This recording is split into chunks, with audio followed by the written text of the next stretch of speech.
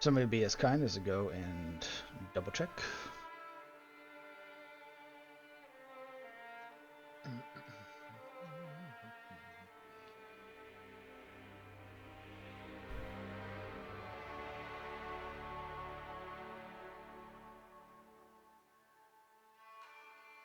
There you are. It says live. It is Phenomenal. live. Okay.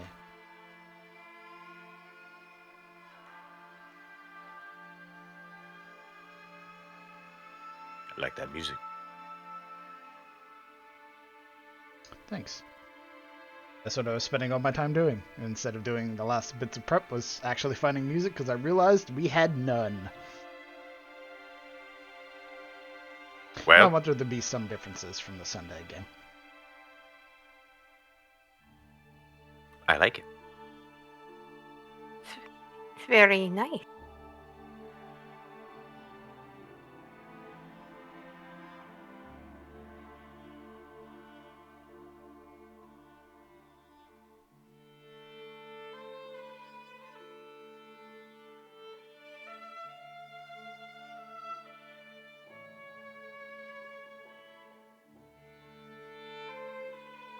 Okay. We are currently down a player, so we're gonna give her. What do you guys think? 15 minutes before we get into it. That sounds reasonable. Sounds reasonable. Okay.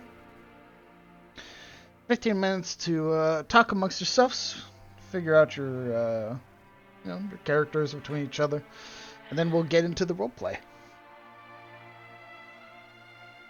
Mm. Yeah, I'm nervous. Anybody else nervous? Oh, incredibly. Nah.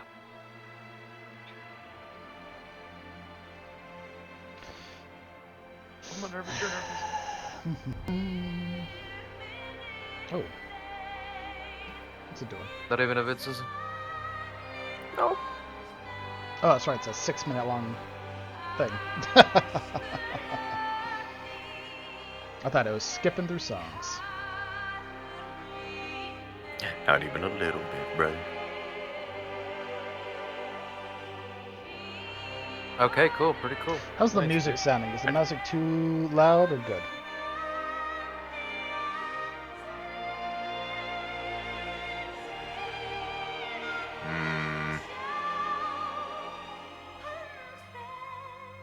Probably a little quieter. A little quieter. Love I the hear ambience it. music. It is good music. It is good music.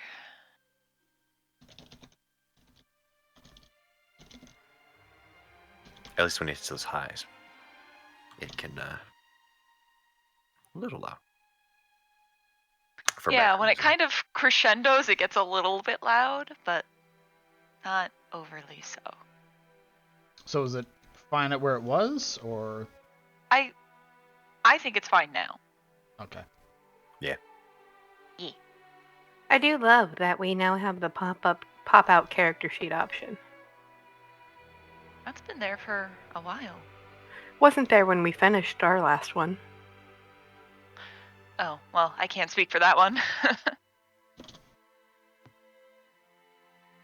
They were dark times. Is it espioneering? Is that how you say that? I didn't put that in there.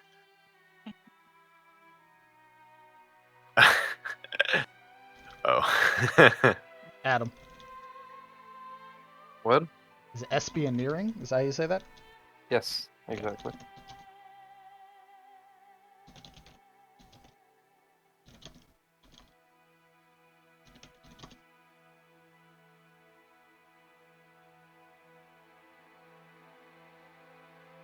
All right. Am I coming off quiet, or is that just me being quiet in general? I think it's you being quiet. You piece of You asked. shit. Shut up. You should have lied. Oh boy, here it is. Edenmore, Rofield, Edenhurst, Harkin Steep, the White Keep, Katarina, Isilgar, Amon Hen. I wish I had made a character from Amon Hen. Weird. Too late to regret. Too late to regret. My god, he's turned into a Warcraft dwarf. Quickly No, now. no regrets. No regrets. No regrets. Regrets? Not even one? Not a No single regret? regrets. No regrets here. Jeez, I'm gonna choke. Christ almighty. It's a gudgeon. Pass me hammer now. Like, that sounds like a grudge. Come You in, laddie. You got bugmans. Oh, That's here's one. Warhammer. That is not Warcraft. I know, I don't know anything about Warcraft. Yeah, I don't know shit about it. I'm just trying to fit in, bro. Please. Please. Trying to be cool. Right. Isn't that Guess the what? IP where the dwarfs invade the Halo ring and kill the Forerunners? Yes, sir. Yes, sir. Just Oh my brutes, God. but shorter. Oh The my same width, goodness. though. Them dwarfs is wide. Yada da da da da. We don't get any girthier. Oh my god. Okay. Any final things that you would like me to know?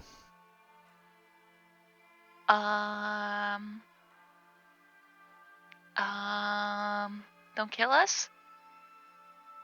I'm a bad bitch. Or how hard will you attempt to kill us? Let's go over the rules again, just very for good.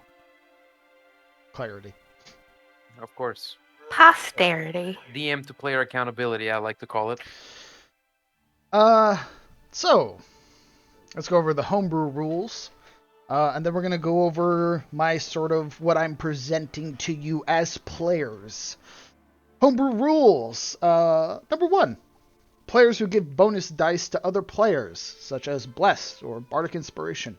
The caster with who cast that spell, then rolls the dice for the other player they buffed. Cleric uses Blessed, they then roll the d4, they get a 2.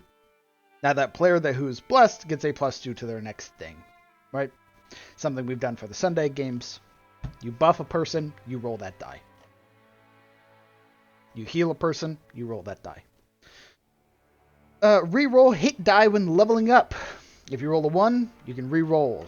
You must announce beforehand if you are taking the average or rolling. You can't roll under the average and then declare you're taking it. Make sense? Aye. Quick attunement. You can use your action to attune to an item, but takes an hour to unattune. Flanking. You do not get advantage when flanking. You get a +2 bonus to attacks against creatures you're flanking. Only applies to creatures that have a perception or passive perception under 18. Anything above is unaffected. Creatures with blind sight, true sight, or have multiple senses is also unaffected. So creatures with multiple eyeballs, such as beholders. Death saving throws. You will share a memory with your character of your character's past to keep you engaged and not simply be a roll and done. On top of that, death saves are private, and you roll them to me. It is a secret. Make sense? No, So I revolt. So when we do the death save, There is a little drop down above the chat. It'll say roll to DM. gotcha. I see a public roll to or private GM roll. Okay. Correct. You will roll that, and it'll be for me and me alone. But we don't announce whether we succeeded or failed. We just roll it and then do the memory. Correct. Question: Just clarifying. Yes. When did we die? When do we say we're dead? Once I you think fail. the thing is we don't until someone goes to examine the person. Correct. Just clarifying. Point of contempt. You announce your memories. It might be pretty obvious when your memories stop coming, however. Petitioning your deity. As an action, you can petition your deity for aid. You may receive aid, be ignored, or punished for your repeated badgering. This is called concordance. Falling out of favor with your deity will affect your concordance. Doing things that your deity likes, such as following their edicts and codes and creeds, what have you, will put you in favor with your deity, more likely that they will answer your call. Failing by more than 5. There will be moments where I, as a dungeon master, will level a challenge against a player attempting to do something utterly dangerous or foolish. If a player fails by more than 5, the DC, something bad may occur. So, for example, I want to jump from the airship to the other airship. Okay. Your athletics or acrobatics DC is 15, and you roll a 9. Well, something bad is going to happen. This is before or after modifiers, though. This is if you fail by more than 5. I think it's the total roll. The total number is failed by more than 5, then possible critical nastiness. Correct. And that's only for things that I call, all right? If it's just I will preface it by saying, hey, this is the DC, and if you fail by more than 5, something bad's going to happen. I won't spring it on you as a sudden thing. By the way, get fucked. You will know beforehand. Inspiration. If you are awarded inspiration, you can use it to roll a d20 to get advantage, or you can use it to reroll. This can be gifted to other players. They do not stack. These will be awarded for heroics, good role-playing, good ideas, and the like. So, Cometh the Fall is a sandbox adventure taking place on the continent of Tyros, the Western Realm, or the Realm of Kings. This campaign, much like classic sandboxes, is reactive to the choices and things that you do. Politics, fighting, and exploration are all a staple, and that will be explored as you trek across Tyros, with some more than others being very heavy in regards to how prevalent they are. The biggest point I'd like to level to you as players is your use of the question of how and can we? How do we get to this new place? How do I find this legendary item? How do I become the next king? The heroes of Hades can do anything. All you have to do is figure out how. Self-directed stories and quests are important. I may provide quests to you or adventures before you, and you'll have to come up with what you want to do on your own ambitions. A further emphasis that this is your story. There may be a moment where story hooks run out, and it allows you to explore your character. You have the whole of the realm to explore. Keep that in mind. My style of DMing for all new watchers and returning ones is preparation when it can be done. I run challenging games with an emphasis on personal story and narratives. There are obstacles and challenges you will overcome, but sometimes there are things that you simply can't. Failure is just as much part of the world as winning is. Understand, though, I'm on your side, and communication is the key to success. My hope for this game, what is to be my first flagstone campaign, meaning that we will be going from level 1 to level 20, is to weave your choices and stories into the fold of the world and present you something that you can and will be changed by your actions forever.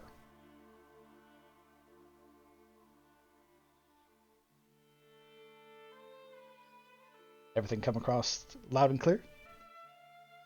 Perfectly clear. Indeed. Although I think there's one rule we mentioned in session 0 that was not mentioned this session, and that's the rule of potions taking an action until level 3. I was just about to ask that.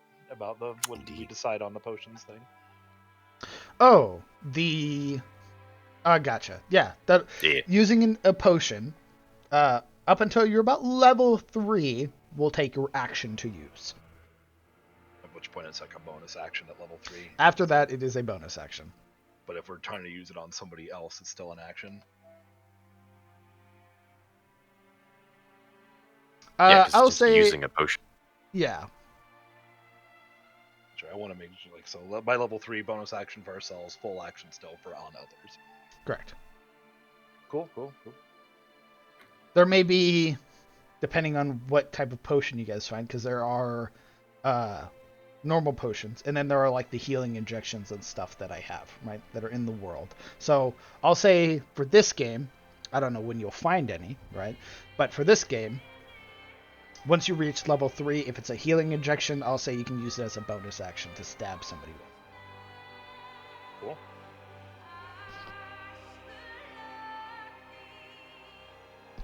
Okay. Any other questions? Anything like that? Not in the moment, no. I'm good. Yo, when we get off this boat? Well, if we're ready then, let's go ahead and let's begin. Episode 1 of Cometh the Fall, a heinous crime.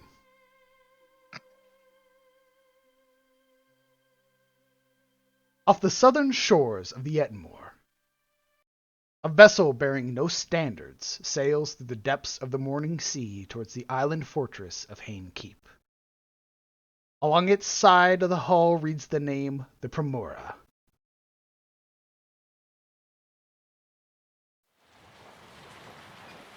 A powerful gale screams its haunting howl, sending shivers down the spines of even the most experienced guardsmen on board. Weak rays of sunlight try desperately to peer through the rolling darkness above, obfuscating the brilliant sun, almost as if blinking out of existence behind the clouds. They hang low, broken by the violent streak of lightning which parts the sky, bringing with it a deluge of heavy rainfall which slams on the deck of the Primora. Figures begin moving about, fastening lines and barking orders to one another as they begin securing the top deck. Below deck, the audible groan and creaking of the ship can be heard, the violent sways of the vessel causing many of the figures to hold onto something to ensure they do not slam into others or their equipment as they walk below deck. Thick bars are secured in place, taking up much of the space down here, with a central path between both sides that allow the crew to walk between the cages as they go about their duties. Flickering lantern light reveals six figures down here, the rattle of their chains and manacles. This is where our story begins, as an orc of gray complexion shines his light through the bars, casting its illumination upon the first figure.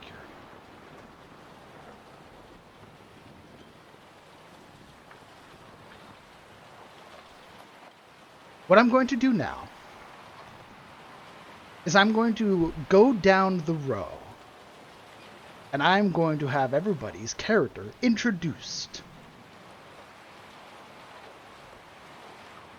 The orc stood beside a guardsman, clad in very simple browns and grays, with some accents of metal armor that shines through the very broad cloak that he wears. The orcish figure, again, wearing this fur mantle that adorns their shoulders, segments of leather that are accented by bits of bone.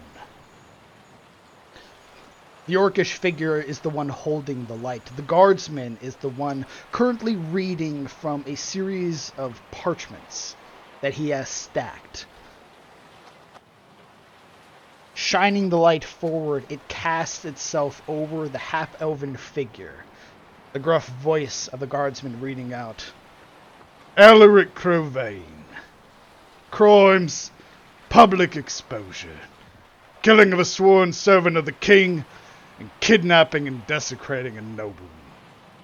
The light fully shines on Alaric. Go ahead and describe your character for us. Alaric Cravain, weathered and sagging, even under the bright light of the lantern that now washes across his face. He can barely stand on his own. He is fresh from a beating, given his third attempt at escaping, unsuccessfully.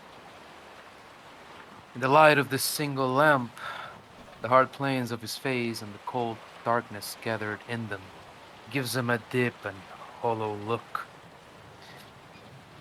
In spite of it, there is no mistaking the fact that his form, his bearing, is one of presence. Presence as he's pressed up to the bars, grimacing up to the orc. There's just something naturally solid about him. From the way that he moves his broad frame in a deliberate manner, define him even now. He resonates salt of the earth, from sun-worn skin, dark heavy brows, and a rugged, set jawline that is obscured by a beard that, due to the circumstances, has been allowed to go untrimmed. Underneath this lack of polish, forced by servitude, there is, however, a handsome nobility. His cheekbones are high, his eyes are expressive, and when he's told to have desecrated a noble woman, he muck spits on the ground, because he hasn't had water for days.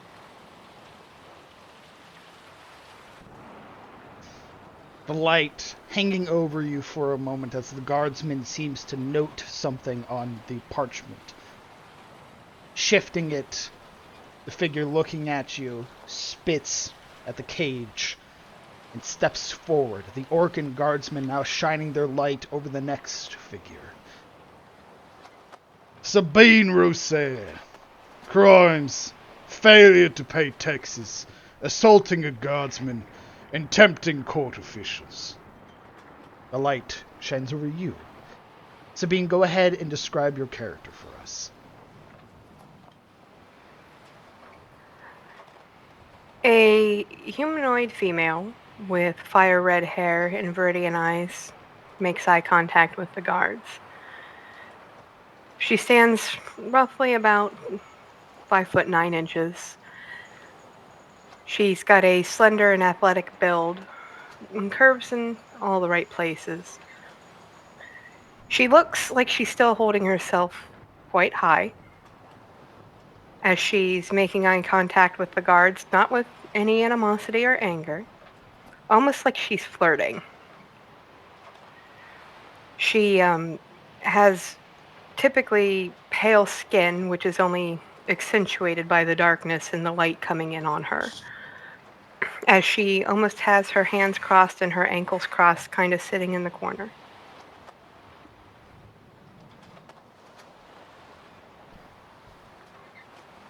The guardsman gives you but a glancing look, turning his attention away from you and saying nothing else as he marks on his sheet, now turning to the next figure.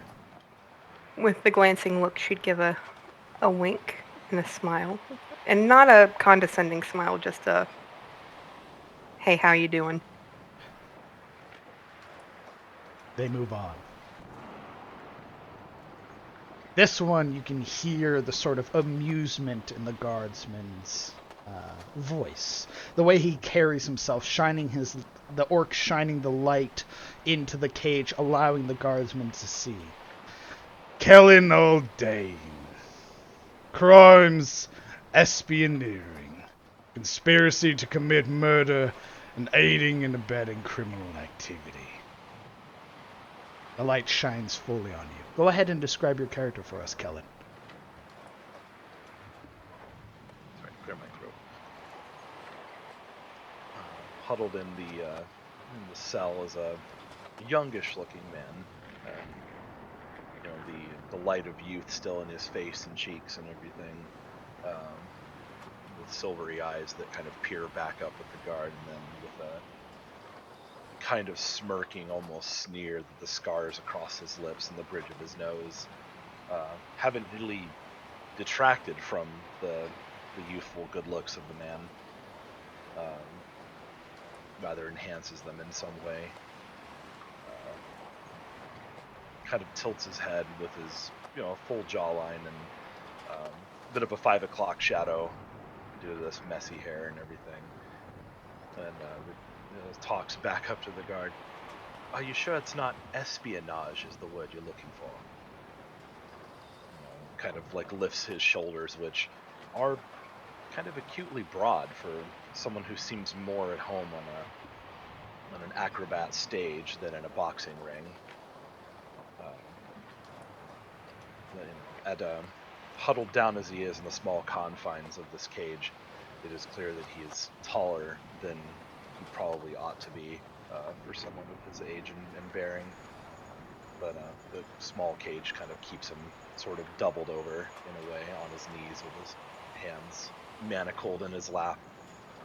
But it doesn't seem to diminish the fire in his eyes one bit. There is a grimace that comes from the orc as you attempt to correct the crime. But the guardsman just seems to laugh almost, sort of brushing off your attempt. Gives a one look over of your person, scoffs heavily, and then turns to sort of shine the light and his attention towards the next cage. Marana Lamordia. Possession of illicit or illegal substances. Bribery of court officials. What a wavy. And slander. The light shines through, revealing you, Marana. Go ahead and describe your character for us. In the corner, seemingly ceaselessly messing with her manacles, the picking at the chain in between, and Marana, a tall, thin, almost waifish woman, looks kind of embarrassingly small in the sackcloth clothing that's been provided to them.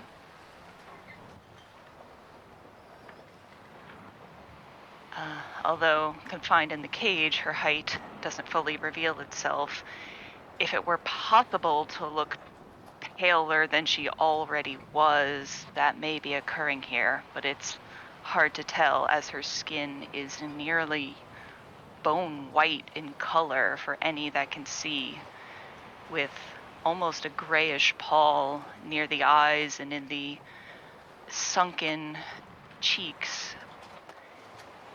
While normally it would look quite disturbing on another individual, her features are sharp but predatory, somewhat unnerving, which comes across in sharp contrast to large eyes that look up at the guard. And while some may find them pleading, the dark red hue that takes over them seems to also further unnerve folks.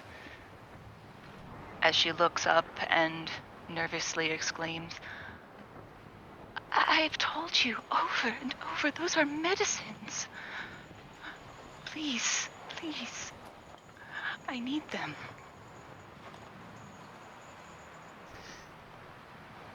Though the orc having kept this stoic expression the entire time, just this look of wanting to be just anywhere else, it's the guardsman who holds this wide sneer as you plead for your medicine.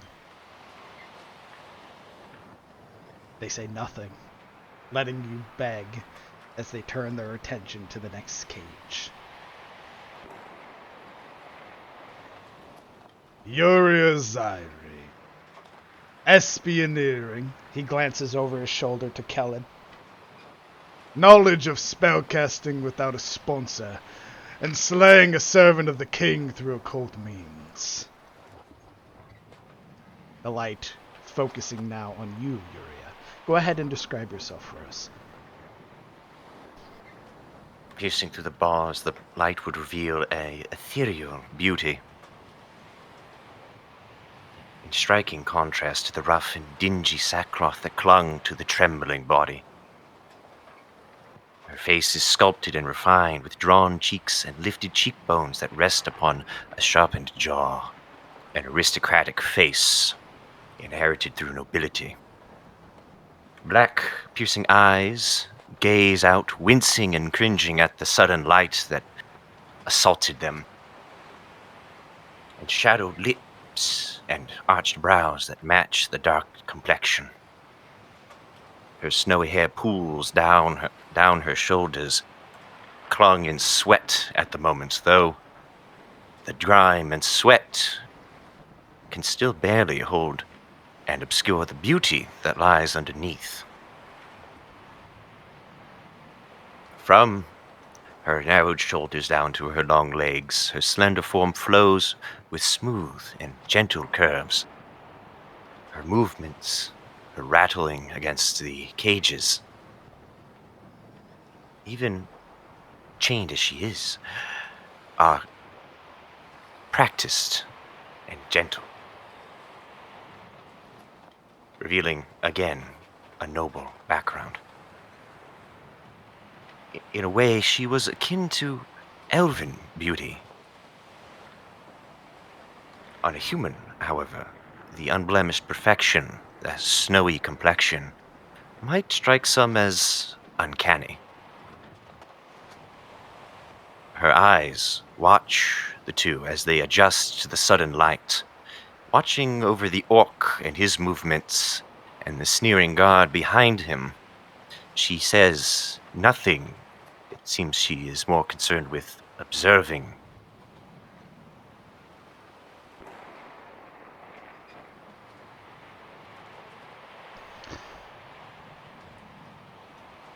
Writing across the parchment, the figure turns and reflects the light onto the final cage. The sleeping form of a high elven figure, clad in the very same rough-spun clothing, with a series of manacles and collar that lock around her wrists and neck. Sildaril. Crimes, treason against the High Family, attacking royal officials, and desertion of position. The figure, much like he had done with Alaric, spits at the cage that contains the High Elf. Alright. We're done with these ones. Let's get up top. Talk to the others. The orc grunts. This very throaty noise as he pulls back the lantern, sort of shielding and sort of adjusting the hood that is on it. As they both turn, you can hear their footsteps against the wooden floorboards and make their way up to the top deck, where the heavy rain still falls and the boom of thunder resonates through the air. You all are still in your cage on a one-way trip to Hain Keep. But you all know each other's names now. On your person are two things that you will find on your character sheets. You have a set of prisoner garb. You do not have your starting equipment. What you have is a set of ragged, rough-spun clothing that is given to all prisoners of Hain Keep. It lacks simple comforts, and instead is used to give the prisoners the bare minimum in regards to your own decency. Various patches have been sewn into the clothing to cover holes and tears that litter its surface. It has no pockets and bears stains. This has once belonged to another prisoner and has now been handed to you. Along with that, almost everybody within the party has a set of Primidium manacles and collar. Primidium, or Ioun's Bane, as it is referred to, is a rare substance found within the deep bowels of the world below. When combined with other metals, such as iron and steel, it creates an alloy that stifles the use of magic in the wearer. Things that require verbal or somatic components, such as being able to speak the magical words or weave the symbols with your hands, you will find no purchase, and the spell will become inert. It appears that while some of the wizarding societies in the world frown upon this, and its various applications, Lord Hain and his guardsmen do not care. You all are currently in your cages, awaiting arrival at Hain Keep. What are you all doing? Being a prisoner. Well, for one, some clarity. Are we actually bound within the cage, or are we simply caged? You are simply caged. Ah. And who is to my left and who is to my right? You are on one of the entrance cages. To your right would be Siluril, and beyond that would be Murana. In front of you would be Alaric. There is still flickering light down here in one of the lanterns, but it's only when the ship lists to one side that the lantern moves and reveals the chamber as a whole. You get various glimpses of your compatriots now that there is no light being shown on them. She would, Yuria would turn to Morana, the woman next to her. She would gently rattle the cage with her manacles to get the woman's attention. There is the already anxious young woman jumps and startles, wide red eyes darting over to the source. The woman does not seem to stare directly at you, as in the darkness she is unable to see your exact position, but nevertheless she mutters softly, "Do you know where we are going?" DM, would I have heard that such? Let's do the first roll of the session. Go ahead and roll me a history check. Oh boy! 19. 19. You've heard of Hain Keep, the barony that belongs to Lord Samuel Hain, a vassal of the Ettenmore. It has a very strange history. Much of it is believed to be nothing more than myth, such as protecting against seafaring beastmen in a time long ago. But now, nothing more than a decrepit keep on an island far away from any other civilized places.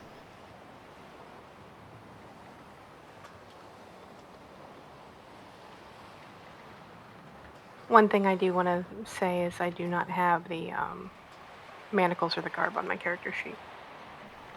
Good to know, thank you.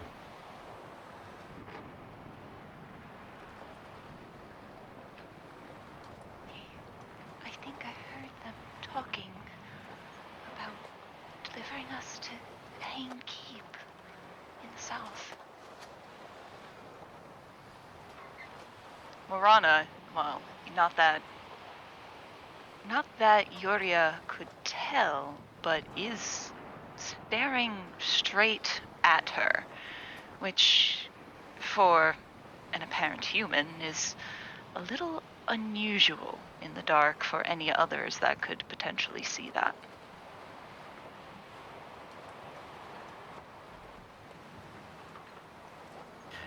Well, you are correct in that Yuria would not notice. She would slowly nod to herself. What of it? Do you know what it's like there? Have you heard rumors of it? I'm afraid I'm... Heard many things, but I fear none of them are good.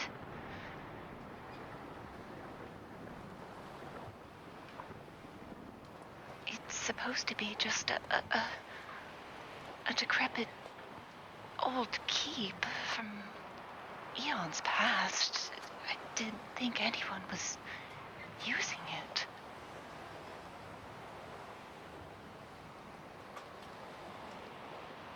I see.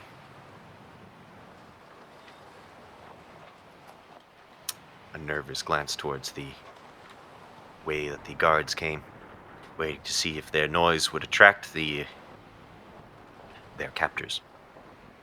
Roll me a perception check.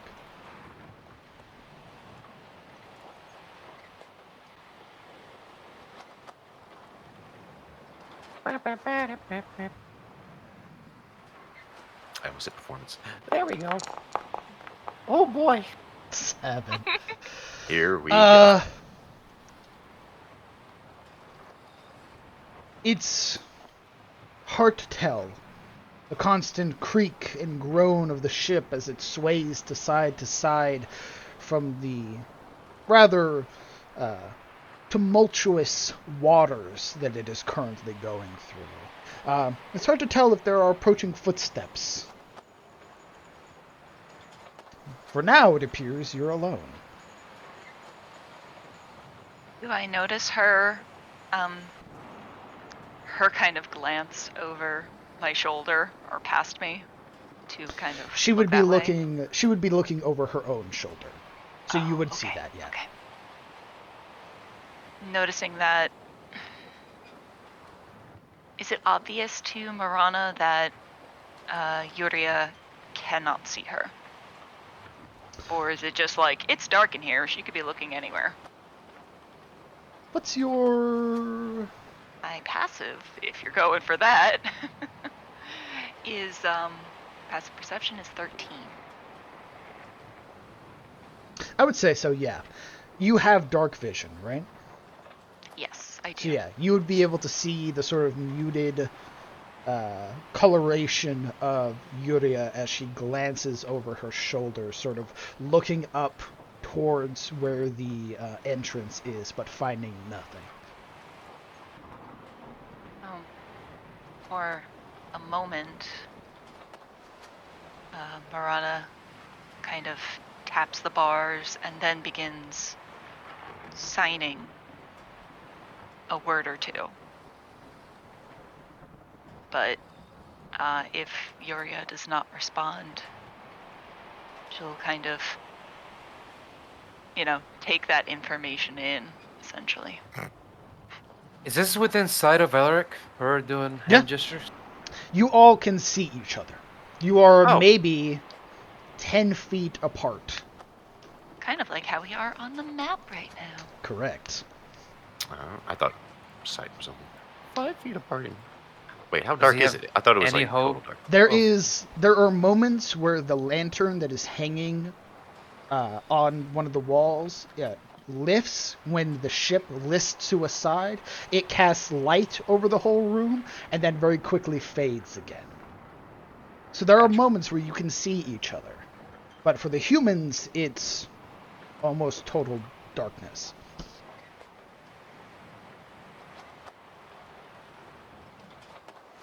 I am just a normal human woman. Yes. Of course. Sabine will stand up. This would actually show her almost statuesque figure as she stands.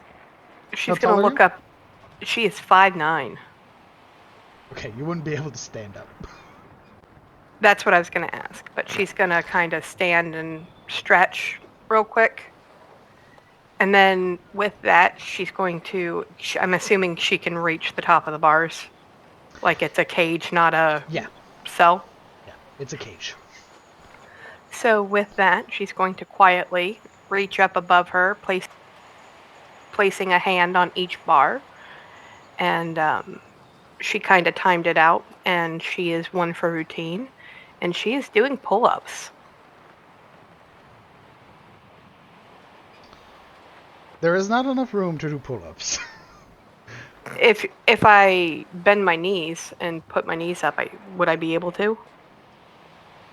Like I won't be able to Like in get my a chin. like you're curling up in a ball and trying to do. How tall is the pull-ups? cage? I guess is what I'm at. Like I'm pulling my legs up. The cage as it stands is 5 feet across and 5 feet tall. Then she would hold her legs almost in a cross-sitting position while she did it. Okay. Roll me an athletics check.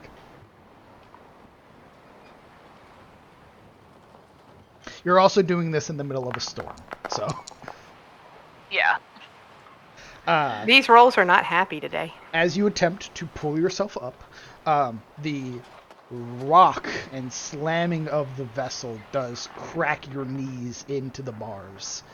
Well, that is frustrating. Everybody roll me a perception check. My time to redeem myself has come. Say like that. Oh my goodness. Bro, wheel alert. Nope, never mind. Don't worry. Why did I only put 2? Alaric, I have a +3. Yes. you do have a +3. Oh, never mind. I'm stupid. It's alright. I need a perception check from you, please.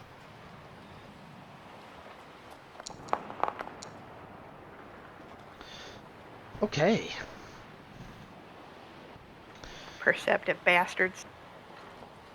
There is a moment where all of you sort of paying attention to one another hear the very pronounced footfalls that begin descending the steps into this section of the ship that you are in.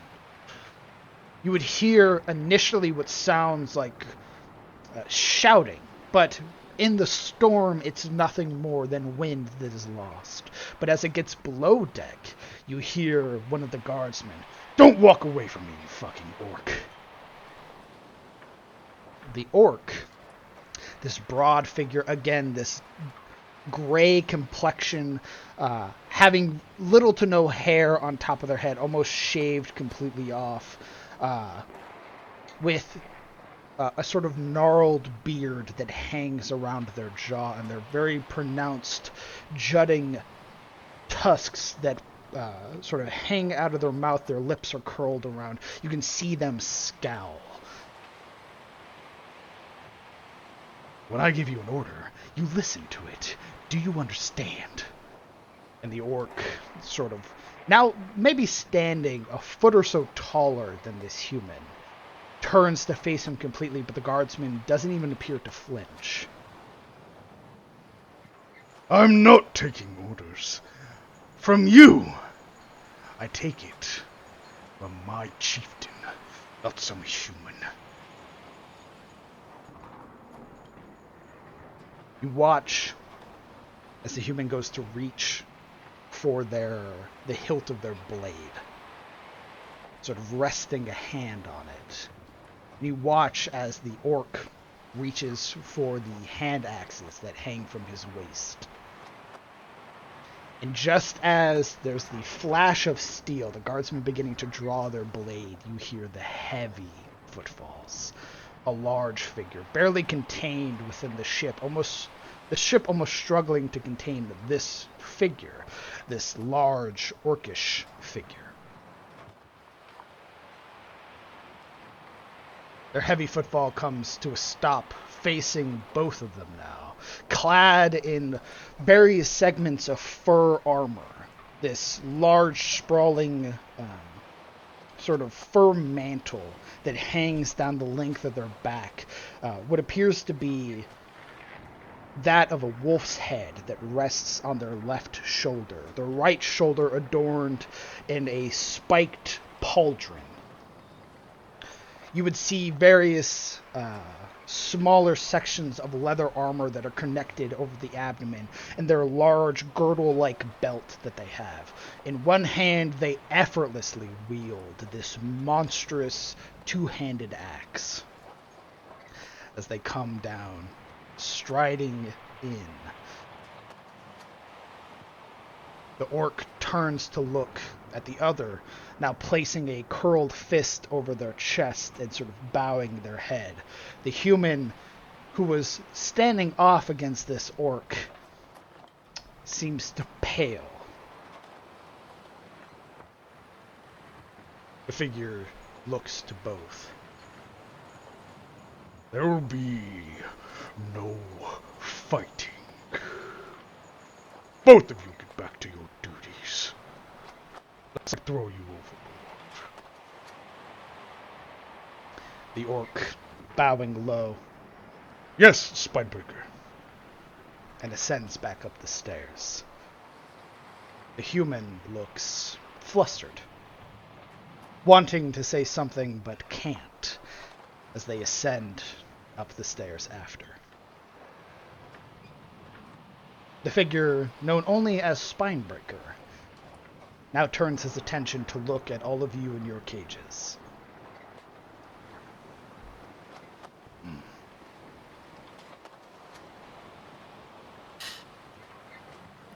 You could see Yuria very close to the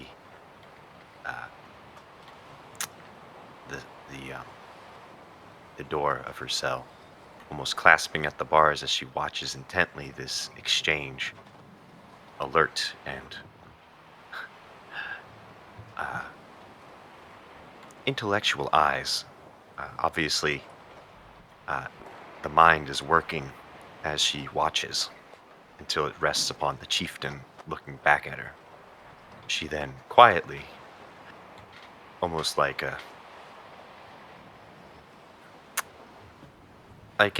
subdued lioness, slowly creeps back further into the cage, having seen what she needs to.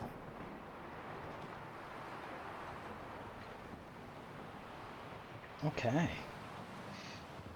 Kellen just kind of tilting his head at the entire exchange.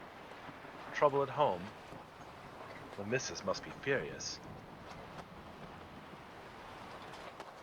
The figure about to turn and leave, satisfied with whatever he was looking at, stops. His attention brought back to look now at you, Kellen. Holding the axe, the way he holds himself isn't like other orcs. There is a temperament to the expression. There is a wisdom that is shown as he holds himself in high regard, as appears to the other orcs.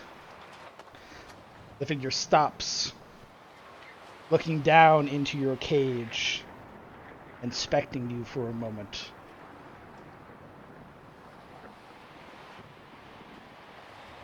Roll me a insight check. Insight. I have a quick question while he's rolling that. Yes. I take it he has to walk past us. Correct. I want to take a look at what's on his person. Sure. You can also roll me a perception check. Okay, perception, not investigation. Got it. I would Either say one works I would for say me. if he was there for longer, I would say investigation, but we'll say perception for now. Okay, that's fine. Thank you. Okay. So first things first.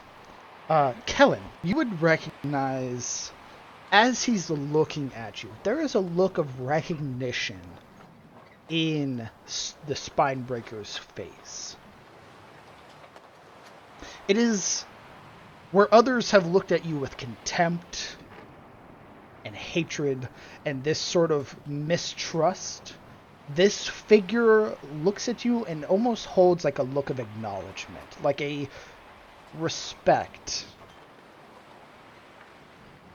As he does that, Kellen kind of like tilts his head and then finally like nods with a grave seriousness that's kind of foreign to his usual like being sort of lippy asshole. But like he gets serious for a moment and kind of bows his head almost in like acknowledging this orc's position.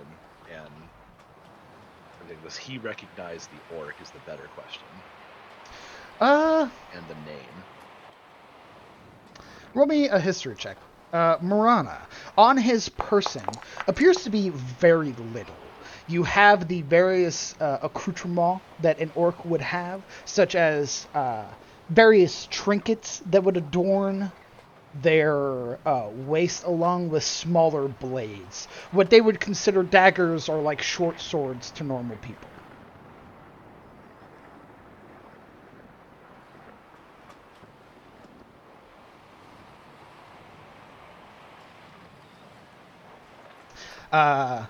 As with your roll again, the title of Spinebreaker is often given to like chieftains. So he knows at least that much, that this is a big boss orc, big shot. There are other titles and such, but Spinebreaker is one more commonly used in the southern lands. Well, I maintain that, he gives him a respectful bow of the head. The figure sort of watching you for that moment longer, sort of just taking you in. I did not expect a Grey Watch to be caught. Did they poison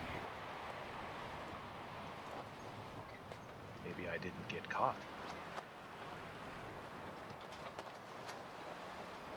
I didn't expect an orc chieftain to be running a prison lodge. Maybe they caught you as well. Maybe they have. Chin up, Grey Watch. Chin up, chieftain. He turns. Sabine would be looking at this orc with almost an admiration as he walks by. In complete contrast to Sabrine, Alaric's abhorrence remains, the disdain heavy on his face, and as he walks by again, he spits at his feet and stares hard at him as he moves by. Roll me A death saving throw. intimidation. Oh, okay. Shit. It worked. As you spit at the feet of the Spinebreaker, the figure doesn't even acknowledge you. Well, that was disrespectful. Talon kicks the bars of his cage to make a noise. I would advise against that. The Spinebreaker leaves, ascending the stairs and closing the door behind him. With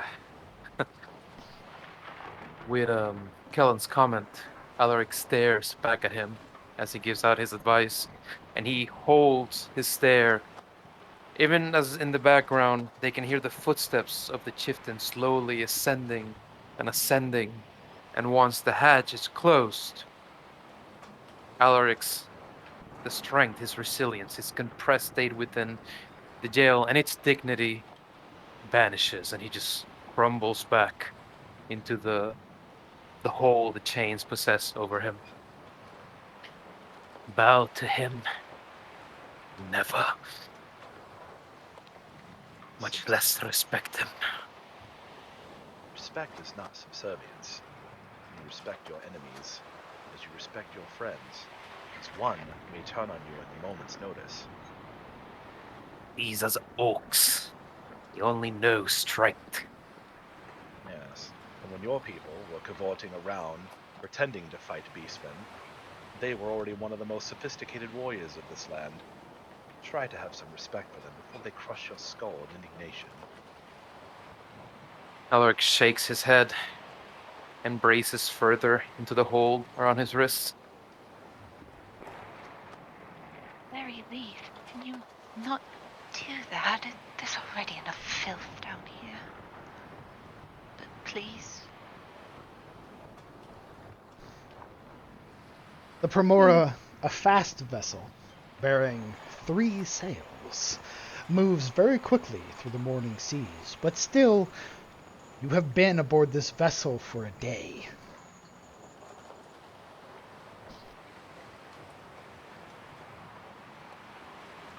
I will say, there is a strange beauty to their people. They would not thank you for saying as much. The beauty is in their strength. They wouldn't understand it like that. DM, Yes. I want to go back a little bit and roll something. The word Grey Watch. Can I roll something to see what that means? Sure. Go ahead Me and too, we'll call actually. this. Yeah, we'll go ahead. We'll call this. Why does everyone history. do it? I'm about to meta your character background. Let's go. Nah! You say history? Yes. I will respectfully decline this role being a foreigner. Damn it. Stinky, smelly Nope. foreigner. JK, look at you all. Look at that. Very good, very Wow. good, Excellent. It Alright, is never mind. unclear if the title is given to Kellen specifically, or if it belongs to Unless you. your name is Yuria. Yuria, as for however high your dice roll is, I'm afraid, being a foreigner, you have no idea what the Grey Watch are. I figured. But it was so Also, funny. you said it was a day that they've been on the ship, right? You have been aboard the Primora for a day. You set sail from the Etamor, from the capital, and are now making your way through the morning sea to Hain Keep. Okay, if Kellen is still looking, it may have been a day since they've been put on the ship. A day, but it's felt like a month for Alaric. He hardly has a muscle that doesn't ache from hard use. He's covered in a legion of bruises, a host of scratches, an army of creases and knocks and burns. He's got a long cut down his leg bandaged, his ribs all bound up tight from getting kicked in them, a pair of good-sized scabs under his hair, and his shoulder looks stiff like the wood he's hanging off of. His knuckles are scraped and swollen, and you'd think that by now he'd have all that pride kicked out of him. But never mind that. He is one enormous sore spot.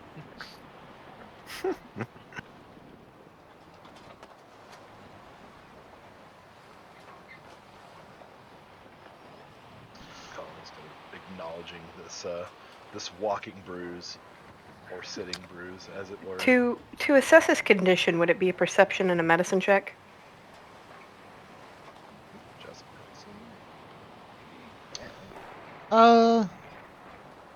We'll let Kellen go, and then we'll roll a medicine for you. You mean like roll? I wasn't really. Oh, I thought you were responding, sorry. I mean, he was just kind of looking him over like, Jesus, dude, you look like hammered shit. Then yes, Sabine, go ahead and roll me a medicine check.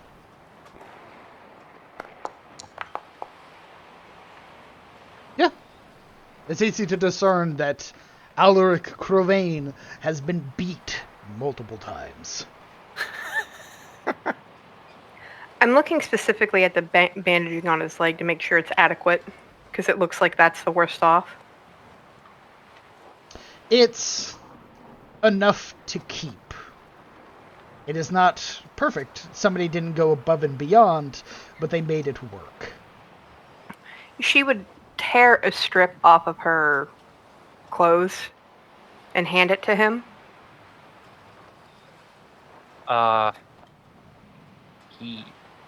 Given the extra measures taken so he wouldn't try to escape, he is hanging off of like a portion of the cell itself. Arms up, he can't reach for anything. Oh. Oh, he's the crazy one. I'm gonna steal you. So she's gonna look at him and she's gonna say, pull your shoulder forward just a bit and try and roll it. It should release some of the tension. I don't want your help.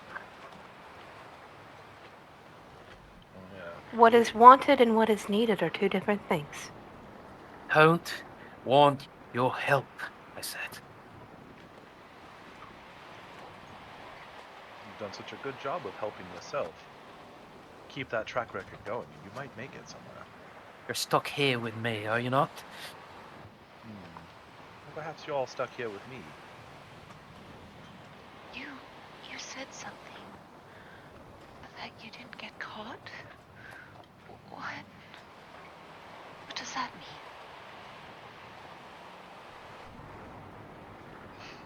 I want to know what's going on in Hain Keep just as much as anybody else does, perhaps. Maybe not. Did you all get caught really doing all those things?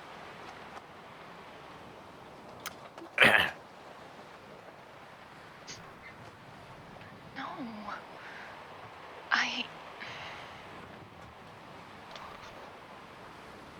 The substances, those are medicine. I'm very ill. And I know the understanding of alchemy here is not as it is in Vinheim, but you would think they would recognize medicinal potions for what they were. It is likely they do, or perhaps they just don't care. I think it is the latter. I simply was getting off the boat to go to a business engagement, and I was levied with such a high tax based off the armor I was wearing that it made my head spin. When I told them I could not pay it and they went to incarcerate, a guard unwillfully put his hands in a compromising position, and I may or may not have hit him. As for the tempting of the court officials, it's something I cannot help if they like what they see. And where are you from? Unless I can figure out where her accent is placing her from. I hail from Katharina. Vinheimer and Katarine. Where are you from, my dour-beaten friend? There's the slow scraping sound of his feet trying to find purchase on the ground, but with his legs so bent, so folded, he just fumbles. When he looks up, half of his hair in latches, in wet splotches across his forehead, he sniffles audibly. Karim. And I am guilty. Don't ask me anything.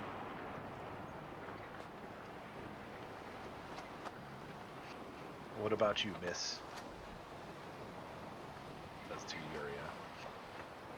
Yuria. There's been audible silence up until this point. Yes, I'm sorry. This is all a bit overwhelming. I'm not quite sure what's happening. You Terosians make poor first impressions, unfortunately. Some more than others, but where are you from? Ah. I am from a long way from here. Caresso. I am from Shademore. An Imperial? In name, perhaps? Well, all Imperials are Imperial in name.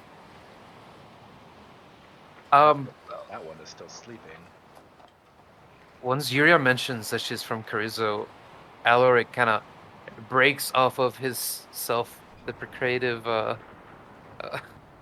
don't know, his state of broken pride and narrows his eyes at Yuria hard.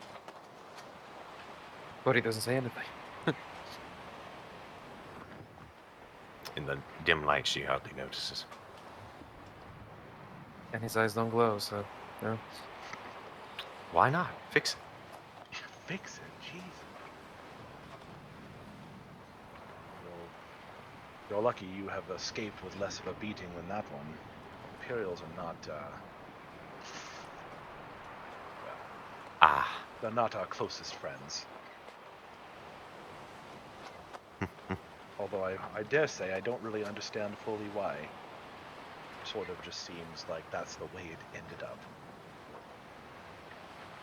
She would actually be perhaps not as thoroughly beaten as Alaric, but there are bruisings across her body though it seems they are muted, much more subtle under the pale skin. As Well, if, you don't look like you just got run over by 16 trucks, so. no, she does not. One whole orc is 16 trucks.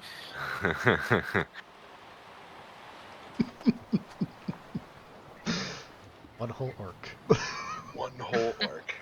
Granted, if it's anything like Spinebreaker, that's a lot of orc to get run over by. Dummy thick. He dummy thick. Big green dad. Put on his belt. Well, my best advice is that you don't make a nuisance of yourselves, at least to the orcs, and don't struggle so much. There will be a time and a place. Just be patient. Time and place. I received an invitation from Lord Hain. What time and place could lead to this? That's again, be patient. You must simply capitalize on every opportunity presented. Be calm. Wait for that chance. And try not to stick out like a sore thumb. Yuri approaches the cell door, allowing the light to reveal more of herself. You seem awfully parental. Mental? What you said? Indeed. Okay. Making sure I heard that. I was like, did you just call me? Boomer. Oh no. Why all the advice?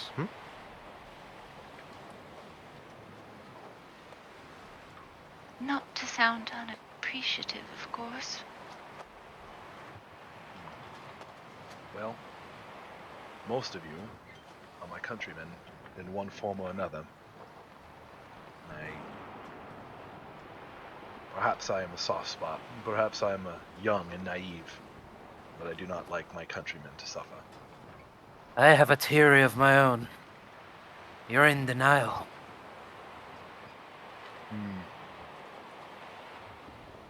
I have a theory of my own.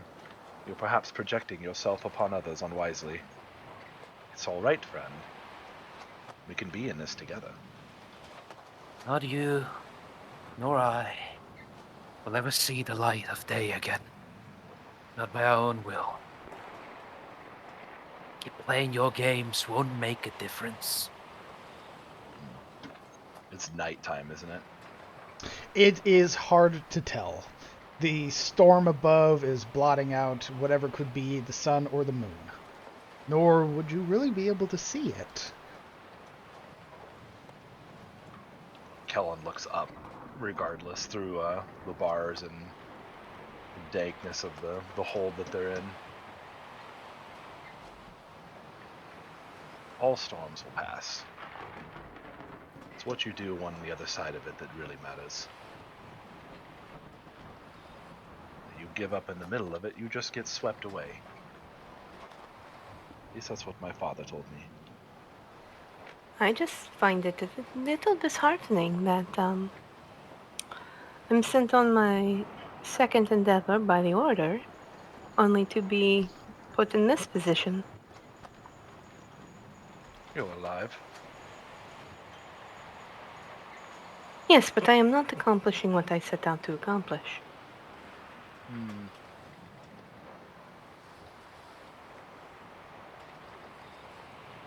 Although, he's not entirely wrong. The keep was in a time made to supposedly withstand beastmen from off the shore. If it can stand for hundreds of years unbroken, I'm just saying. And she just kind of like trails off and doesn't seem to be able to look anyone in the eye.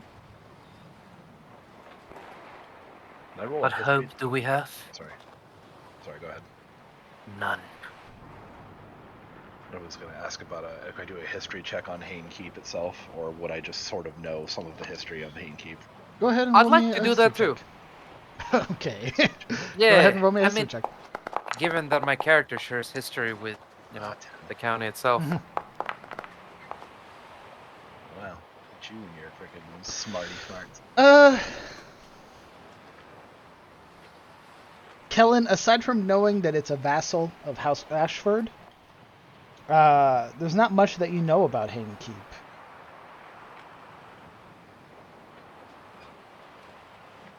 As for you, Alaric, you would know of Hain Keep's purpose. It was to repel southern invaders, along with beastmen, those that came from the Islands of Glass.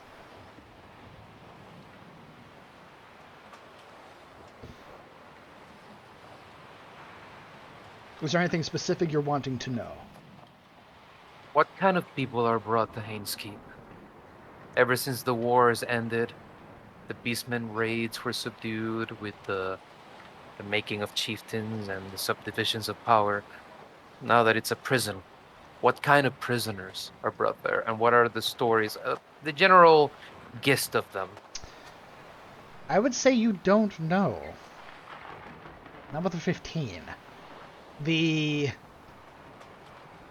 This recent thing, this going on of people being brought to Hain Keep, has been kept from public eye.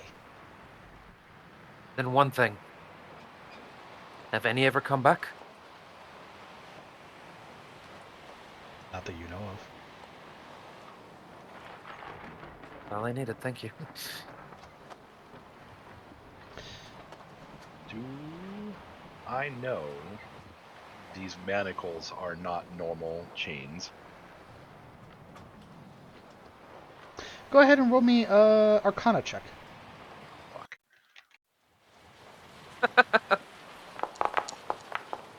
Now I get a good roll. Yeah. Knowledge of Permidium is, especially to a well-learned individual like yourself, knowledge of Permidium is talked about. It's in books. And you would notice along with the sort of dark steel that makes up your manacles and collar, there are the flecks of this sort of purple-like material that is adorned in the metal.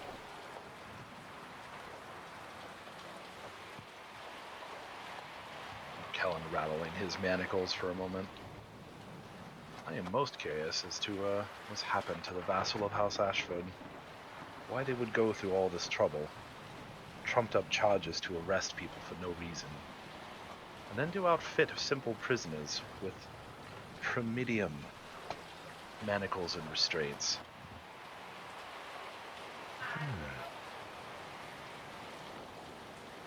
It's not often that one would see so much of this Ironsbane just affixed to normal prisoners. The expense alone, well, this was a king's ransom almost. Or perhaps an insult.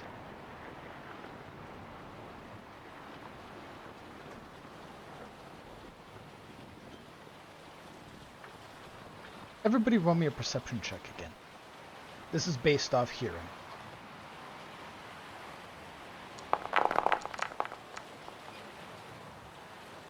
Natural 20. I got bad ears. Damn it. Suddenly my ears are bad. Okay. Yuria. What languages do you speak? Common, Elvish, and Undercommon. Okay. Not Orcish, sorry. You would not understand the conversation that is growing in volume beneath you in the deck below. But what sounds like two orcish figures currently shouting, yelling at one another, although for the rest of you, it could be simply mistaken as the crackle of the storm. But under yours, a small slit in the wood allows you to listen to a conversation you can't understand. But a word that you will be able to pick out, as there is no Orcish word for it. But Hain.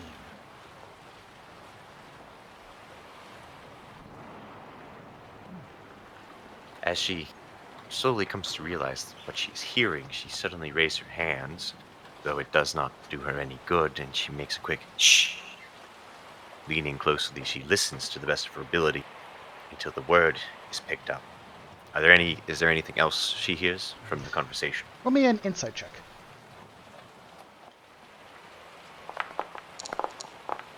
Jesus.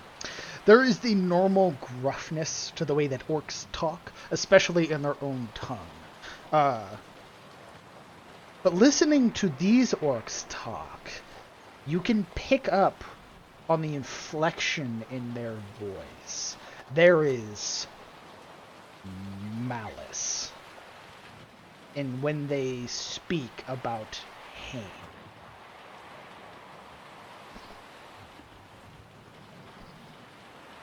You can hear one almost sound placating. That soothing tone that figures take when attempting to calm another down, but the other just seems to grow more frustrated. That word Hain is used again.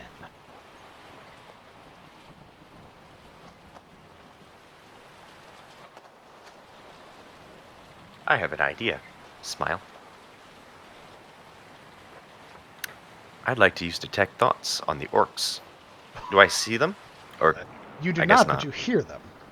Ah, What is the limitation of detect thoughts? I shall put the info out because it's a long one. I don't see anywhere where it says I have to. Oh, nope, I see it. You can One see creature within you can them. see. Ah, a pity. It also has a verbal and somatic. Ah, but not for me.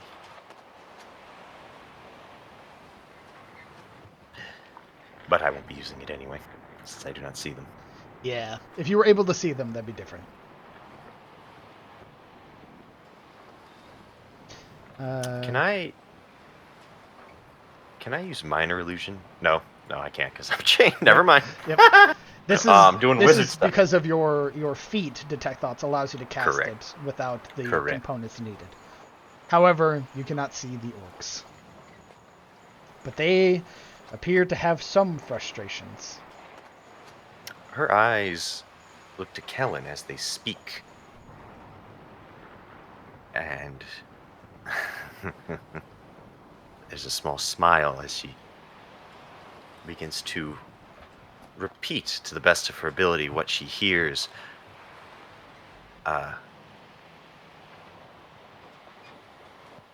Softly through the room, she tries to imitate their speech, trying to mimic the orcish tongue.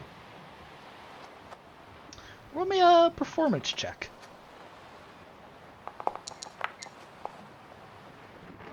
Fucking pog rolls today. Interesting. Okay. Broken and not being able to enunciate some of the words just due to how hard of the inflections are. Kellen, what languages do you speak? I speak Common, Elvish, and some of the Beast Tongue.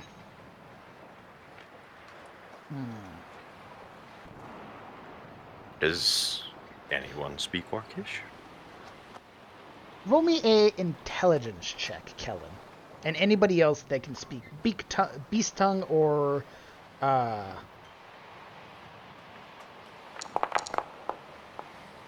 yeah, anybody else that can speak beast tongue.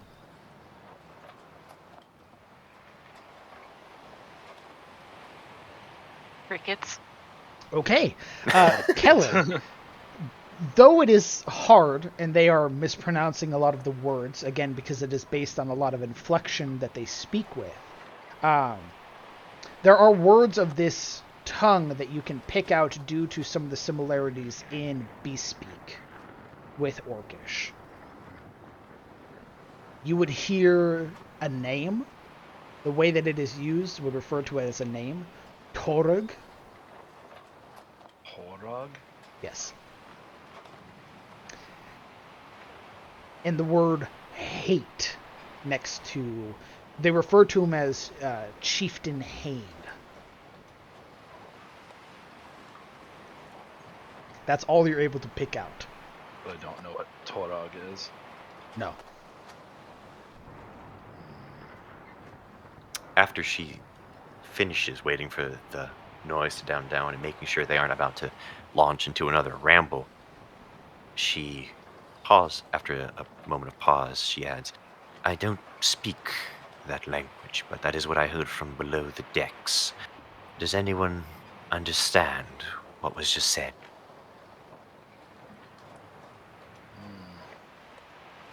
They don't seem mighty pleased with Lord Hain. That is what I'm picking up. There's another word that I can't quite make out, but it's Torog, and I don't speak Orcish, unfortunately, but it is close enough to the beast tongue of the Moorlings that I can make out a few words. They have a hatred for this Chieftain Hain, which I can only assume means Lord Hain. They are none too pleased with what I can only presume is an employer. Indeed, that seems to be the sum of it. Thank you. Not anyone on this vessel is quite pleased with Lord Hain right now.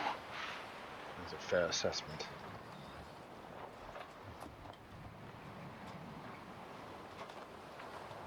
But it is an opportunity. What would you do? We shall see.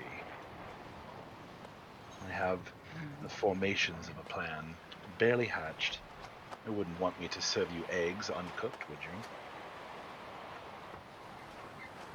Don't say eggs and there's an audible growl of her stomach. Morana just seems to go back to fiddling with the links of the manacles audibly, very nervously. Are they like hammered manacles, or are they like have a key in a lock kind of thing? From the way that it looks, there is like no seam on them. They almost look like bracelets that How have would the sort of connecting link to the chains. How were they attached in the first place? They were separate, and when applied, almost seemed to press together.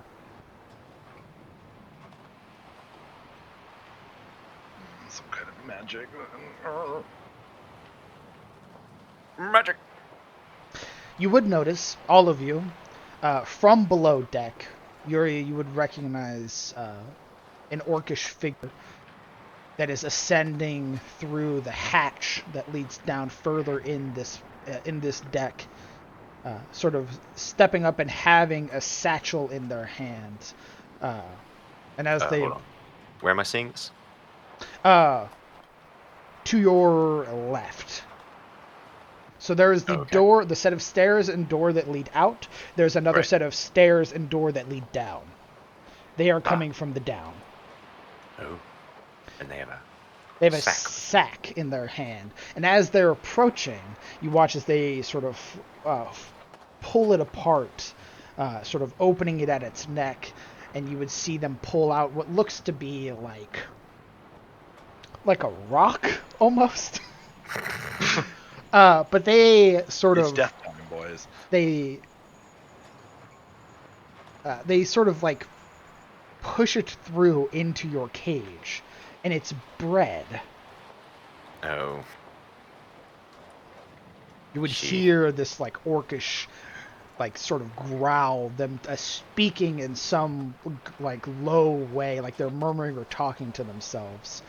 But they hand the thing of bread, and what looks to be like the smallest cube of cheese that they could part with. Is it the same orc that was in an argument? I wouldn't know, I would imagine. It's hard to tell. All There right. were multiple voices down there. In that case, sorry. Oh, no. You go first. When it comes back to me, I'll try my thing. In order to goad him into speech, she approaches the cell door. Excuse me, is there anything else we will be given for food? There is a confused look on the orc's face as they sort of study your expression. They speak in Orcish still. You get the feeling this person doesn't speak Common. Ah,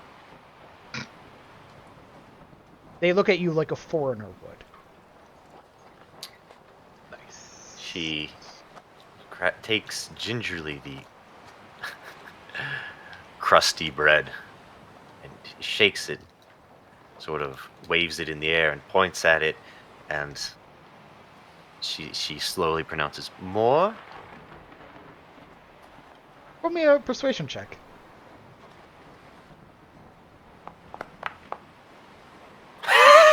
No. You get kicked in the face. Ah, thank you, D&D.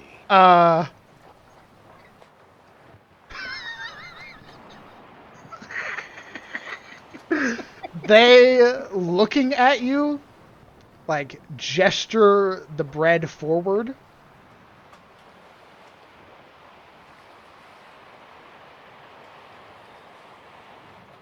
Do you hand over the bread? No, the intention was not to hand over the bread. Well, they're gesturing it forward. They're like, the hand motion is like a hand it over type deal. Run. She pauses a moment, looking at the hand. There's a clear frown that crosses her face, as this does not seem to be more being given.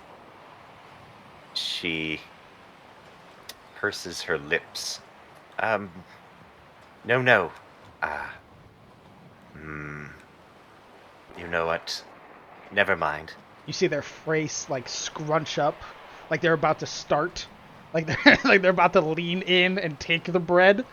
Oh, But as you pull away, they sort of and they slam their palm up against the cage to rattle the whole cage. she jumps, scurrying into the back of the cell like a rat. And they go to the next one, sort of shoveling the bread and the cheese through No, moron, I wanted to do something, but I would into also... the unconscious cage of the high elf. Oof. Well, once it's made apparent that this particular guard does not speak Common, or probably most languages that folks don't understand, that's my plan went out the window. Ah, Same. you get a hard thing of bread and a small slab of cheese. It's pushed into your cage. They do this for everybody except for Alaric. I would, when he hands me the bread and the cheese, she would not clasp as like not a grab, but like firmly, like two hands on his with a nod of basically showing respect as she takes it, but also kind of like a presence of strength because picking up off of what Kellen said earlier about how they view the strength in the conversation. Alaric said that. I said that too. They both You're- have said. Oh, really? Yeah. Okay. Roll me a persuasion check, Sabine.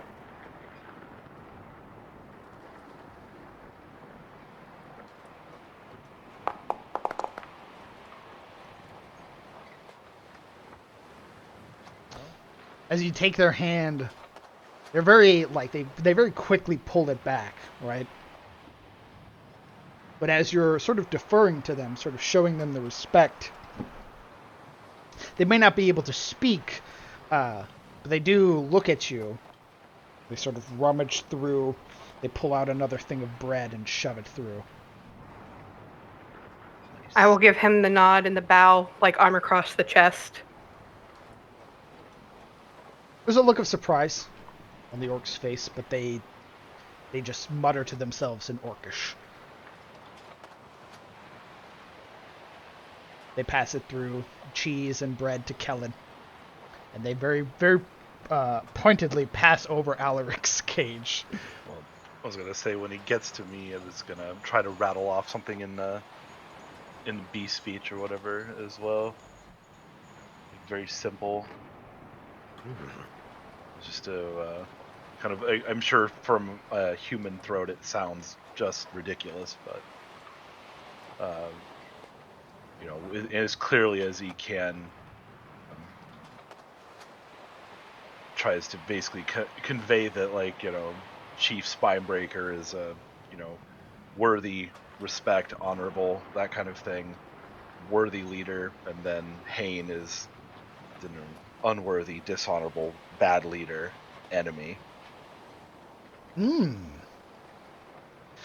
Roll me a persuasion check.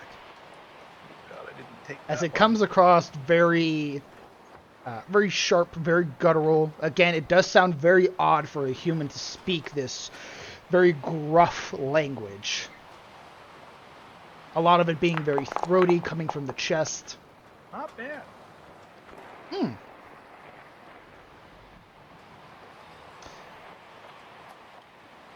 It's hard to discern what they're saying, again, because there are some correlations between Orcish and Beast Tongue. So there are some words that you pick up, but it's so disconjointed it doesn't really make sense, if that makes any sense. You would see, though it's very quickly replaced, a look of surprise and like a want to agree, but it very quickly settles into that very stoic expression that most orcs wear. You are given another slab of cheese, and they don't comment on your comment, and they make their way back down. Kellen just raises his fist and pounds his chest twice, then raises it up, fingers forward and then a fist to him as he departs.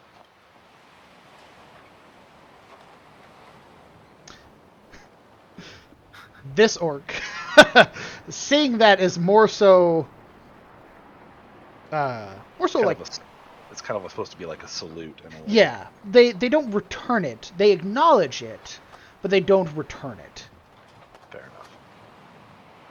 Especially as their attention as they're walking back downstairs, sort of glancing around the room that you're in. We can see who's watching them. Yeah. About 15 minutes later, they return with a bucket of water and a ladle. And their idea of giving you drinks is by scooping water into the ladle and then letting you drink from the ladle. And they wait until you've had your fill, and then they go to the next one. Yeah. When the orc left during those 15 minutes, Yuri would have tried to steal the unconscious elf's cheese. How? Can she reach through the bars? Not with the manacles on. Shit. Is there anything else in this cell, like a stick? No. Alright, well. Together hair from my armpits to make a rope. Then she would attempt to try to grab the cheese, obviously, and what would be thwarted by the manacles and huff. Yeah, your hand sort Clang. of reaching forward, lithe as you are, able to sort of slip, and then you would hear the ding as your manacle catches on the bar, sort of locking your hand in place, and you have to pull it back. Damn. It's It's been like looting someone sleeping on Conan. I mean, to Yuria, she's probably dead. as the orc, Know what I meant? as that 15 minutes is sort of happening, everybody able to eat their bread and cheese if they so choose to or desire to. We're going to take a 15-minute break. Did I get my IRL bread and cheese? Yes, so everybody go ahead. We're going to take a 15-minute break, and then everybody come back, and we'll pick up with our, I believe, our compatriot joining us. That's great. We'll be back in a moment.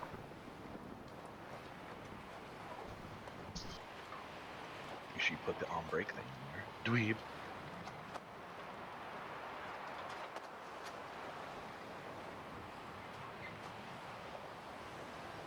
Oh, apologies.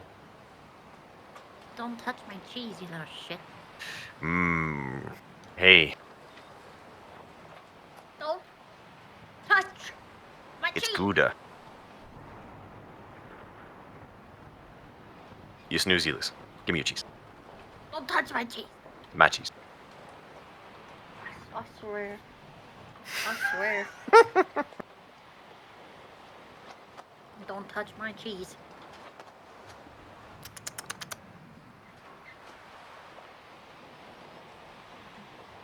You're lucky I have these medicals on. And that cheese would be mine. I'd like to report Sizzle for stealing of cheese. I didn't leave a note, I'm sorry. Exactly. Exactly! What That's the- exactly why I'm reporting you. God, I'm sorry. While we're on break, can you guys send me your stats? Oh, Yeah. you guys are doing it right now. Fuck.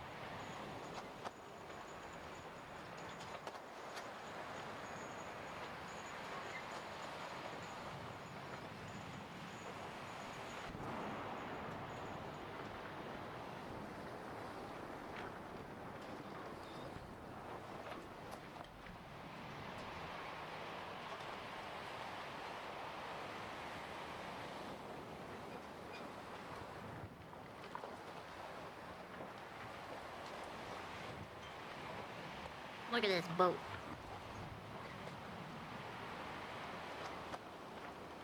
So what has happened so far?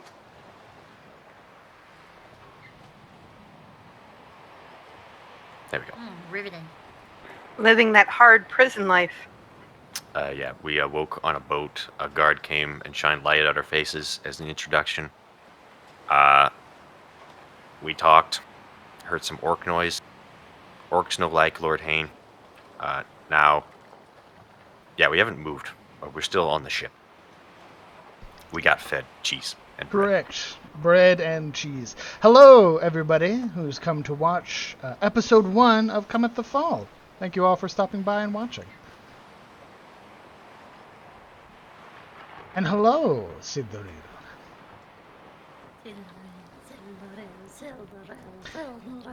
Your introduction was given. You can wake up now. You were asleep in your cage, tired, as the guard and the grim-toothed orc, went about and introduced everybody by shining a lantern onto them and reading out their crimes, double-checking and making sure that they have the right people. What were the reactions of everybody to like everyone else's crime? Surprise, mostly, as each one was read off in either more heinous than the last. Though they believe that none of it is real, especially somebody like Murana, who fervently denies the use of occult medicines and the like, instead saying, no, it's nothing more than medicine. I definitely think Alaric's real smile. Alaric, who is currently the only one not allowed to move about their cage, bound by their wrists to the cage as a whole, and kept held aloft. I feel like he's the actual criminal here in the room.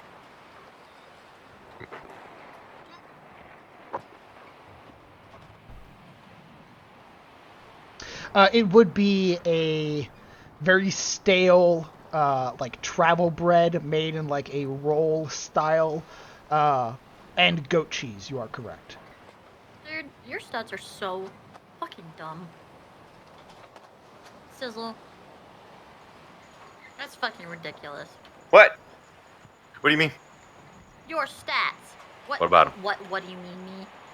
I you actually made them less, Yeah. so he was much stronger before. Yeah. That's less? Yes. 2 16s, a 17, a 15, and a 12? Yeah. Jesus. I had a sponsor. They got handed to me under the table. They were much stronger. Bro, I could and do I a moved lot them under around. the table. What do I get? Hello? Giggity. Jeez. Damn. Just one more roll. Gamble. I'm just saying, you know what I mean? Like, fuck. What's the harm? You could be a god. Just one more. Jeez Louise. I'm like putting them in and I'm just like, what the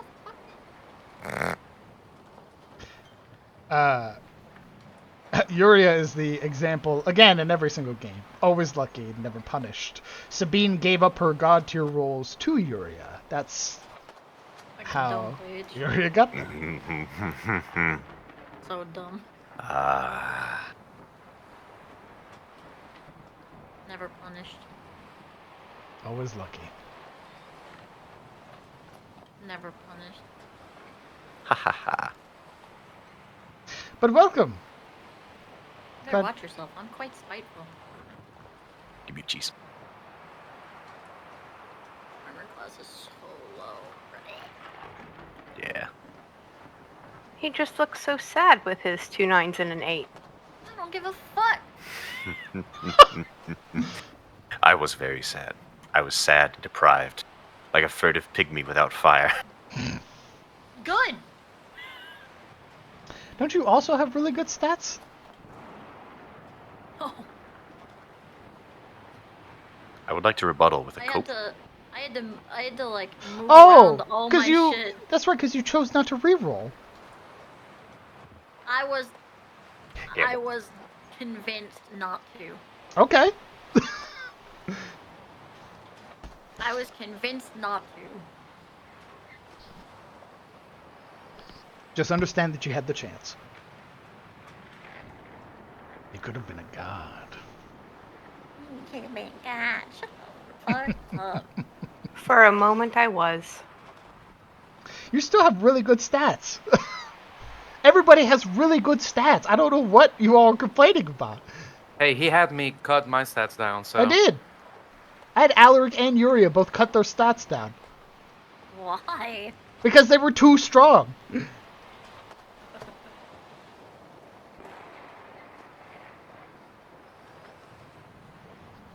So Nan, depending on the Orc clan, some, like those of the Vale, are more Mongolian-esque. Right? So they drink a lot of fermented drinks instead of just liquor.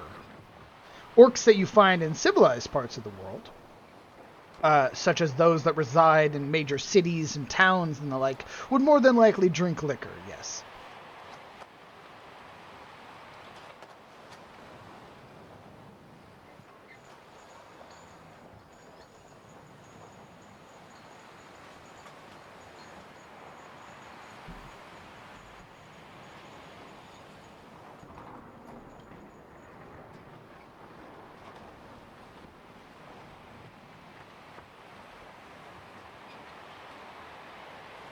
What is that emote? I've returned Oh, from Salted Sarai. Fish.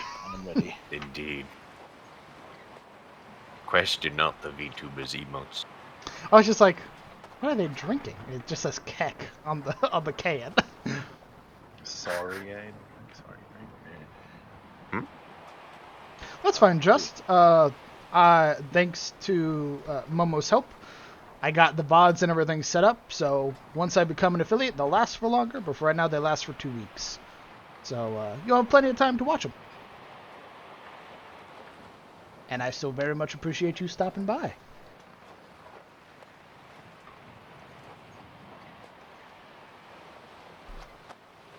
If it makes you feel better, you know, I have a 20 in charisma, but I still crit failed my first persuasion. Nice. Ah, the gods. They punish us with hubris.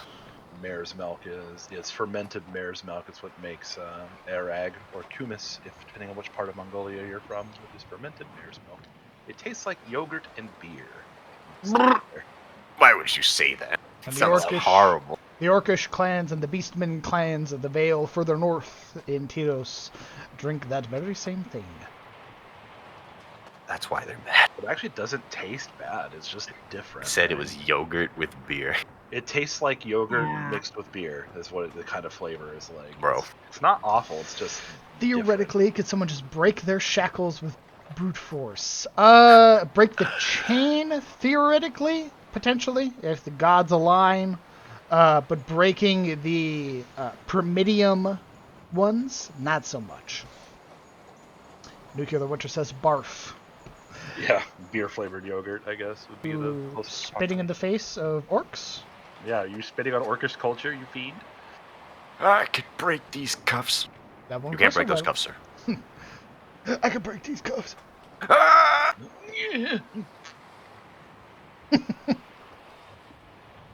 You strain with all your might. You shit yourself. You throw at your back. No! You My slip the weak. disc. My you weak slipped noble the disc. spine. Oh. Yeah. Oh. It'll be a lifetime of physical therapy Now for that- you, dumbass. That would be a hell of a character flaw. Is it's just a slipped disc. You lay in agonizing pain. Nobody can help you. Thank you, Kellen, for putting commas and separating your stunts for me. That's been very wonderful. You are very welcome. Adverse to the You're viewer welcome. decided to put the first one before and then the rest of them after. I just noticed that. Pain and spite. For Actual- Constitution, you would run a lap.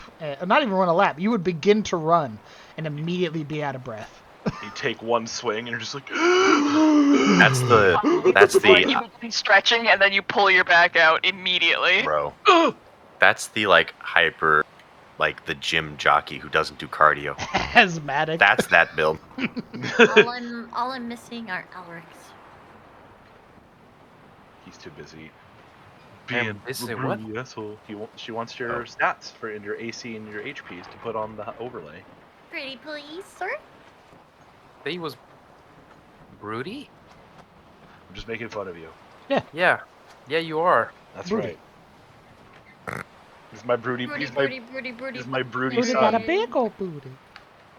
I don't like this energy you got. Broody got a big old Hey. booty. Bro. Got that dumpy though. Always got that dumpy. POV, you are Blake. That's what you're getting right now. Yeah. The You're man's in the on a front slot. one-way trip to Hot Topic. With no Blake here, we have to sort of make up for the dirt, It's basically anybody who's in the leftmost slot. right? Just big idiot energy.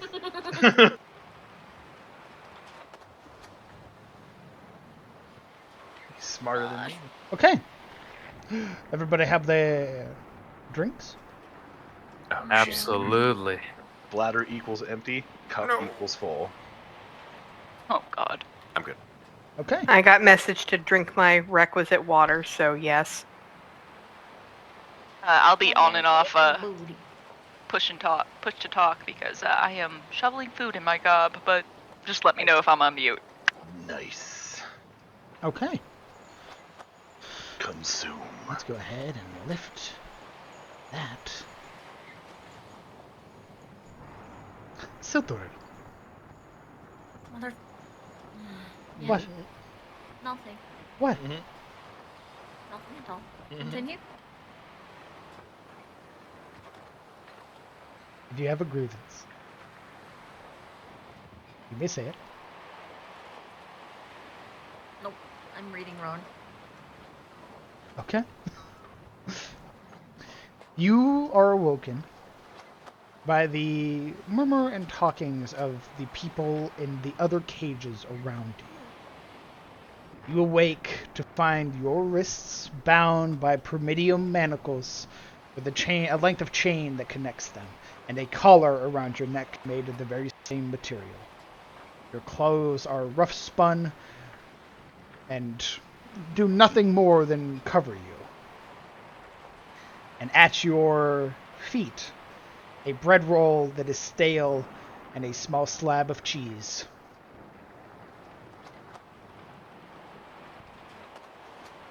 She would awaken with a bit of a cough as the rainwater has collected and dribbled down her her face into a corner of her open mouth. And she coughs out rainwater. She just looks around. Not necessarily confused why she's there, but just trying to take in, I guess, the securities around her. And she will do nothing but sit there after she coughs. There's a audible inhalation of surprise when your body starts to move, coming from your left. Depending on how she's laying. Yeah. Are you quite alright, Miss? You were asleep for some time. Kind of looking over into Sealdoriel's cell, cage, etc. Accommodations. She would be met with eyes of empty and disdain. She just watched you speak. Morana kind of notices the disdain in Sealdoriel's glance and just immediately, like, her eyes dart away. A gesture you get the feeling that she's done many times.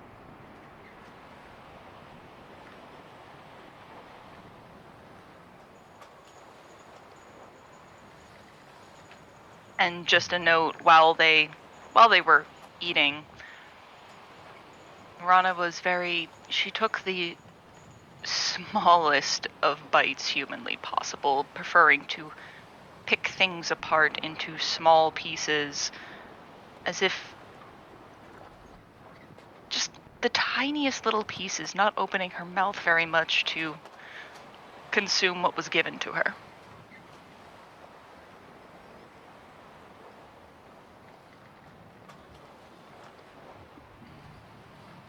Since he was given extra bread and cheese, he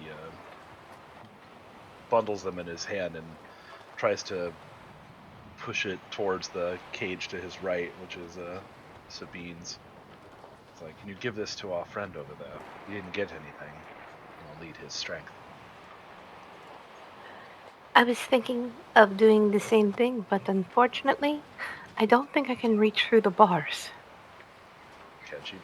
Can she push food through the bars? I would have to feed him. He is bound. Oh, I was asking DM, but I think his mic cut out. It did. My mic is dying. Alaric is bound by his wrists to his cage. He does not have the same freedom of movement as everybody else. So can he eat if he was given food? No. Can he, like, lean his head against the bar and get fed if Sabine was willing? Alaric? He's hearing them, raising the idea of feeding him, yeah? Yeah. Yeah, essentially. You sort of see his head already pressed up to the bars, kind of rolling to the side to get a look of you two.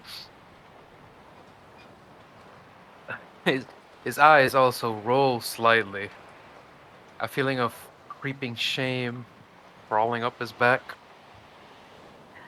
And then he presses himself as much as he can to the edge of the cell towards Sabine. He mushes his cheek between two bars, lolls out his tongue, flaps open his jaw, and you just hear, All right, it looks like he's quite willing to help with his own salvation. You got 2 pieces of cheese, correct? And 2 pieces of bread. I have an extra piece of bread. Save that for later. I'll feed him my extra piece of bread and your extra piece of cheese. Fair enough. As the rest of you, I suggest you eat what you can get. I will rip the bread up into bites and feed him through the bars. Okay. Would it work? Whoops. Ooh, okay, I Did I? forgot to turn it off. Whoopsies. That's Look at fine. me, Whoopsie doodles. Mr. Mason. Hands to user. Fun times. Everyone look at my slash meat right now. It's very neat. Don't actually. See if you can throw it through the bars and like get that dex check to land it in his mouth. You don't. Roll You, Sabine, can. If he leans over, you can feed him. I imagine it looks very silly. Like he's got his face like half pressed to his bicep as well. Oh, it Just looks like triangle in there. it looks like a circus act, I'm sure. She is ripping the bread apart and feeding him through the cage. There is a sort of slackness to his jaw as it roils with every bite. Like even to eat hurts, but the hunger pushes him through. Also, at no point does he acknowledge her help. It's very important to note. Yes, feed me, servant. Helen will eat what he's given. By not acknowledging her help, I mean he never looks her in the eye. He never seems thankful. He eats, and when there's no more bread, he just curls back, knees to his chest. I have an extra It's just piece of nothing. cheese here, too. His face presses up to the bars again. Nom nom nom. Okay. What kind of cheese is it, DM? I must know. It was goat cheese earlier. It's goat cheese. Nice. I fucking That's love right. goat cheese. The curdled milk and beer. I had erased that from my mind. Thank you for reminding me. Oh, you big baby. While feeding him, she would also test his skin to see if he's feverish at all because of the multiple lacerations and the conditions we're in.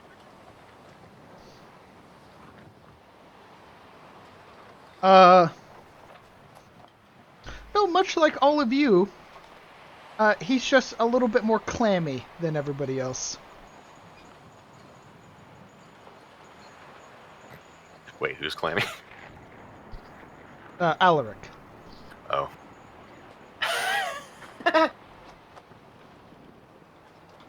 I think you guys have to turn off pan to user, unless you would like it we that have way. to turn it off. Yeah, because I have it turned off.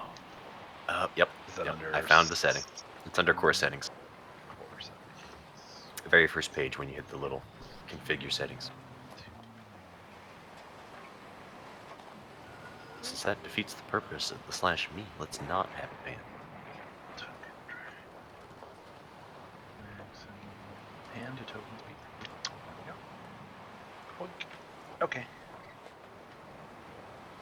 All right. Mm-hmm. So, you guys are in the process of eating your food, lamenting your existence. Depression time. What are you all doing? What's that face? Rooting. Brooding. No. It's Alaric's job. Can't take it. If there's nothing else,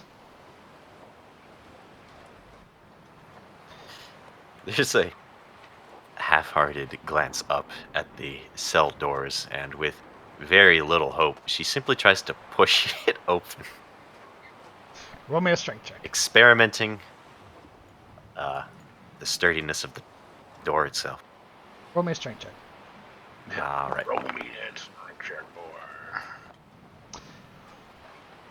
You push, it doesn't even give. Just laughs at you. Yep. It's a rude door.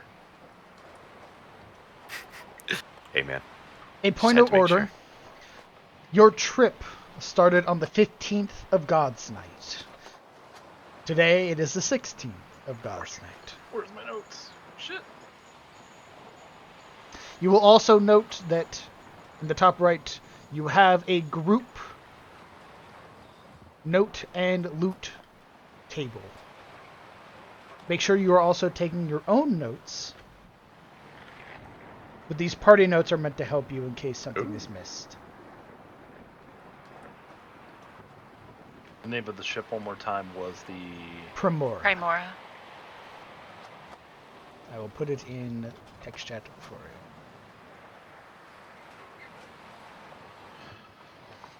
I created a Google Docs just for this. Be proud of me, DM. Be proud I of am. me. I'm very proud. Validate me. If you take notes, you're gonna live. I doubt that. That's a hollow promise, but I'll take it. I mean, to be fair, I didn't take notes as Ixen, and I did take notes as Sebastian, and look who's alive. Neither. Neither one. Yeah. Okay. Juno me. Is there anything else one. you guys would like to do He's alive.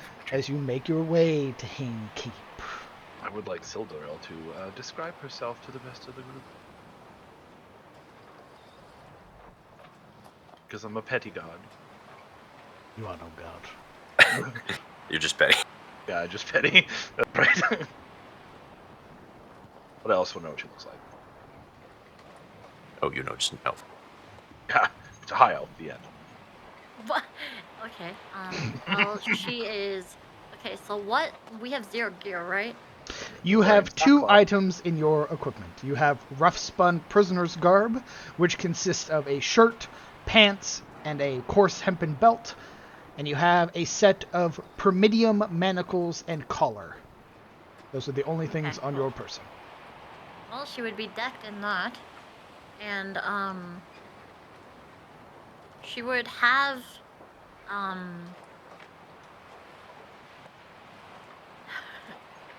So she's a athletic build, with. So I'm very caught off guard by asking me what she looks like, because I thought we already did that. Yeah, but you weren't here. No, I mean, we already did that in the first episode. Yeah, but this is episode 1, not 0. Okay. There's no VOD of sessions there. Well, Yeah, she has blonde, very sun, blonde, golden blonde hair that's pale and shiny, especially in the rain, I guess. Her skin is a sun-kissed pale complexion. She looks relatively young, despite the scar she has on her cheek, if you were to see it. She looks a little malnourished, considering. But she looks very strong in just the formation of her muscles, right?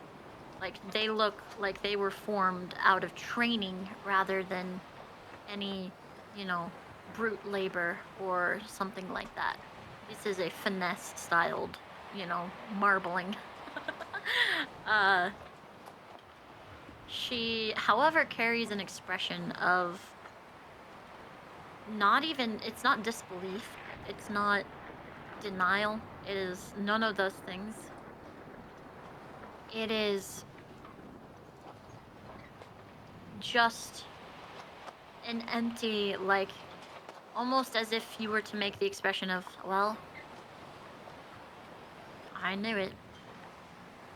It is like a disdained acceptance of her end, essentially. Like, she knew it was coming. It's not a shock that she's in this cage to her. Other than that, if you were to catch a glimpse of her eyes, they are miraculous. They have a golden, almost sunburst design from the inside out, surrounded by a dark blue ring. Though that might only be visible in the strikes of lightning, as she's keeping her eyes rather lidded.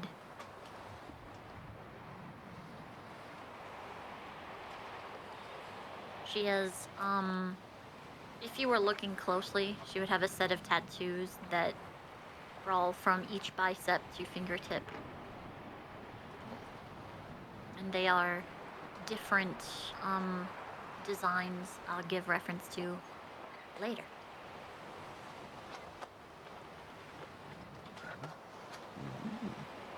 And that is how she looks. Excellent. As the night kind of winds down, Morana is going to look towards Kellen across the way. You speak a little bit of the beastman's tongue, don't you? She kind of gingerly, looks through at him through the bars. It's odd that you even recognize it. Most wouldn't. It sounds like a bunch of guttural grunting, if you ask me, but it is useful for hunting them. My family knows of such things. But if next time they're down here, they seem to like you, could you ask if they have my effects? It's a medicine. A red medicine in a vial. Just one would suffice for now. If the situation comes up, I will do my best. I guess, for flavor, since I'm in the cage next to you, can I have a wound that's bleeding? No. Would you have fought Would back I? against the guards? I mean, there would have been 0. Like, she would have been dragging against the ground, kind of fighting, so she could have been nicked somehow that way. There would have been nothing. She would have been a limp sack.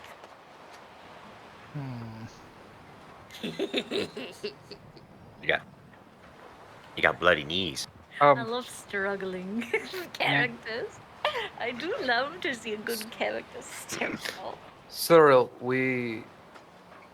before you arrived, I described Alaric as having tried to escape, and he was beat because of it, and he had bleeding wounds. So Okay. maybe she could have been a part of that.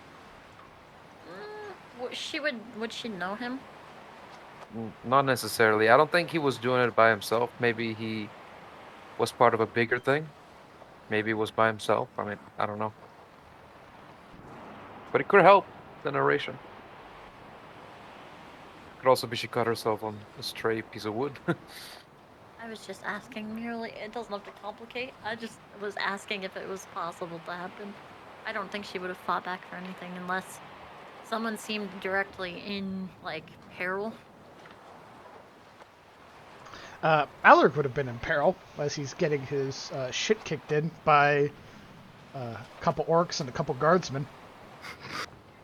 Okay, sure. She would have probably fought back for him and got knocked out. That's why she was unconscious.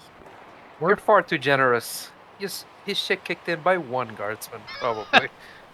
Yeah, but there's that energy I don't that think comes she would about. have fought back. It's more of because of how she was raised and what she the militants. She would have. It would have been like commanding a lesser to stop.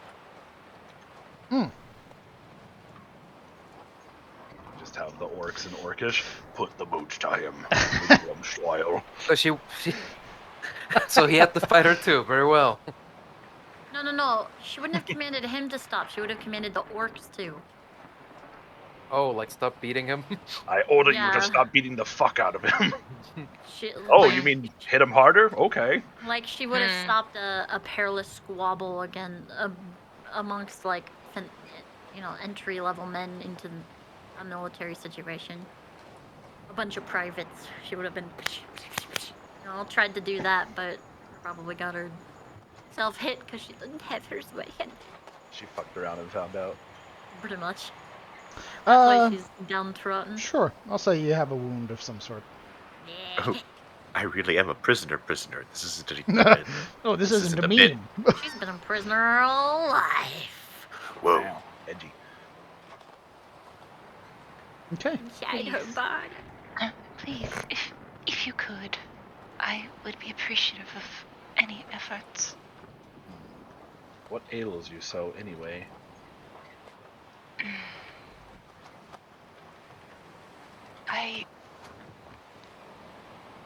It's a condition I was born with. Please, I don't wish to discuss it further. There's a sharp raise of her brow as she looks over. Is it contagious?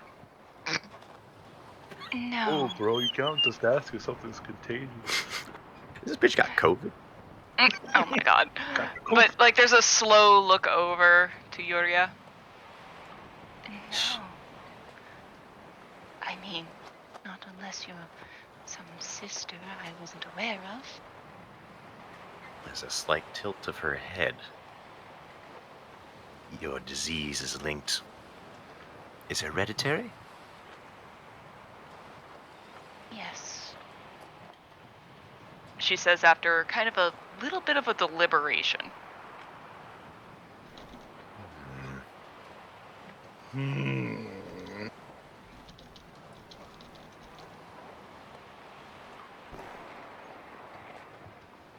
Well, She adds after a long pause. No, I don't think we're related.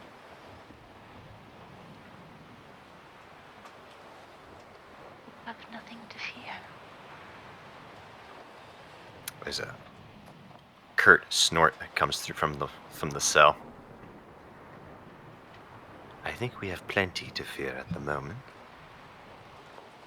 And not from me, at least. You know what I meant.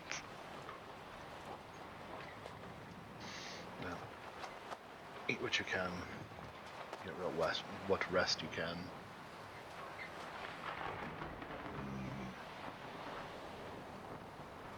See if we can establish a dialogue with these orcs. I'm not pleased with that situation.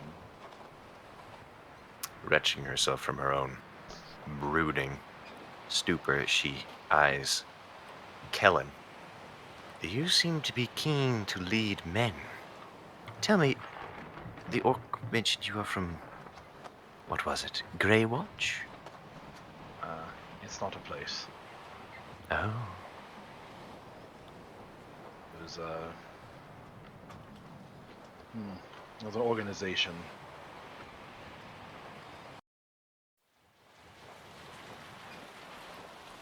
What is it? Why do the orcs seem to respect it? Because like them, we kill Morlings. DM, would I know what a mauling is? Morling. Morling. Go ahead and roll me a history check. Anybody who would like to, having heard the word morling, you may also roll a history check. Would I potentially roll it with advantage because of my family's history? Given your family history, I'll allow advantage. Cool. So Literal has Just- no interest.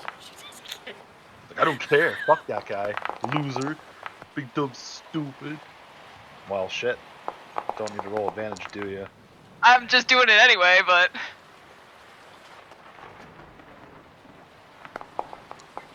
There's my 20 for the campaign. Yeah, the end. No more nat 20s for you. Okay.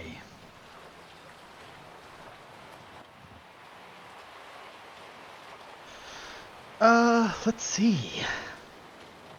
Yeah. The DC wasn't incredibly high. So, Morlings, children of ruin, or the children of Morin, the goddess of ruin, one of the betrayer gods. They are a creation of hers, different bastardized versions of the races of the world.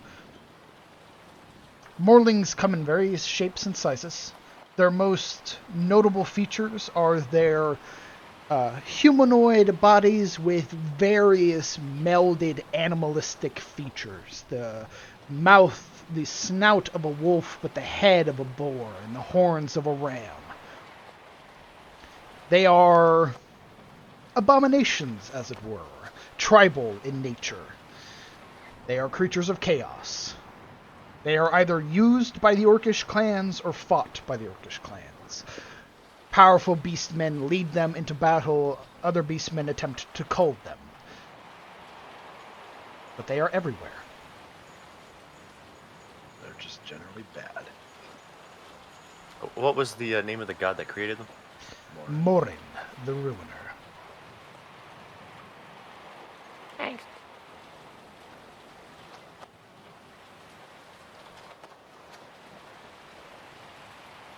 Here we go. Nods. I see. Have you worked with this group of orcs before then? I don't believe this group, no. This is about as far south as I've ever been. I have been many places.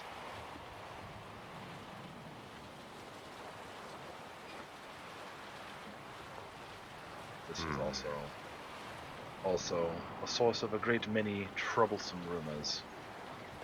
You do not seem to act like you are trapped here. Yet, the guards said you were convicted of espioneering, conspiracy, and criminal activity, or aiding of it. Is that true? Depends on your perspective, I suppose. Is it true for Edinmore? By the current laws, you could sneeze and be arrested here, it seems. Yuria slowly nods. I admit I did not make it far into Tyros before being apprehended. Your crime was probably more about where you were from than anything else. There's a small smile that curls around her lips underneath the furls of her own hair. Of course. I imagine every single one of us has a similar story. We made it as far as the tavern and asked some questions. Somebody overheard, told somebody else that we were running for our lives. Me and my fellows, my team, came with 3 others. I opted to stay behind, create a distraction so they could escape. There's also an opportunity to learn more. I didn't even make it up the docks. Hey, question. Sorry. Has Sabine mentioned where she's from? Kellen asked where everyone was from earlier, so she did say. Yes, she did. So she said, like, Katarina? Yep. Alright, cool. Yeah, her and Kellen mentioned where they're from. I don't remember if Alaric mentioned it. Actually, Kellen never said where he was from. I thought you said you were from Vinheim. Marana said she was from Vinheim. Oh. Sabine, Marana, and Alaric have all introduced where they are from. Karim for Alaric, Vinheim for Marana, Katarina for Sabine, and Carousel and the Shademore for you, Yuria. I have that on my notes. Where was Alaric from? He said he was from Karim and that he was Karim. guilty. That's right. Whoops, I took notes, but they were wrong. They were the wrong notes. I was admittedly surprised when You like, know he's what from that Finland. means. Uh-oh. Uh-oh. Time to die. Oh, please. It was a mistake. Roll a death save. There are nails in your brain. Oh, God. Oh, she starts coughing and gagging. Oh, it's just like home. That made my Silent stomach- Hill, the that made my- campaign. That made my Maria. stomach, like, clench when you said that. Guess what? We're introducing the stress mechanic, everybody. No! Let's go. I gotcha. Here we go. Kill self, I give up. Just the entire Discord empties out. Yeah, bye. Bring, bring, bring. Bling, bling, bling, bling. Okay. Let the pain continue. But yes, Sadoro, Sabine was introduced with her name, but when asked, she did introduce herself. Okay. I don't think we've actually exchanged names yet, did we? We just mentioned where we were from. I don't believe. Well, our aside names from- were read aloud with our That's crimes, true. so That Yeah. is true. That was the point of the introduction, was for the names to be said by the guardsmen, your crimes to be leveled so the party knows what you have done, and then you all sort of talk amongst yourself, which you have been doing thus far. Yes. So everybody knows everybody's name. Everybody knows everybody. That's a country song. Anyway.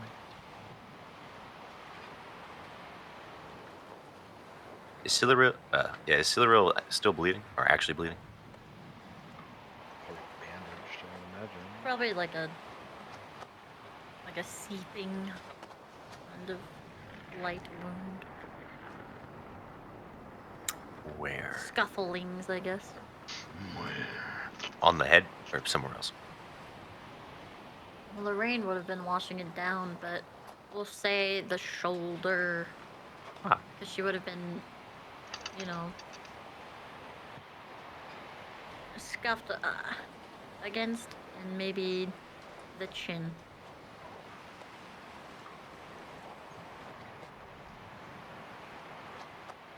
Whoa.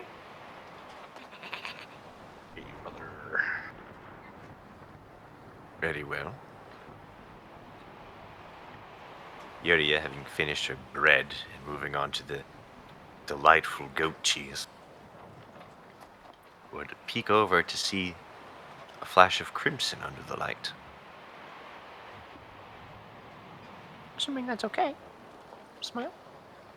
Again, every time the boat lists and turns to one side, the lantern down here does swivel, the hood revealing the light and reflecting over the whole of the party, and then turning again as the boat corrects itself. So there are moments where the light shines and then settles. Very well. Seeing the flash of washing blood but unable to pinpoint the wound,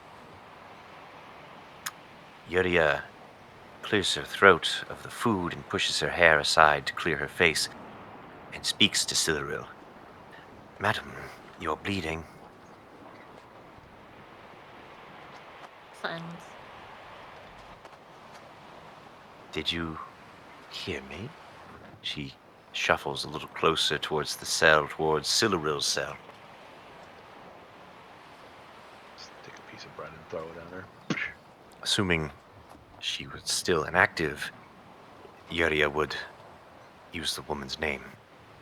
Siluril, you are bleeding. You would see her left ear, long and pointed. It would flick in acknowledgement. There's a brief pause as she waits to see if the woman responds. Unable to really see the flick of the ear and only seeing a motionless creature, she shrugs, unable to do much else, and returns to her food. I think she'd prefer to be with her thoughts.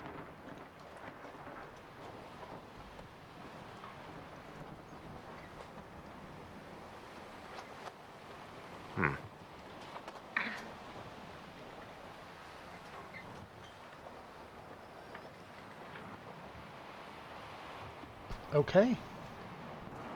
As a quiet settles over the party, save for the creaking and groans of the vessel, the Primora, as it sails through the morning sea, the storm raging above. The night comes. 2 days you have been aboard the Primora. This vessel is fast, but still takes time. You are awoken rather abruptly, however. Each of you splashed with a bucket of water. A guardsman stood holding a very menacing grin as he sort of looms over all of your cages. Human this time? A human guardsman, yes. Sort of splashing you all awake.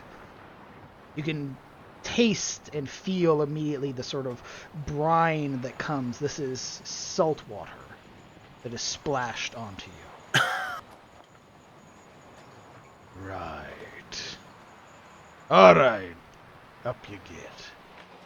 Are you sharing your bathwater with us now?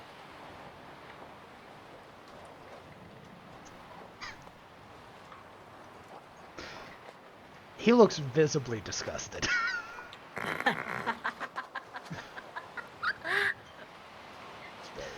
Like there's like judgment in his eyes as he looks you up and down.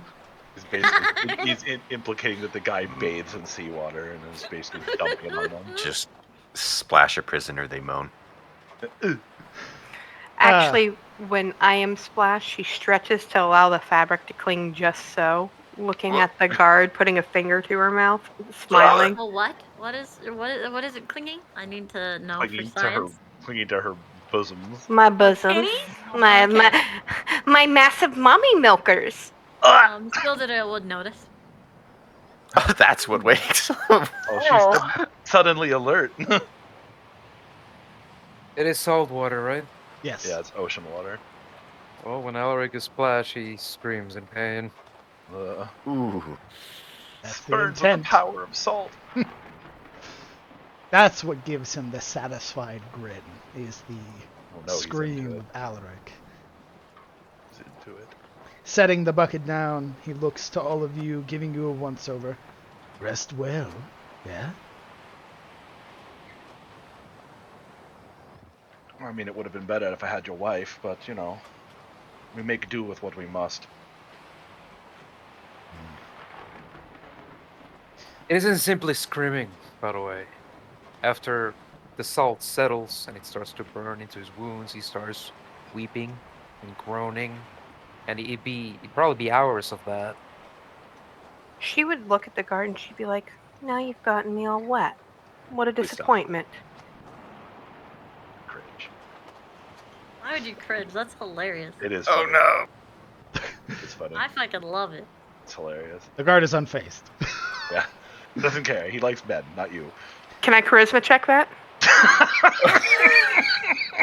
Oh, wow, this is happening. Hey, Sabine. Going places already. No. Boo. Boo that man. You know what's really funny? I didn't pull this shit on my bard, but I'm pulling it on a paladin. Boo. The guardsman, disgusted now with the party. Absolutely. Goodbye. Whatever he was going to say, he doesn't. Nice. Oh, Instead, it's obvious he must like the men. leaving out of the door. Bye. I see. She said that out loud. Comes back and beats your ass. What did you say? I didn't stutter. Well, that's one way to get rid of the prying ears, I suppose. Yuria would wince as she watches Alaric writhe in pain. The heavy footfalls return. They're sending the orcs who are less disgusted. A familiar figure in the shape of Spinebreaker, pushing himself into the lower deck, great axe in hand. Well, you'll be unloaded and dropped off at Hayne Keep. I hope you're ready. What about you? Are you staying? Or are you going back aboard? We'll see what Lord Hain says. For now, my duty is here aboard the Primordial. It's your duty to Lord Hain, then. Yes. It's unfortunate. Insight check. Yes. Roll me an insight check. I'm gonna I see. want in on that. Actually, no, not right now. I would like to also Oof, no. check. Does a passive 16 get anything? Roll. I would like also to insight. That sounds pretty pog. Now we're just getting them good rolls today. Ah, I see. I am wet Damn. and incapable of sight.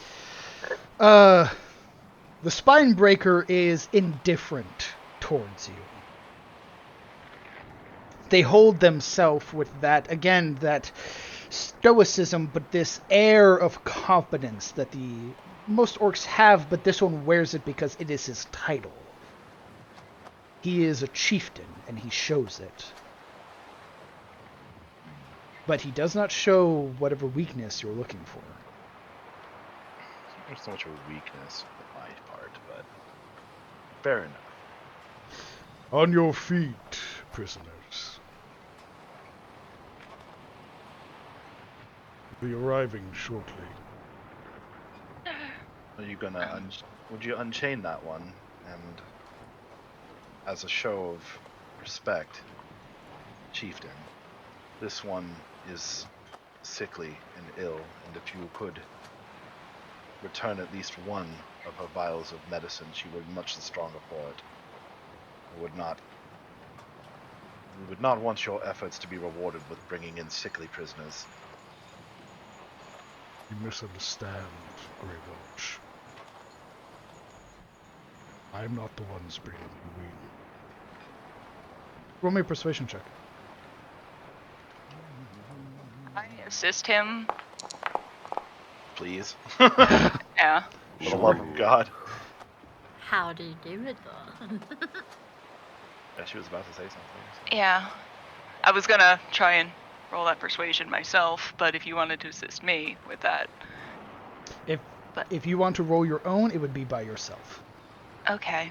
By all means. She would look to him and say, "Please, it was taken with my effects, but one vial would be all that I need to plead my case upon arrival.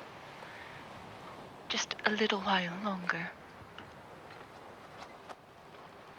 Roll me a persuasion check. And I'm rolling. I'm finding it on my sheet.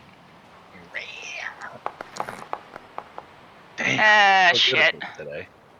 Not good at rolls today. These dice are hateful. There is the Yeah. heavy footfall of the Spinebreaker, who strides forward. Understand, I take no pleasure in where you will be going, and what is to happen to you. But it is to be done. You will not have your fix. You will not have your items, your things. If you wish to plead for your items, plead with Lord Hain when you get there. So our things will be kept here in Hain Keep. You are to work off whatever debts you have accrued for your crimes. So yes. Interesting. You watch as he shifts the axe and sort of latches it on to a hook on his back.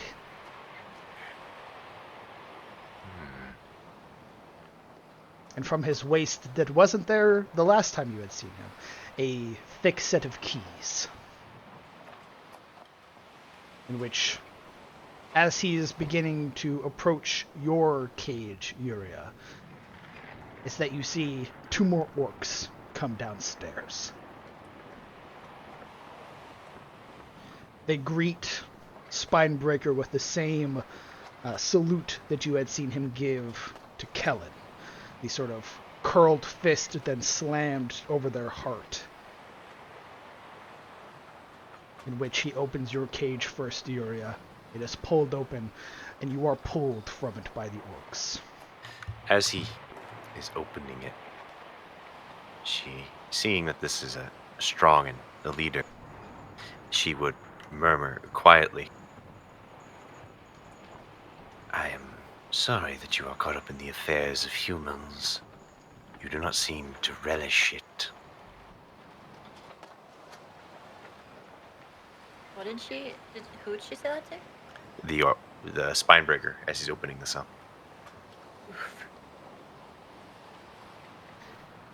There is that almost like tightening of a jaw that you can see, but that's the most that he gives away. Wonderful. I'd like to cast Detect Mind on him. Detect thoughts? Yes. Detect mind. Detect Yep, thoughts. there's one in there. Detect Surface brain. thoughts? Go ahead and post the card for me again. Detect brain wrinkle. The duration, you can read the thoughts of certain creatures, so you can cast a spell in your action. You can focus your mind on any creature that you can see within 30 feet. Learn the surface thoughts of the creature over most of the mind. And as the action, you can either shift your attention to another creature with that or attempt to probe deeper. Okay. The surface thoughts you get from the Spinebreaker is... Oops. If I could be anywhere else, it would be home. But here, Not these humans, these elves. Damn that Lord Hain.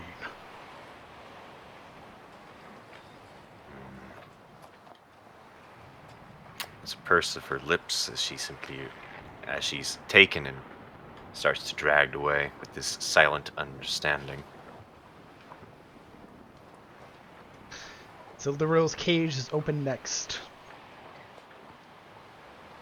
On your feet, elf.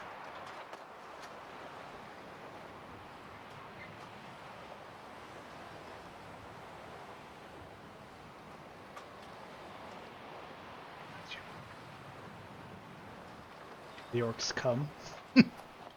And whether you are on your feet or not, Sildaril, you are pulled from your cage.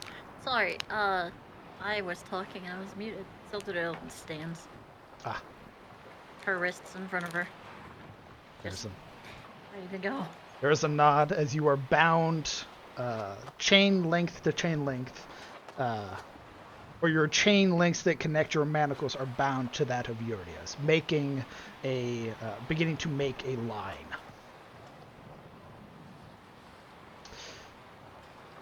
Next is yours, Murana. On your feet, human.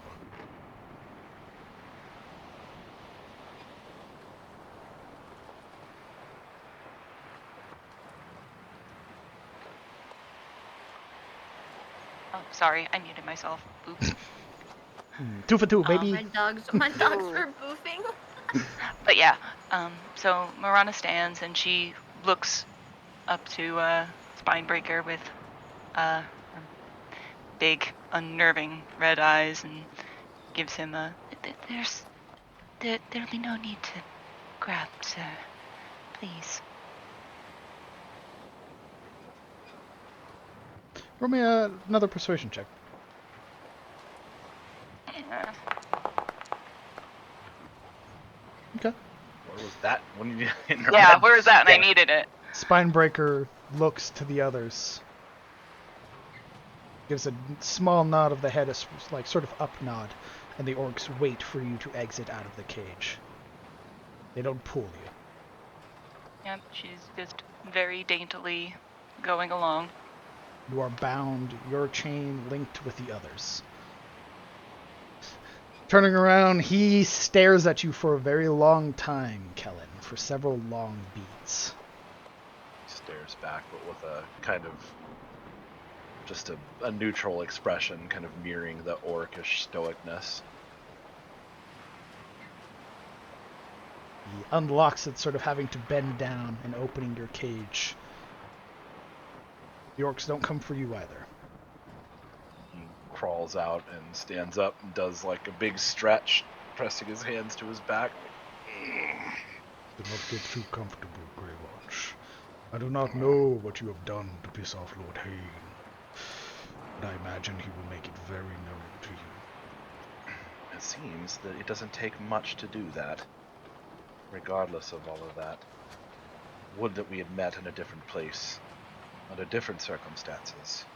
It would have been an honor to fight Maulings at your side. Perhaps that chance will come. For the honor of your people, and the honor of my cause. There's a small nod as your chain is bound with the others and you are led away so he can get the rest. Sabine, you are next. The cage is opened. On your feet. She stands before being, as to make it easier, showing respect and trying to present herself forwardly with a bit of strength. As she steps out, hands out first, giving him a respectful nod. Roll me a persuasion check.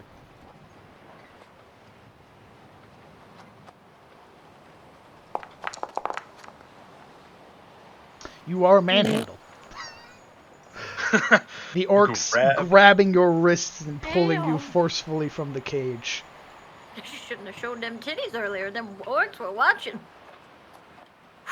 Spinebreaker giving a grunt as he nods to you, gestures you forward with the others. As he steps, Alaric Crovey. It is important. Did any of them try to cop a feel? Because he said I No. was manhandled. No. They grabbed you by your forearms and your wrist and pulled you out. Good, because she would have hit him. No simps in my clan. But I don't think they'd have done that in the presence of their chieftain. I would have done that ever. Probably find like human women to be not attractive, I imagine. Alaric Crovey, I Attraction do is not know the what you have measurement. done to piss off the captain, but it was more than enough to see you bound. Make sure you do not do so again in the presence of Lord Hain. Do not imagine you are like the Bastille.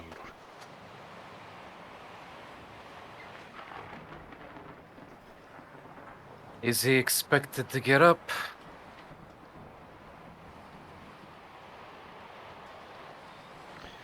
No. Spinebreaker is talking to Alaric as he's opening the cage. And one of the other orcs is on the top undoing the binds that keep your manacles there. And once they come undone, they expect him to rise up from the ground. Because currently he's just folded over. The second he's released, his arms covered in red welts from the burning salt just kind of flop to the ground. And he doesn't give any sign that he's going to answer him. At that, after about a moment, you If- are pulled from the cage by orcish If there is a hands. moment, like if there's like that sort of expectance that he's to stand, I don't think Alaric expected to stand up, to get up ever again.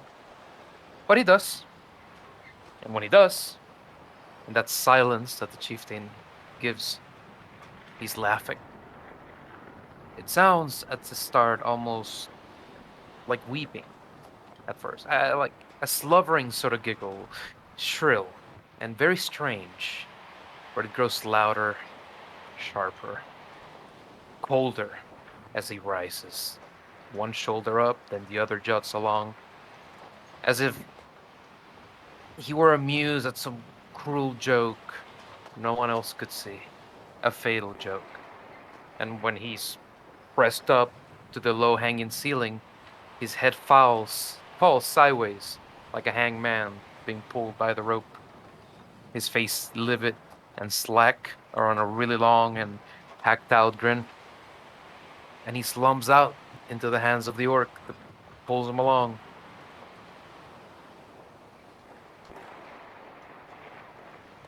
Spinebreaker watches you for several long moments, studying you, weighing his gaze upon your person, but says nothing.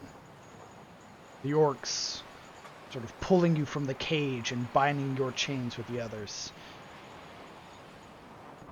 You would hear the sort of muttered curse underneath the Spinebreaker's voice. Blood and ashes. He slams your cage shut. You all are bound together now and are being led to the top deck. Hot chain gang action. The storm still rages. The clouds up above roiling with darkness, broken only by the streaks of lightning and their distant boom of thunder.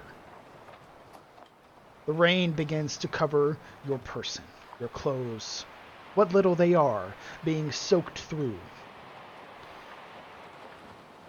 As your vision is now brought to what lays before you.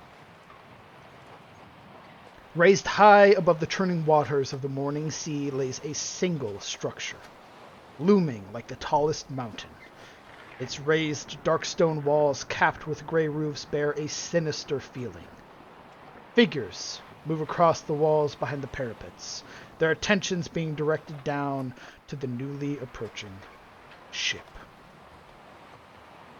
Your vessel, the Primora, is now in the process of being docked. and your attention lingers on Hain Keep. Heavy rainfall, despite its best efforts, fail to extinguish the flames burning within the braziers flanking either side of the long stretching bridge that leads into the gate. Through heavy iron gate which raises open like a maw, it's ready to consume its next meal.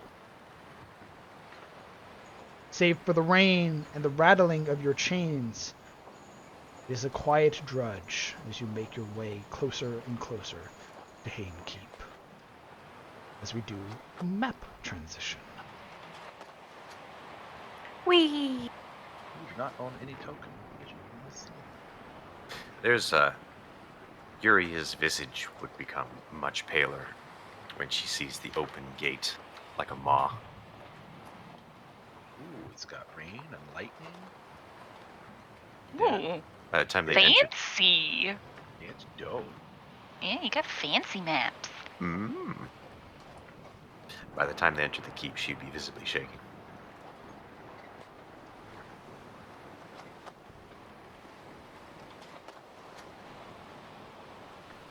You are led, as the rest of the orcs are kept from entering the keep. You would see that guardsmen are stationed now that the gate has been opened and are keeping the orcs at bay. They are not allowed to enter Hain Keep. Looking back, you would see the Spinebreaker, who wears a deep scowl, but says nothing.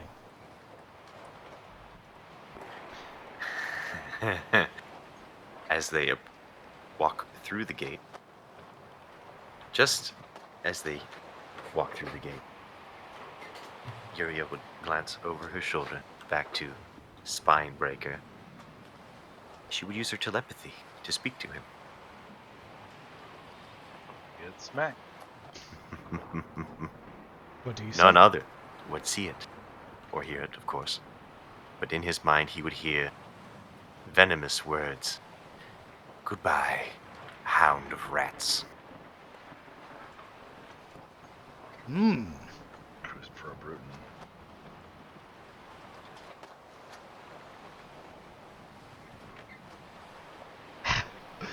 The Spinebreaker, his scowl deepens.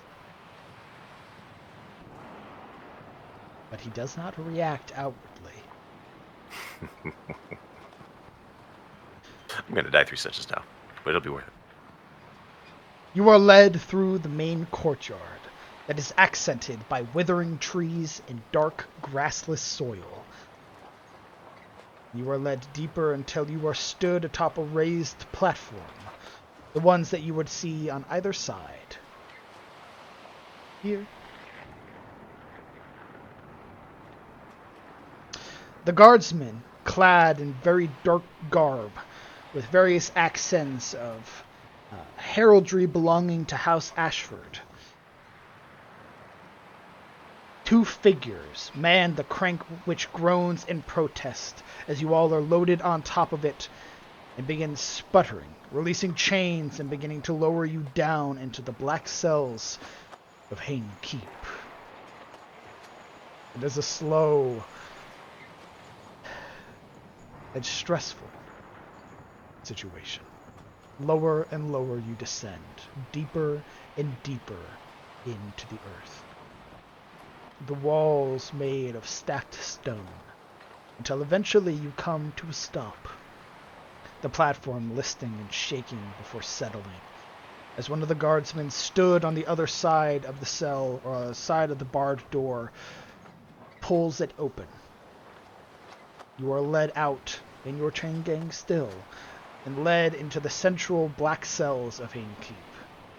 One by one, your chain is severed, and you are shoved into a prison cell. One after the other, until you all are done. As we move to another map.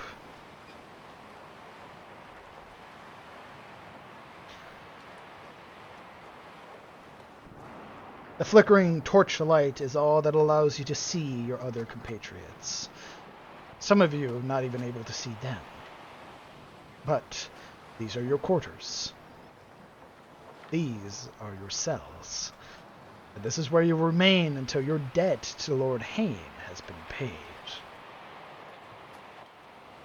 As you are all shoved in, your primidium manacles and collar remain. But you have no chains that bind you, and you're able to move around your cells. What is everybody doing? Alaric is like a corpse delivered to its coffin. As soon as he stumbled in, he just sort of drops on his bed.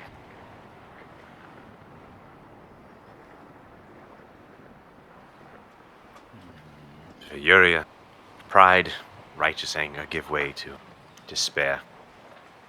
She falls to the foot of her bed and begins to weep upon it.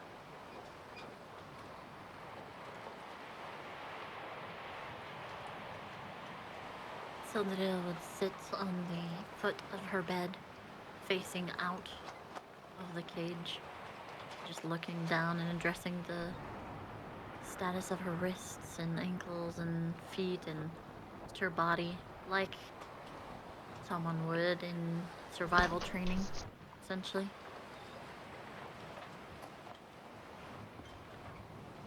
Sabine would rotate her wrists and the manacles if she had the ability to, just so it doesn't stick. You know how when you're bound for so long, it can like stick and rub. She adjusts it so it doesn't injure her any further. She gives a nice stretch because she's been in a very cramped cage for 2 days. So she is physically just working herself out.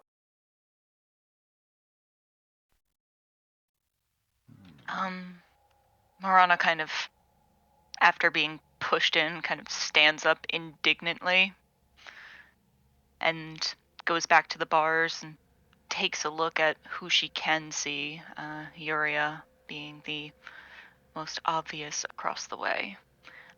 But seeing as Yuria has kind of deflated, she does not press the other woman for any sort of conversation. Indeed. Thank you for...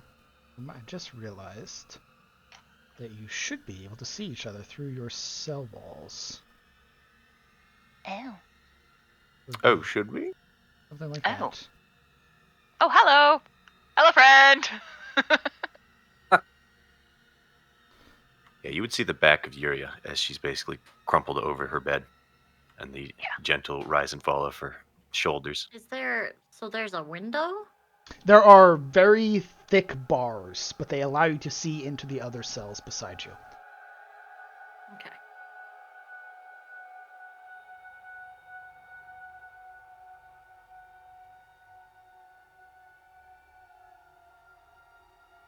We're doing a bit of DM editing on the fly. We do a little bit of panic. Okay. Now you should all be able to Bit of see Monica. into each other's cells. Do Oh, a nice. little bit of editing. So there's like windows between them and everything, or Correct. Very thick bars, but they allow you to see into the cells adjacent.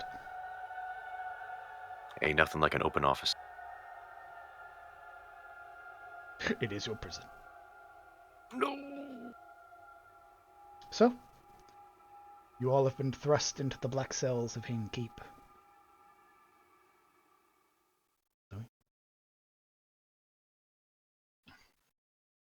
what was the apparent purpose of this grate beneath the bed? Roll me an investigation. I'm actually sort of good at that. Sort of. Sildadil doing just coughs into her hands. Hey, Holy hell! I'm very good at this. Bro, what the fuck? There is a dip at the end. It looks as if there's any excess draining or removal of fluids. It's a shitter. Uh-huh.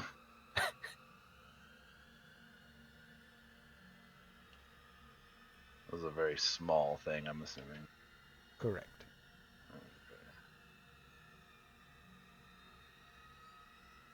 And the cell doors are locked and very thick key kind of situation, or is there something special about them? You'd have noticed that the doors opened and closed at the same time. It's automated, perhaps? Not automated. There was definitely like the grinding of chain and everything like that pulled all of the doors open. A central mechanism kind of thing. Ish.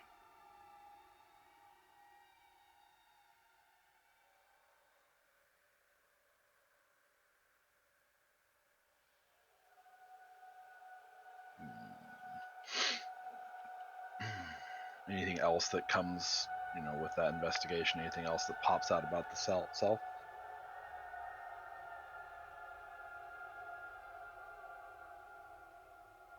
Or is that pretty much it?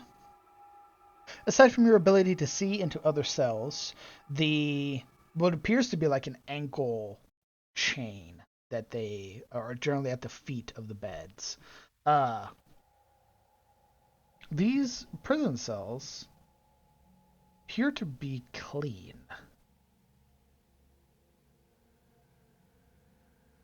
Not filthy and horrible and disgusting, in other words. Indeed. The bedding is also relatively clean, or? The bedding very much resembles that of your clothing.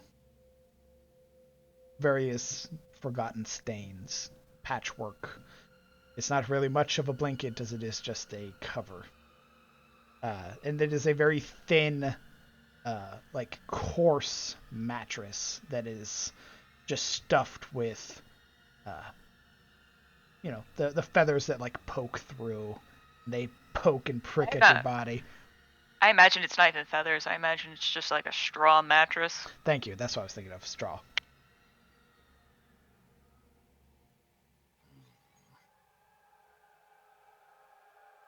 It is a straw mattress laid on a stone slab.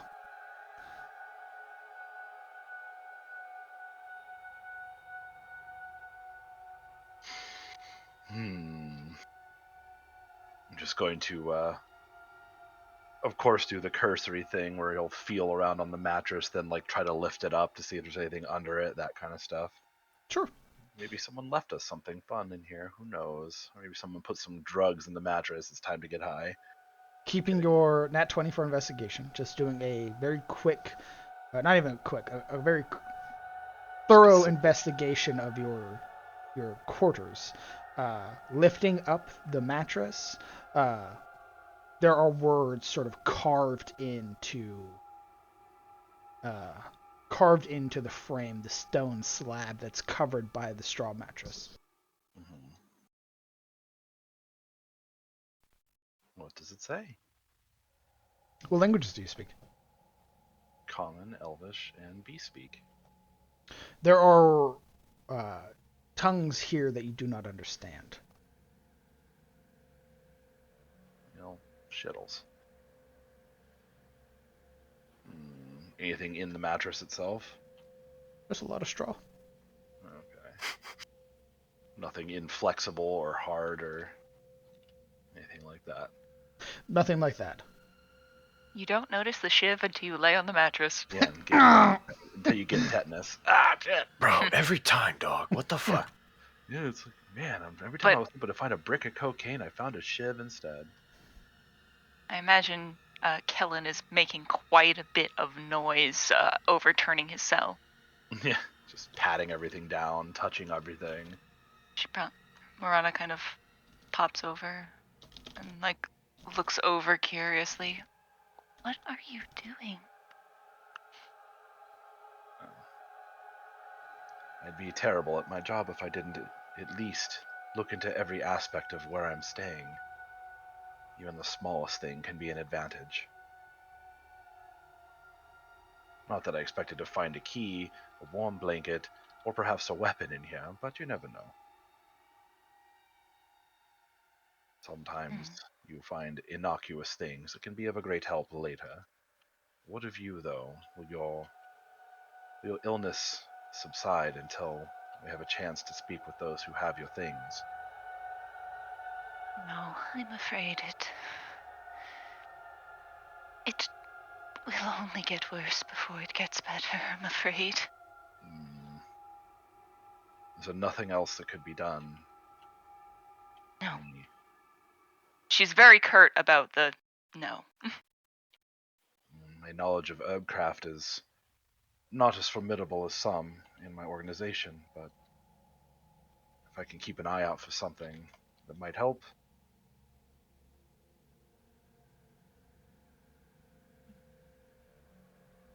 Appreciate your efforts.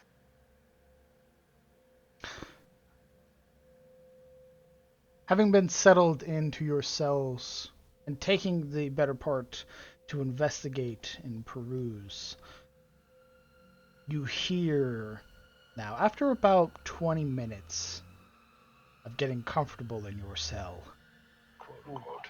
it's now that you hear heavy footfall. The heavy plated footfall. Looks like we're about to have company. Yuria would rise from her weeping. Wanted to Eventually ask have a cease. thing, Yes. but time has passed. I guess it's kind of late. It was Oh, better. if there's something you want to do in the 20 minutes, let me know. Yes. Well, he was sort of sprawled across his bed. I think Alaric would have seen this grate that's at the top of his bed. Is that The shitter. like, yeah? This. Oh no, that's a shitter. That's what I said it was. I don't actually know what it is. What is that? What is that opening? It's a drain of something. It's from what it appears to be a drain of some sort. It is a drain. Okay. Should Alaric thumb his gums? Does he have bread and cheese residue between his teeth? Oh god. It's Hmm. What do you want? Yeah. What are you asking for? I think this is going to sound strange, right? I think using his the nail of a pinky, he pluck free the excess food and try to leave it at the edge of the grate to see if he could lure anything from within the grate. You're gonna get your rat friend back from Goblin Cave. Gotcha. Oh, Lord. That's right. No. Okay. Bro, I didn't expect this kind of If I candy. can use animal handling for that, I would. If something shows up. As of right now, nothing shows up. Very good, very good. Thank you. That was it. The plated footfall sort of comes to a stop at the end, or the entrance of the cells. A figure stood taller than most, about 6'5", 6'6", bald-headed, with a very well-kept, well-groomed gray and white beard that clings to their jaw. The figure holds a neutral, almost perpetual scowl-like expression. The armor they wear, a very tried and tested set of plate mail, adorned with various accents to it, like a sort of raised collar and the heraldry that rests on the pauldron. They have along their back, resting in a harness, a great blade. As the figure strides forward, their footfalls now coming to a stop as they turn to inspect every cage. Two guardsmen standing at the entrance. Yes. Yes. Good day to all of you. I hope you're finding your accommodations accepting.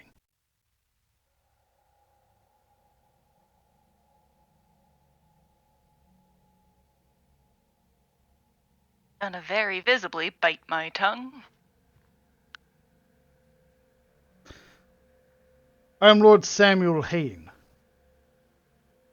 the Baron of Hain Keep, the owner of these cells that you reside in.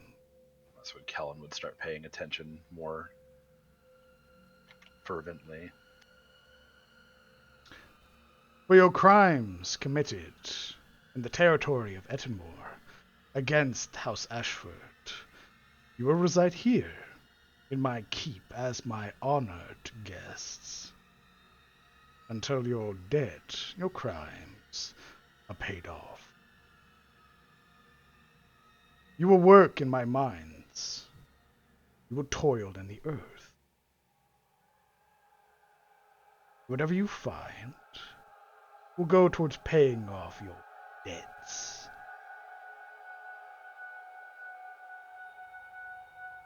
You will be fed. You will be... Yes? Insight check on the debts.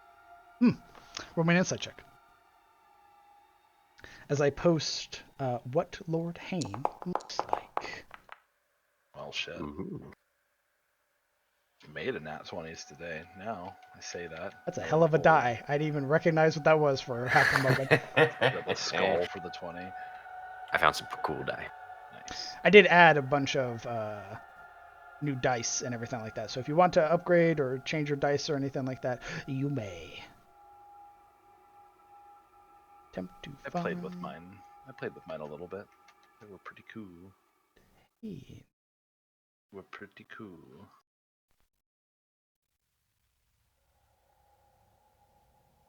I struggling right now. I am. Apologies. This was better organized. No, it's not. Sabine would walk to the edge of her cell to make eye contact.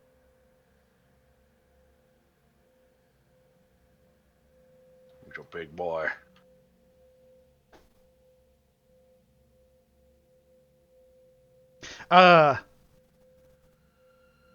It's hard to tell. This figure holds themselves in very high regard, right? They carry themselves with that nobleman's presence, but still holding that air of a fighter. It's hard to tell if they are blowing smoke up your ass, or if they actually genuinely mean that your debts will be paid off. It's really hard to read this character. May I do a history check for Lord Samuel Hain You may. and or House Ashford? You may. I would like to join that check. If anybody would like to, having heard him introduce himself, you may. Cool. Oh, yeah, I fucking suck. God. Man, I don't know shit. Bean at least knows something. Holy fuck. It's more so tied to territory and where you are from. Sabine, you may have rolled high, but being from Katarina, you don't know much about Lord Hain. Any whisperings or musings Nothing that would have amongst the reached. fellow members of the order? Nothing that would have reached Katarina. For Alaric and Kellen, though, having lived in the territory of the Edmure before, being a part of House Ashford in some cases, Lord Samuel Hain is a well-regarded and very or more so a prestigious knight. This figure is known, at least through the territory of the Edmure, as a hero. What is he a hero for? What did he do to be a hero? Defense of the southern territory of the Edmure from not only orc raiders, but Morling raiders.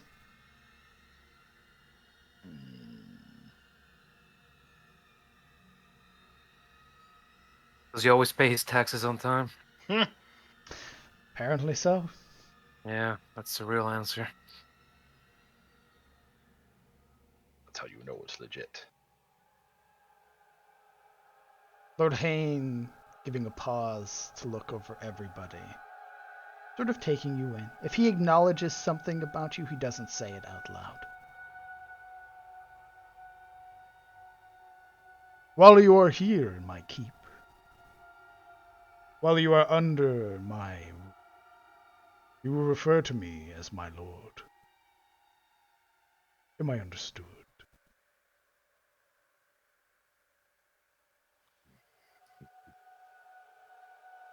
My lord, I think there has been some misunderstanding. The heavy footfalls approaching the outside of your cell. She curtsies as gracefully as she can in her chains and clothes provided. Please, I am Lady Morana Lamodia from Mulgrove. My father and I have received your invitation.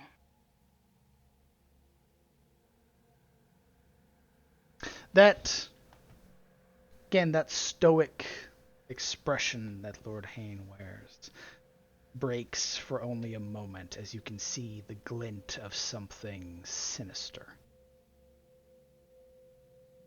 That's just as quickly as it appears settles into something neutral again. His gauntleted hand coming up to curl around the higher bar of the door as he sort of looks you up and down. I think Lady, there's been... He raises a brow. My apologies, my lord. Continue.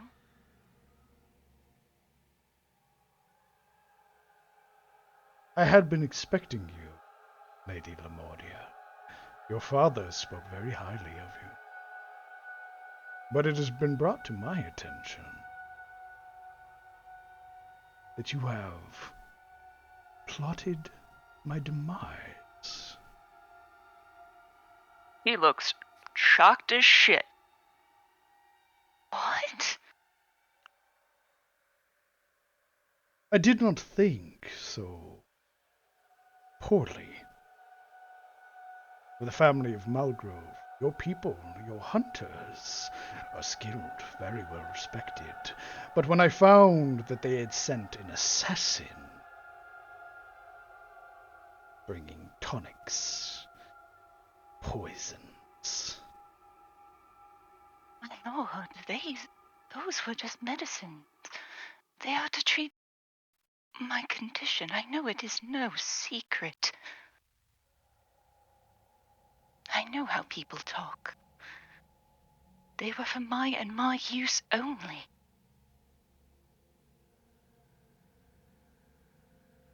How fitting, a sickly girl sent to try and end under the guise of being broken. But do not worry, Lady Lamonia. You will be treated with all the respect a lady of the courts deserves. Isn't that right? His attention shifts to the two guards and give a nod. If you prove to be otherwise, perhaps we may talk about letting you leave this cage.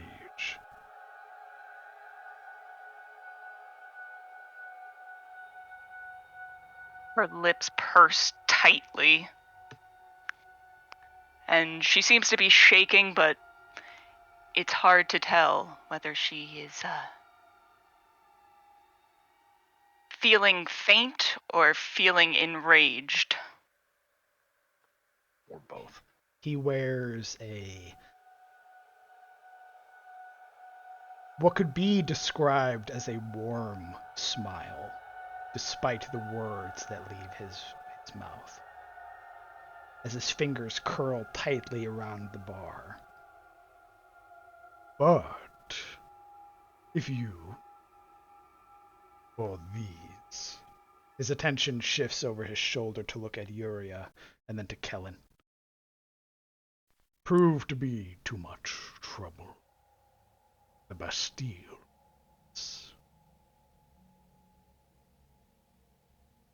then, well, I don't imagine the High Lord of House Ashford would like that an assassin has been sent to attack one of their vassals. That would pose very poorly for Vinheim and Grove. If I could, Can I insight check that? okay, go ahead. Okay. What are you attempting to insight? I'm gonna say, do I have to insight check since I know shit? What are you attempting to insight? I. One at a Oh. time. Okay, you first, Sabine. No, after you. I'm going to see if he believes the words he's saying. Okay. Essentially. Roll me an insight check. Not terrible. Given the very hostile nature that he's presenting, he's saying it in such a way that it's believable to some. Oh. But he just appears to be leaning into it. Uh-huh. Okay, continue. I'm insight checking the kind of the veiled threats that he's putting down. You know, it would be a pity if your house was found out to have sent an assassin. Roll me an insight check.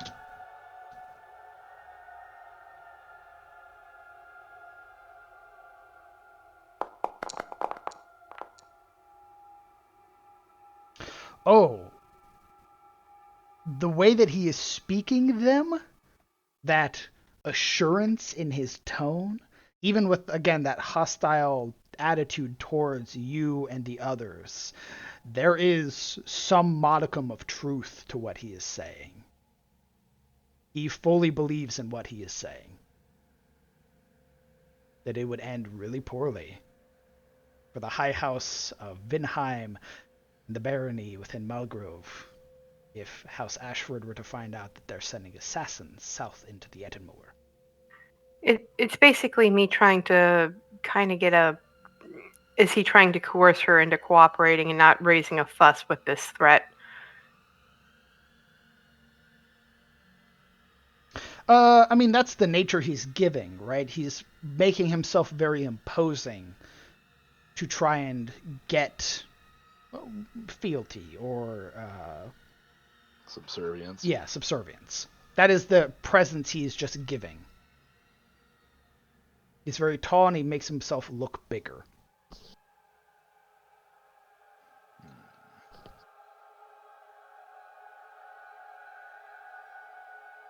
No. His attention shifts to Sorry. Yuria. Go ahead. She would be looking back, her emotions kept under lock and key, her face purely neutral, placid, and reserved. As she approaches, she would straighten.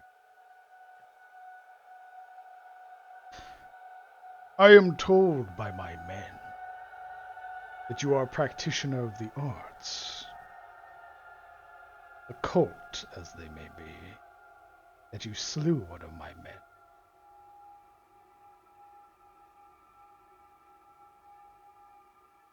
Self-defense, I assure you, my lord.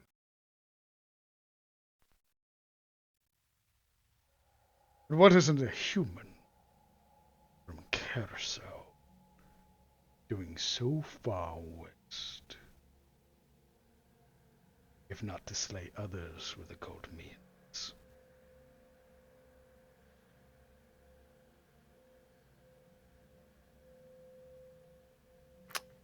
She tightens her jaw. I thought of sending you and Lord Crowvane into the Bastille for your first couple days to teach you a lesson. But I think... Rude. Don't interrupt me. Sorry. But I think your time in the mines and under the rule of my men will straighten you out. And any secrets you may have from the east, or from the guarded sorcerers in Vinheim, he glances over his shoulder, will come about naturally.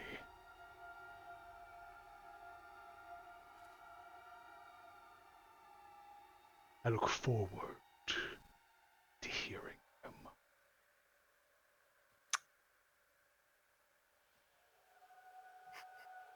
He turns, giving one final glance to you, Marana. For once, she seems to kind of straighten up and just red eyes just kind of follow. As he's walking away, one footstep, second, a third, Is he leaving? Alaric's voice, deep, but with a precise impetus to it, says, Prince Alaric Crevane. There is a barked laugh. Is he leaving, or? He's leaving. Oh, okay. I was going to try to ask him something before he bolted. Ask him. My lord, may I have a word? It'll be quick. I do not wish to waste your time.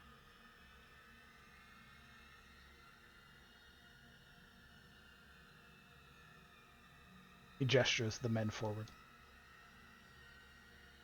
What does that mean? What is it you want, Greywatch?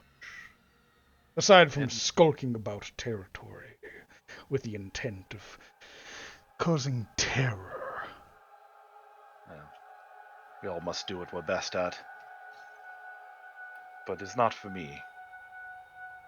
Your conversation with the young lady there. She is ill, and she has medicines with her. Perhaps you would see to allowing her her own medicines, and if you are concerned that it's poison, well, surely they would just kill her outright, wouldn't they? If you're so concerned about it, you may test it on myself beforehand. But she will certainly be a better worker for your minds if she is not sick.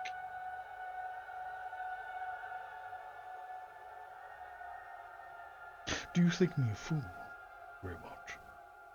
He just Do you stares think it back. is not a guise that she has, acting sick and frail? Then why not test it out? You obviously have nothing to lose by it. And I If have it's nothing poison, to she'll gain from it. accept a dead worker who is worth nothing to you. Then your debts are paid. While they are bickering, is there anything notable on his back, on his belt? A very large greatsword. Aha, I see. That thing. Very important. You would also notice with your... Actually, I need you to roll me a perception check because your passive perception is real low. If you're actually looking. Don't tell them. Haha, too late. You would notice along his back is a chain-bound grimoire that hangs sort of over his left hip. Interesting.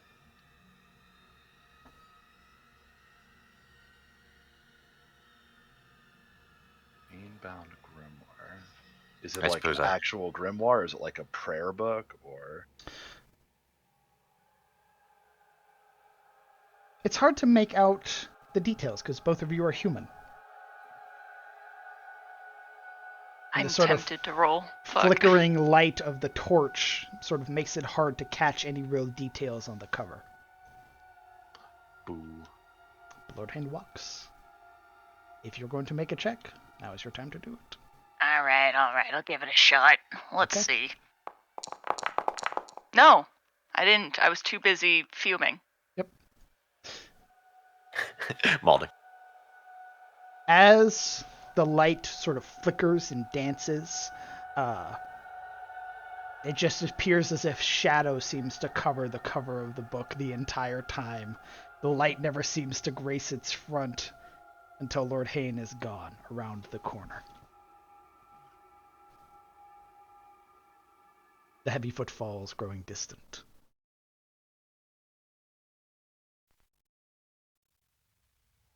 He's a paranoid one, isn't he? Paranoid?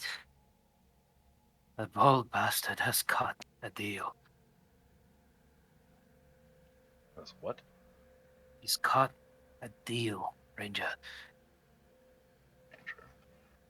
Deal how? You don't see how much he risks by having us here? The titles, his claims. He's cut a deal with someone. Who would he make a deal with for doing such a thing? I don't know.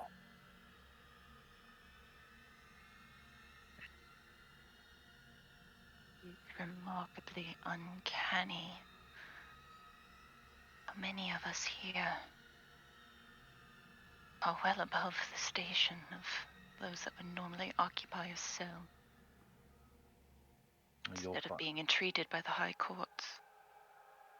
I think you will find that a cell imprisons a noblewoman as easily as it does a commoner. Perhaps that is the point. Or perhaps it is this that we are all extraordinarily unlucky. Alaric looks towards Kellen with an incredibly condescending look, as though he were but a child. You are a commoner, aren't you? What do you know of our lives?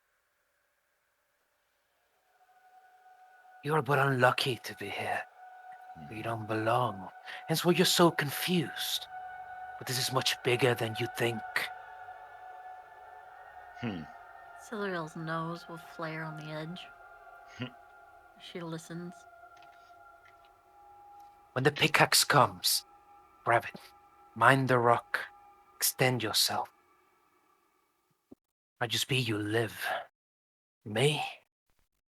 That pale creature beside you? That cell? We're not so lucky. Oh. You think because of your birth that you are above common labors? Circumstances of birth? I know you are born with the same muscles and bones as the rest of us, right? You can tell that Alaric doesn't want to say it, but in his face and demeanor, yeah, he believes it, that he's entirely above. Behind Alaric, dark eyes would peer through the bars, silently watching him. Judging. No, just observing. Don't want to be gosh, right, by saying that, all right, but she's he's definitely there.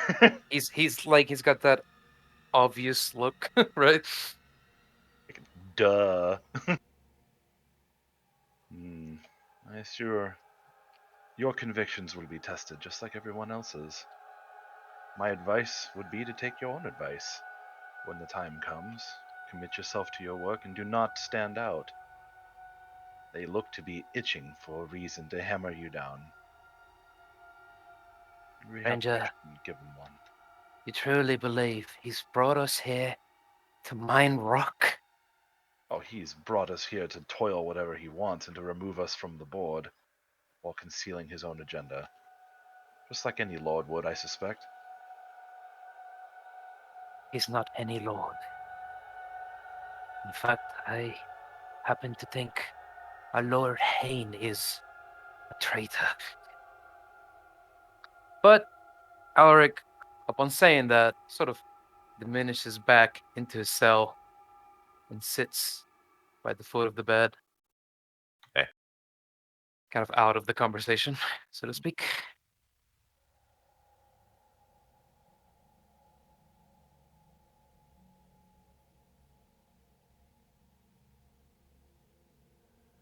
Well, with that, I guess Kellen will step back and flop onto the bed. Miss Yuria, seeing that Alaric has stopped his proclamation, moves towards the cell, eyes on Lady Lamordia. So, a lady Whoops. Oh. It What broke have it. you done? You fool! was an accident. I'm sorry. Wow. Oh no, there Oh, goes the world. That's So not the gonna go by fellowship yet. comes apart.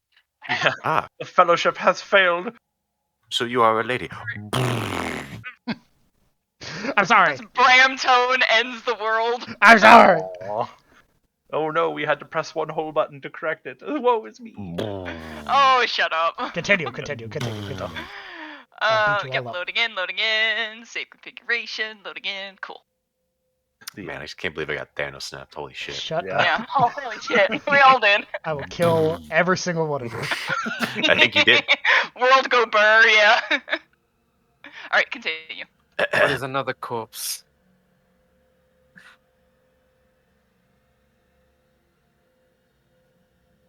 What was that? I was gonna say, could you just repeat the last thing you said? So, you are a lady.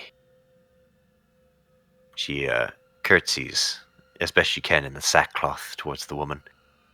Of Vinheim? That is hardly necessary, especially given the circumstances. But yes, my family hails from Malgrove of Vinheim.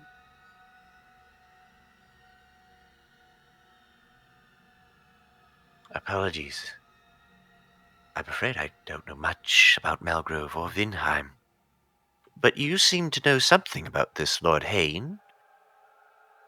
Something he has more interest in you than the rest of us. Are you neighbors then? No. Vinheim is far and away from any territory of the Auschwitz. You were. I- Sorry? Out of character, after you. Go ahead. Oh. You were invited here, you said?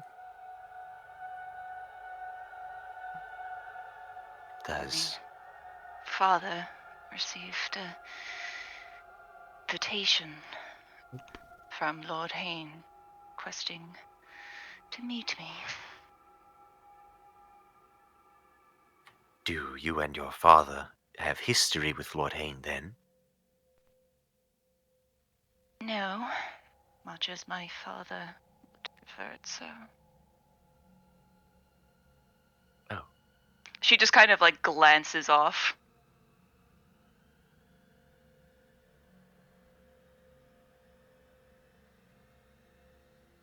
From his cell next to her, and he's just like, "So why were you sent here then?"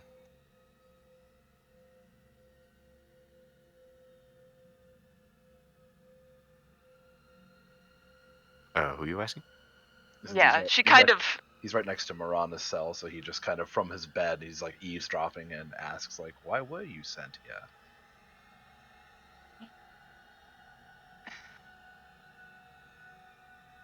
And it was just supposed to be a meeting with Lord Hain.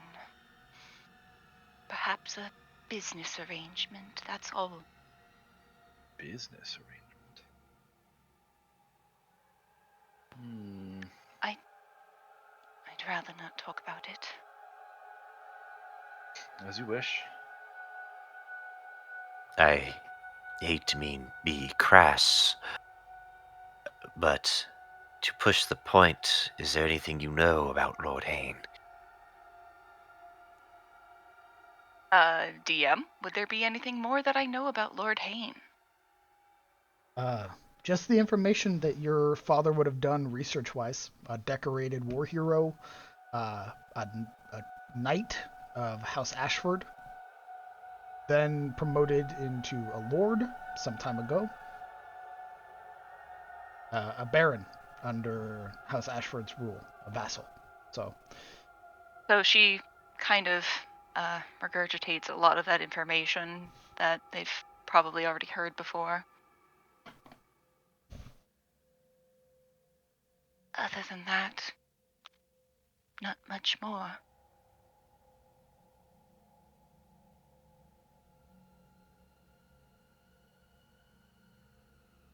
I see. She kind of sits at the edge of her bed.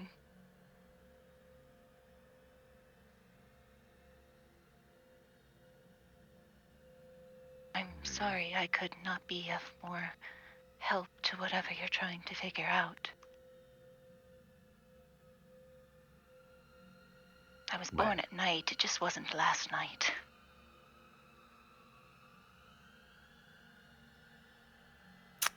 She kind of tilts her head at that odd comment, but doesn't ask for elaboration.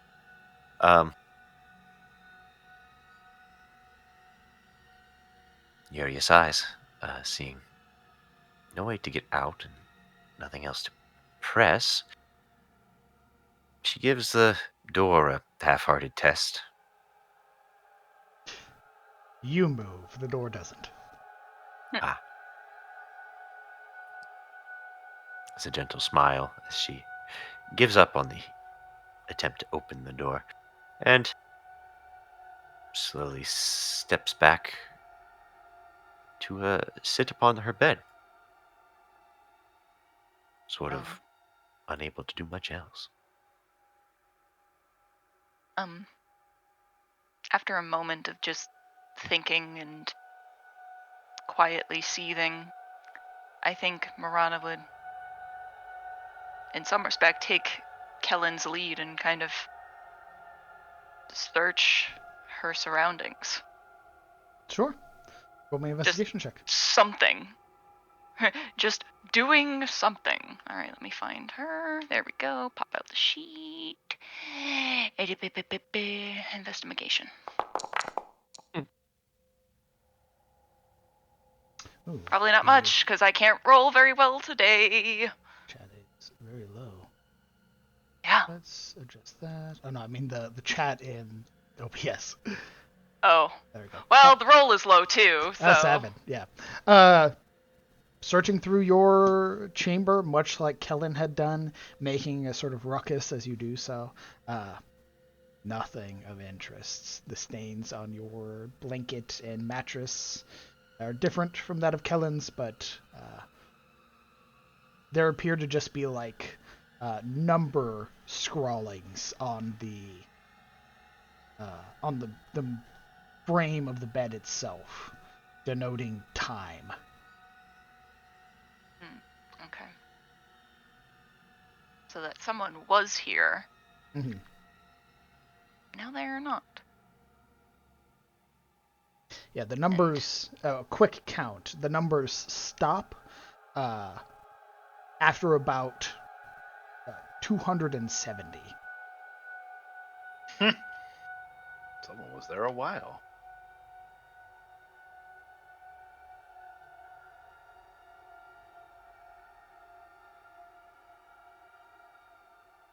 I guess Yuri would also just kind of scan the wall without much else to look at. She would not be as active in her investigation. Okay. So we'll just use your passive investigation then. Very well. Your passive investigation's a 13.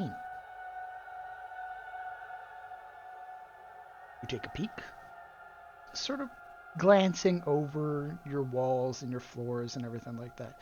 You would notice along the wall that has the sort of mantle and chain that can be locked to your ankle and sort of hold you in your bed.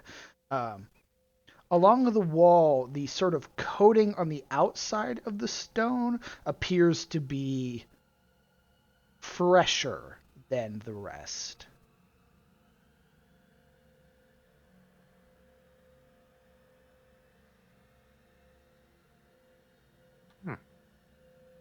So the piece of the wall with the manacle.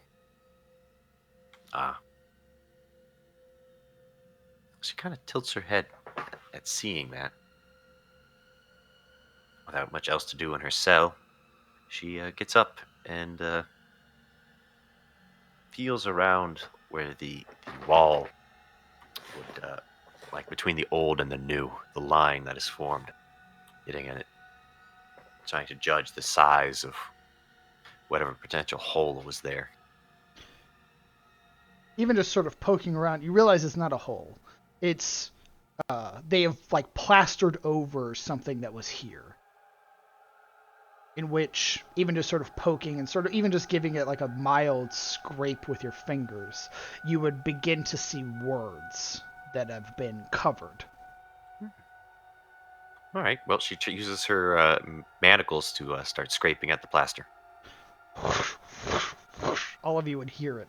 This grinding sound coming from Uria's cells as more and more is being sort of brittle and falling and sort of scattering at your feet and sort of making a mess of the floor and sort of causing you to sort of kick your feet back because you don't want to step on it. You would see in big letters the devil's work.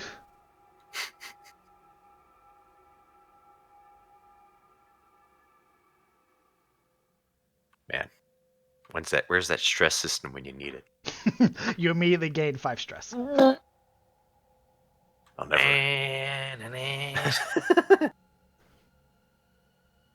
Oh, she steps back, observing the odd letters. How is it? I'm guessing it's written in common. Correct. How big is the words? Like, how long would you say it took? Is this like small, like etchings that someone did? This is something that somebody had been carving at for a while. It says the devil's work. The devil's work. Anything around that would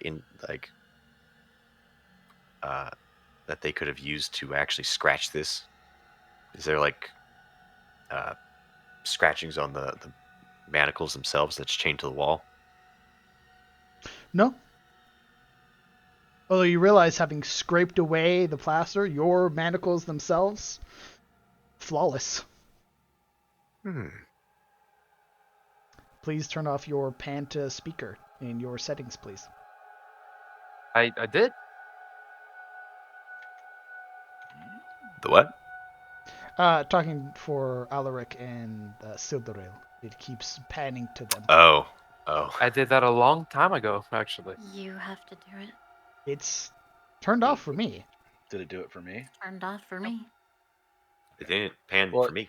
it might have been when we when the server got Thanos snapped. It might have reset. Did you click save? Because it's off for me. I'm Yeah, asking the DM. It's Yeah, off. it's off for me. It's been What off. about Ghost? I think you've been maligned by Foundry, my good DM. You right. What about It's what about Ghost. You right. You shit. It's Ghost. I know I am. Take it back. You can't take it back. Take it I've back. already got it. Take it back. You can't. You've already given me praise. I've got what I want. Ugh. My validation is secure. Continue. I'll go But back yeah, to being a brat now. By your oh my god, by the test of your manacles, though they negate magic, they appear to be magical in nature to some degree. As such, able to carve into stone and not really show any wear and tear. Perhaps how other person has done it before. I can beat the shit out of someone with these. Yes. You know what? Maybe? I have a odd question. Go on. How tall are the cells / ceilings? About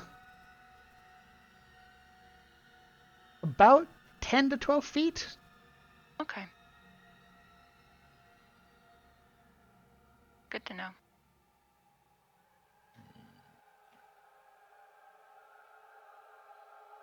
Is there anything up near the top of the cells?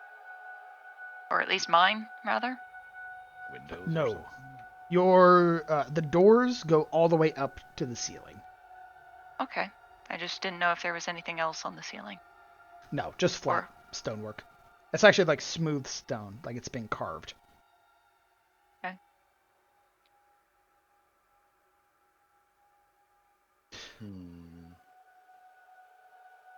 Well, If there's nothing else, I said if there's nothing else, Kellen will just lay on his bed and start singing to himself quietly. as you all are laying about in your cells, sort of biding your time, you would hear footfalls again. A set of them. It's unclear how much time has passed. You've been down here for an hour, maybe more. It's unsure. But what you would see are two... What are you doing? Two guardsmen. Or rather, enforcers, as they are labeled. Coming to the cells.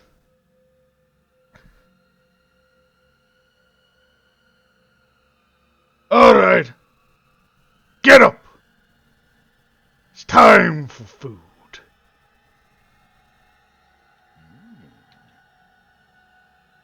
What fresh hell do they have for us today, I wonder? When the doors open, step out and turn your backs to us. Face the door. They gesture to this one.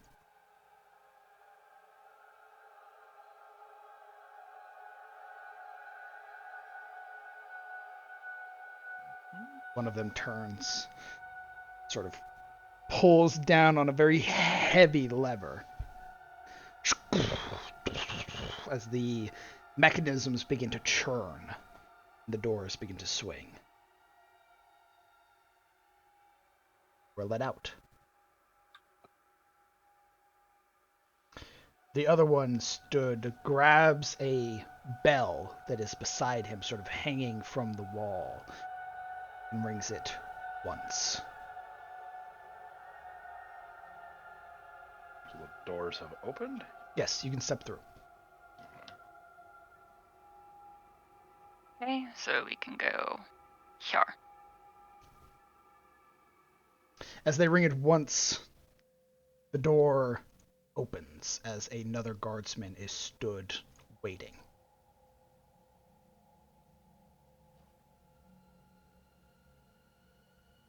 I'm just gonna peek behind me at the mechanism that they used. Just over her shoulder. It would be just out of view, given line of sight. Okay, It is along the walls. But I get it's like maybe in this area, correct? You would know that the bell is over here. Okay, I know something's there. Okay, cool.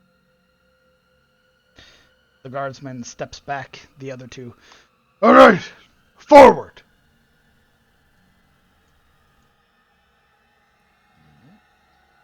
I assume we follow. Correct.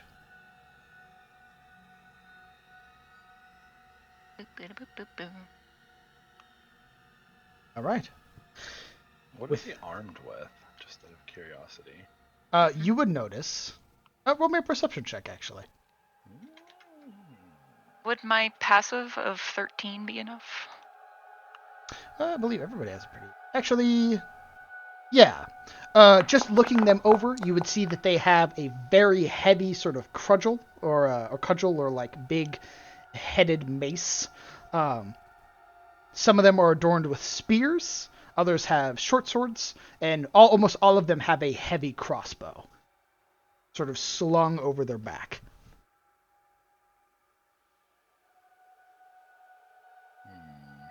Like, just like leather armor, or? Yeah. Judging by the make of it. Okay. But you all are just led forward down a long hallway. You are sort of kept bunched together, two abreast. You're not allowed to stray from one another. If you do, you are immediately shoved back in line. That means you, Alaric. What do you mean? I was making room for them. Assuming we're on a map transition point. Correct. Yeah.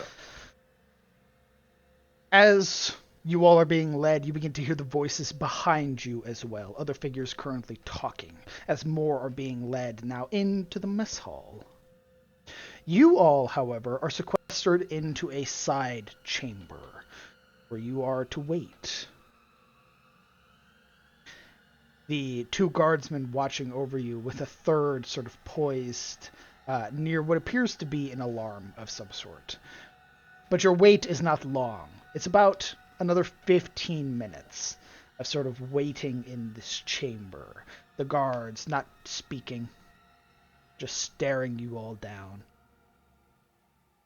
After about 15 minutes, they hear a sort of a sharper whistle come from further down the hallway, in which the one near the alarm gives a nod and gestures the other two out. And you all are led out of that chamber, that smaller sort of antechamber where you had been waiting, and are led now into the mess hall, or the galley. Before you, a large room.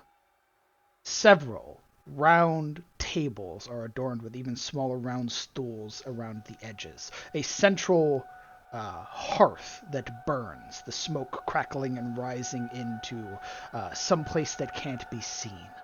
And to the far edge of the wall, a long table, flanked on either side by benches.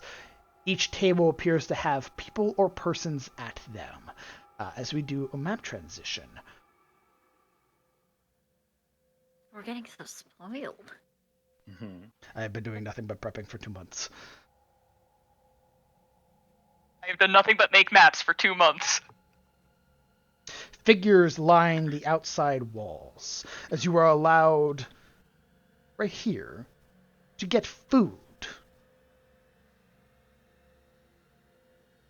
You would see guardsmen stationed at the corners, and one more imposing than the others, clad in plate mail with a long sword, and a sort of whip that hangs at his waist.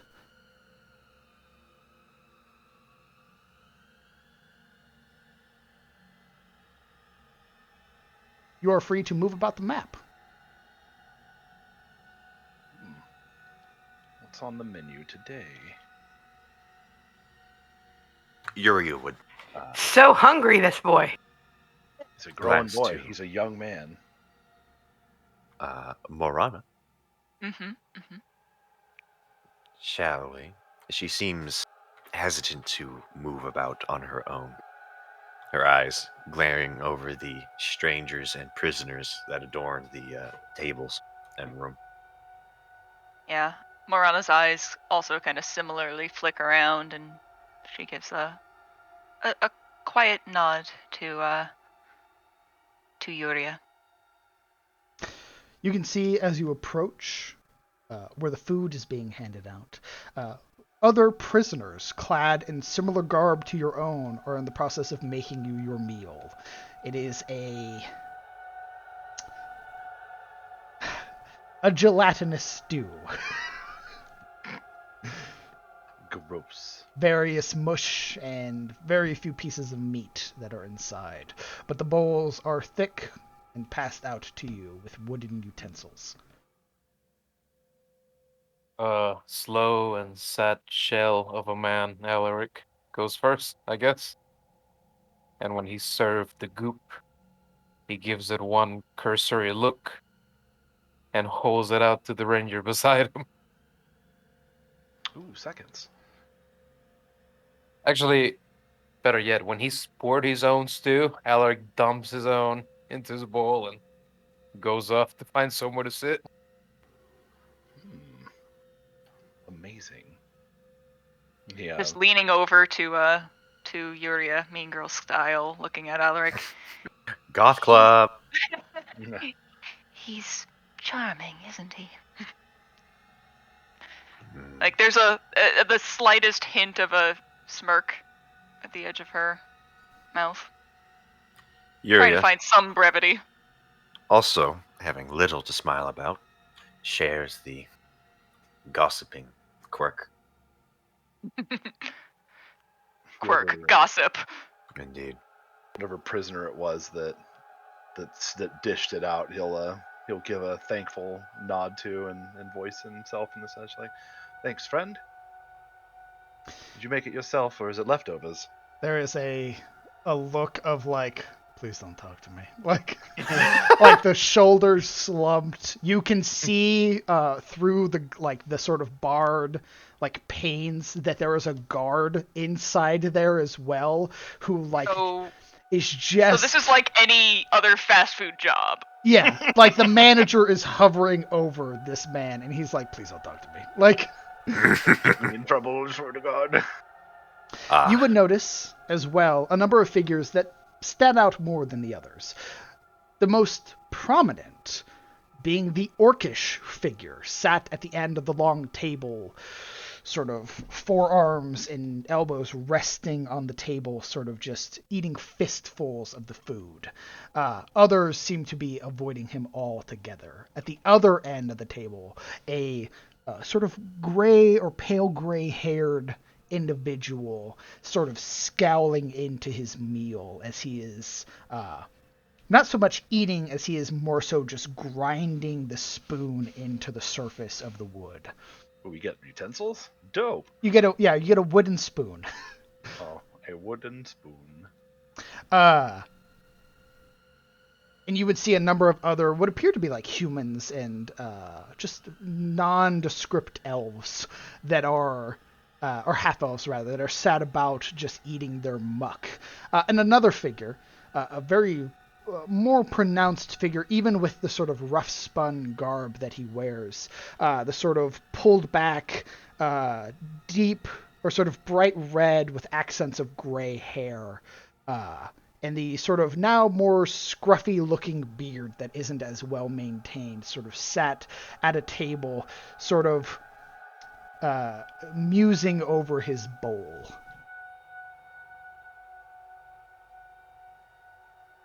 Sabine would get her food and then give a polite nod to the guard, keeping a soft smile on her face, not letting her emotions show what she's actually feeling.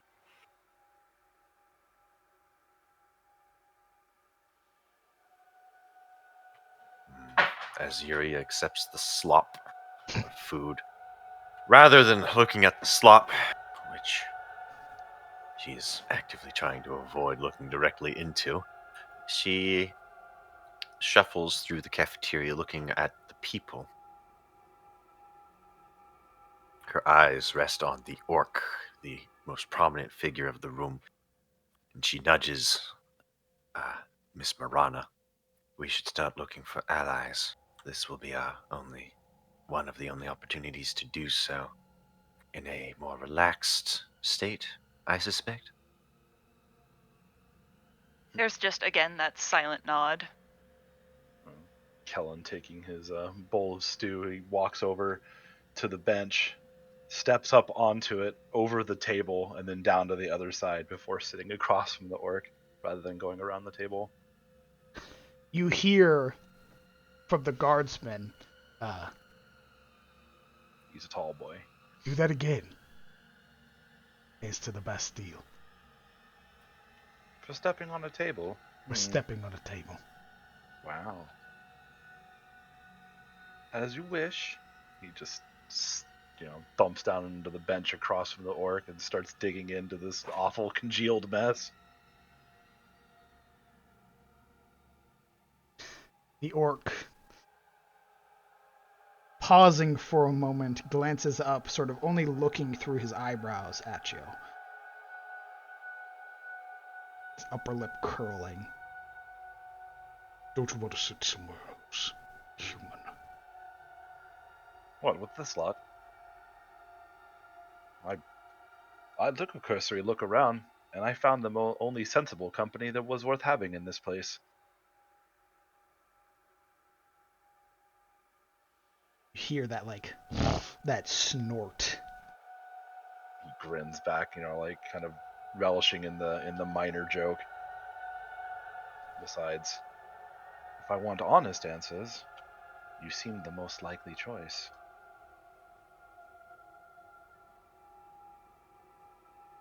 He gives a sidelong glance to the guard, whose attention is firmly affixed on you for about several beats before he turns his attention, sort of lazily looking about the rest of the room.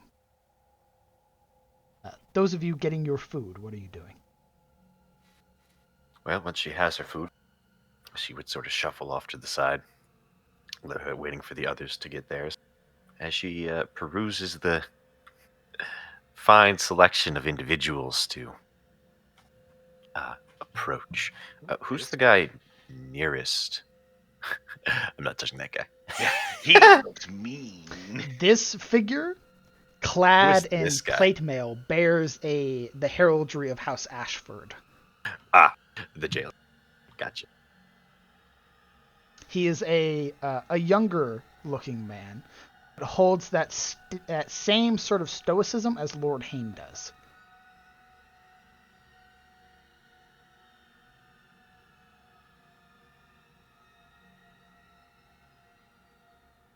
Sorry. So that's this guy right here that we're in front of? This one. Yeah, okay. Got it. Oi, Cool. Thank you. get out of the wall. Not No, in it's the wall. my wall. Oh, you're in the wall. Okay. So looking around, you see those two at that table with that individual. Kellen is making friends with the orc. Friends, air quote. Indeed. And then just kind of glancing around, seeing who else is potentially of interest. You would see, again, the red-haired man, much older-looking gentleman, sat at a round table, was by himself until Alaric and Sabine joined him. You have the gray-haired figure, though more younger-looking, sat at the far end of a table with people actively avoiding him, and the orc with people actively avoiding him. Though the orc bears a gray complexion. Does it look similar to the ones on the ship with the Spinebreaker? Roll me a insight check. Right, not perception. While he rolls, I'd like to point out that Alaric's arrival to the table with this red-headed man, Nope. he showed no interest on him. He just saw him lonely enough to claim the other half and sort of slump into the corner and fold over with his chest to the table in silence. That's it. Hard to glean aside from the sort of gray complexion, but it's hard to tell if it's the light in here or if it's just the way he looks. Is the older gentleman the least threatening person in the room? Mean. Roll me a insight check.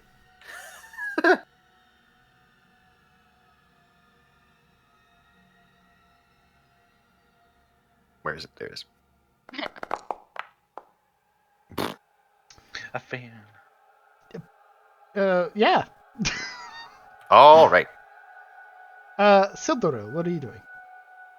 She's waiting for the girls to leave and their little weird movements.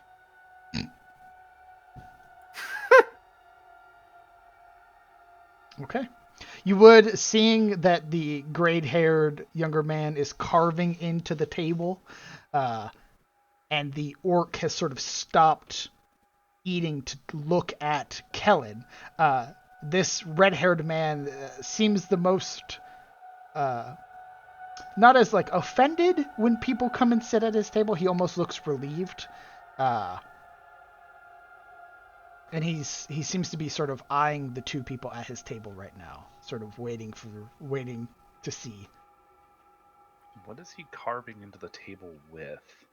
The spoon is slowly degrading. It's not doing a Nice. very good I job. like this guy. That would be Edgelord McGee over there. Yeah. Yeah, that would be this gentleman over here, currently carving into the table with the nub of the spoon. The orc was eating without any utensils, right? It doesn't look like they gave him utensils.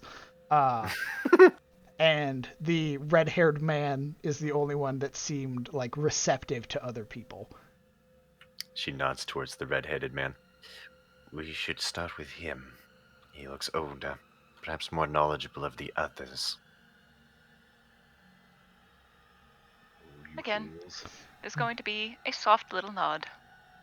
The figure here, sort of having drawn his attention now like a constant sweeping CCTV camera, right? Like, sort of just watching the whole group, has settled his attention on both of you. Move. Oh, apologies. How similar is his garb to Lord Hain? Very similar. lacking some of the more eccentric accoutrement, like the more protruding spikes, right, that adorn the pauldrons and everything. But he has the heraldry of House Ashford, and another set of coloration that more closely matches Lord Hayne's personal coloration, not House Ashford's. Apologies, my lord. And she starts to scramble towards one of the tables. As he's eyeing everyone over, she would, using her very particular skill set, lock eyes with him and go to a moment in her memory that would make her visibly blush. Almost like a closet flirting, but kind of keeping it low key. And she'd direct her gaze coyly downward and continue to the table. His brows knit together with visible confusion. He hasn't said anything. What the So fuck he's is like, That's the guard, the pretty guard, the one with the heraldry. As she passed him, This one. oh, gotcha. He does acknowledge you, but it is almost like a blank expression that he meets you with. Like this sort of indifferent, uncaring expression until he had to talk. That's when the expression came and he settled into this deep scowl. But the moment you complied is the moment it relaxed. And he just went back to this very placid expression. it's a long game, baby. I know it's not going to be instantaneous results. Morana, on your approach with Juria, seeing you come over, Alaric would have stood up and lacely, with a motion of the hand that could easily seem as though he's being derisive, motion her to his stool. It's meant to seem like manners, but he's so tired, his body language is beyond that. Oh, thank you. And she kind of, again, takes the spot as offered. Silvero, Yeah, what are you doing? I was just typing. She just walks by and takes the bowl. Completely, same expression as this person here. Very placid, stoic expression. Okay. And I mean, she's the ward of the house he serves, so she sees those colors and it's just like, motherfucker. I have a question. Before offered the seat, the angry individual back there who is preparing a shiv, it looks like. Is there a way to, when someone's looking at you and they eventually, you get that feeling in the back of your head? You just want to stare at him until he acknowledges you? Is that what you're trying to do? There's going to be a lot of staring. Like, there's going to be, like, she'll turn to acknowledge Alaric and do her whole thing, and then sit down and give a look to the red-haired man.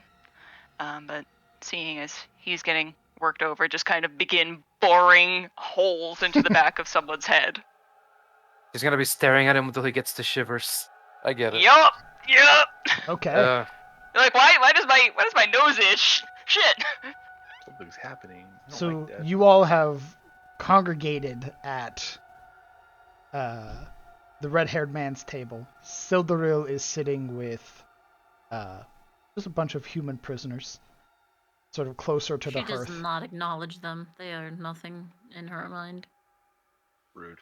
Okay. And Kellen is set across from the orc. Yuria, what are you doing? She was about to sit down before this display of gentlemanness was before her. She smiles thinly and then sits down over by Sabine. Okay. gracefully setting her muck onto the table and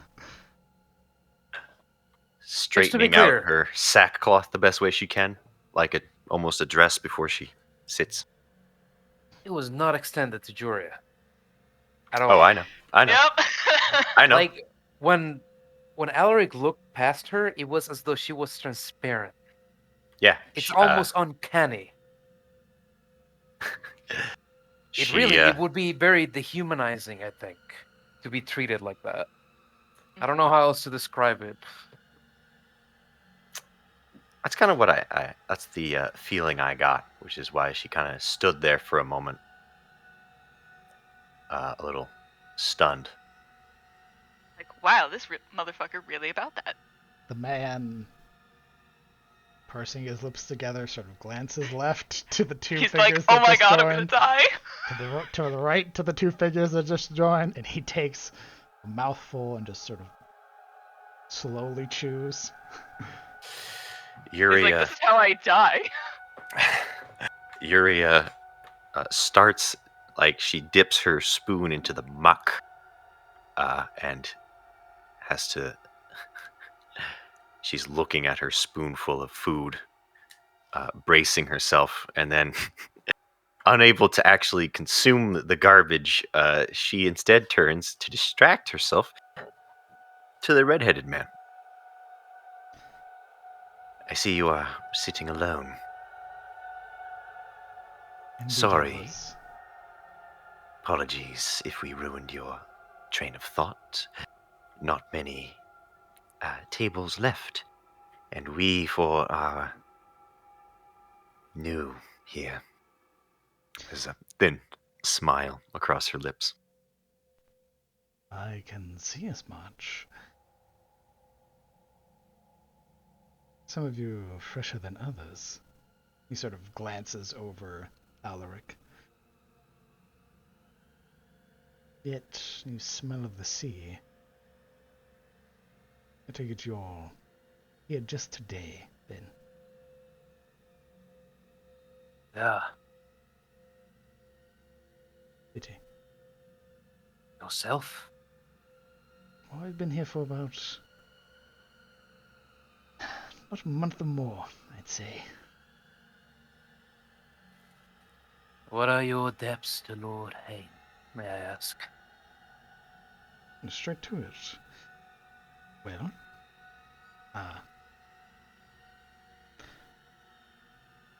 though they won't believe me, casting without a sponsor, an infiltration of a foreign power.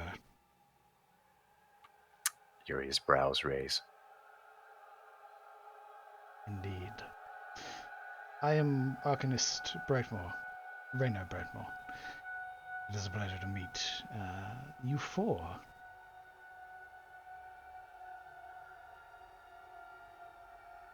And I believe you believe me if I told you who I am. It depends on what you say. I don't imagine you're the High King. Strange. So many unsponsored spellcasters. She lifts her manacles, giving them a gentle jingle. I am anything but. They, sadly, took my mark and then claimed that I am unsponsored. That is the way of it.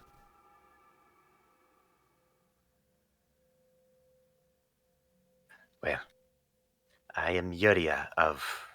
There's a pause. She considers informing others around her of being an outsider, more than she already has. Just Yuria, Ziri.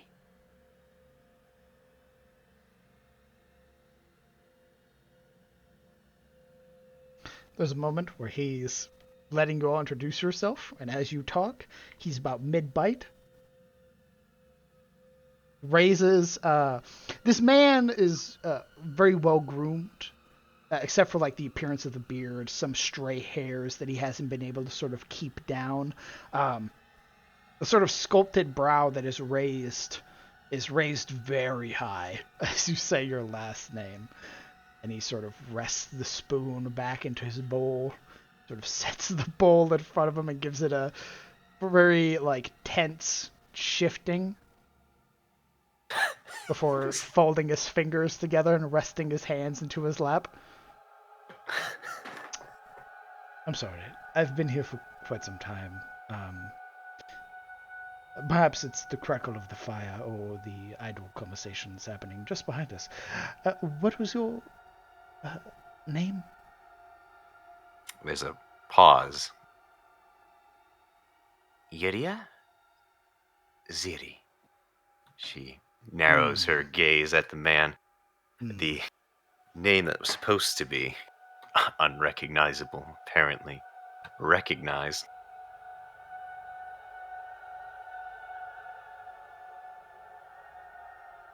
You can see him purse his lips together, that bottom lip sort of jutting out as he gives a nod, sort of sucking through his teeth.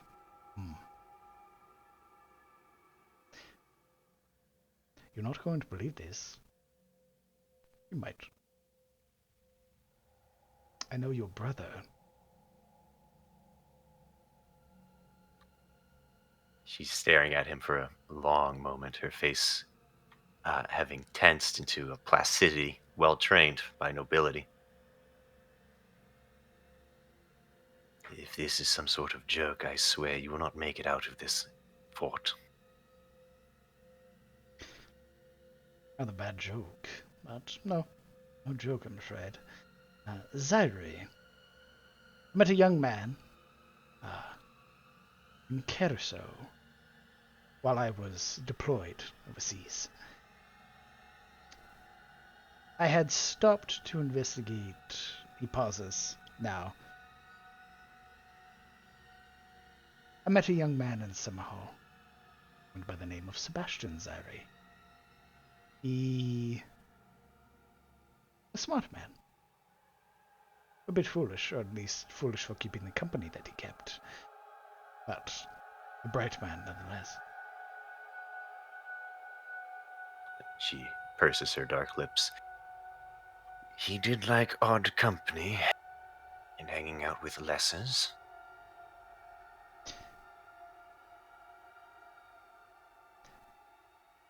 How is he? It's been a while since I've seen him, since he's taken with the Crystal Legion.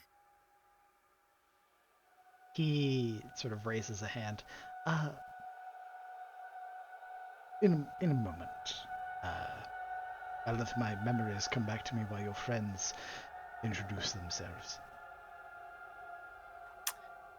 Clearly not wanting to interrupt the conversation, but forcing herself, she contends with the bowl of sludge in front of her, absently stirring at it as she waits for the others to introduce themselves. We'll put a pause on that real quick. Kellen. Sat across from the orc, who hasn't eaten since you've sat down, right? Just sort of watching you. Sort of taking in your features. What are you waiting for?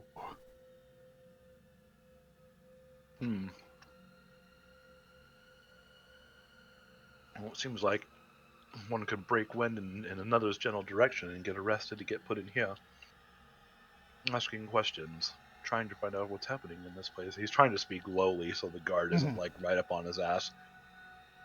This orc is also speaking as low as he is able. Me and my brothers and sisters, not in blood, mind you, but are concerned that beastmen might be running an incursion from the south. And apparently, asking questions about the local state is enough to get you thrown in here. What about yourself? I'm surprised to see an orc in here. What with Spinebreaker and his men running the prison barge. His eyes show that momentary lapse of stoicism as they sort of light up. Very quickly sort of grunts and regains that look Good, yes. Watching my Spinebreaker. What of the others? There were other orcs with him. Most who don't seem to like Lord Hain very much. In fact, they seem to outright hate him. Not that I can blame them at this point. You can see the fingers curling inwards, sort of making tight knuckles, or sort of tight fists. He sort of cracks his hands without even really having to pop them. Are you one of his people?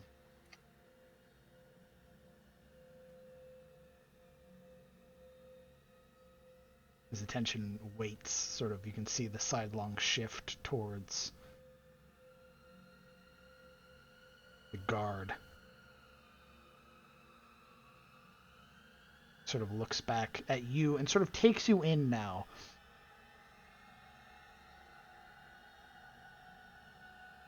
You ask too much. It is why I'm here. Why break the habit now?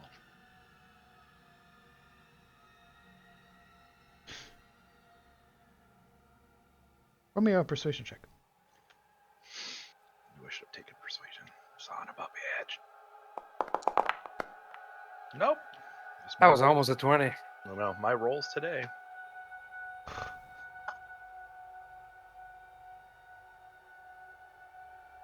It was a big fat 20. Will not be pawn some human scheme. Ask your questions elsewhere.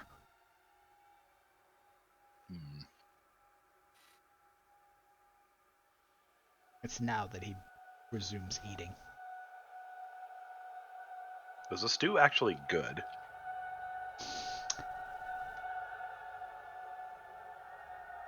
Remember that time Ibrahim tried to make Manticore? I hear the dice roll. I still remember that 6.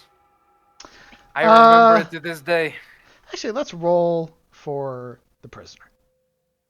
Let's see how well they made the food. Ibrahim rolled a fat 6, bro. My It's man's got a amazing. chef hat. Let's go. It looks like garbage. Tastes pretty good. Oh shit, it's gumbo. No wonder. Reminds me of Picadillo. Looks absolute not great. Tastes amazing. Yeah, that's Yo, Nolan's food. picadillo llanero is delicious. Looks like dirt. Tastes like heaven. So since he got a double helping because Alaric dumped his portion into his bowl, he'll eat like half of what's in there, and then push it like partway towards the orc as kind of like an offering. In a way, like there's no scheme. I am only attempting to find out the state of things. Meeting orcs on the ship, acting as jailers, was a bit of a shock. I know they're not happy about it.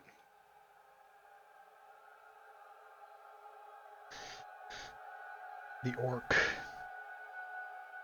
You can see the hands, the fingers sort of continue to open and curl inwards on his palms as he's eyeing that bowl that you have presented.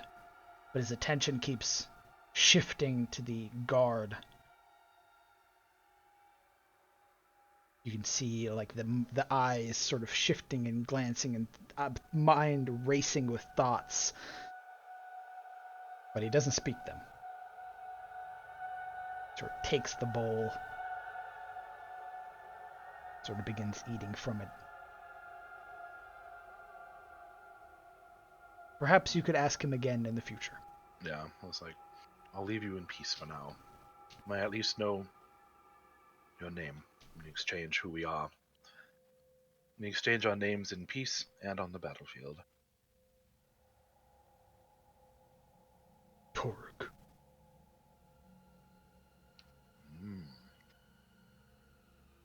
Interesting. I'm Kellen. You know, your friends aboard the ship spoke of you. That name is familiar to me. Stop. Another time, then. I'll let you think about it. His eyes are cast downwards as he just resumes eating.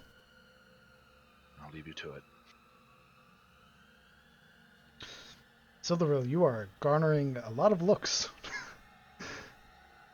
Why? As you are a high elf.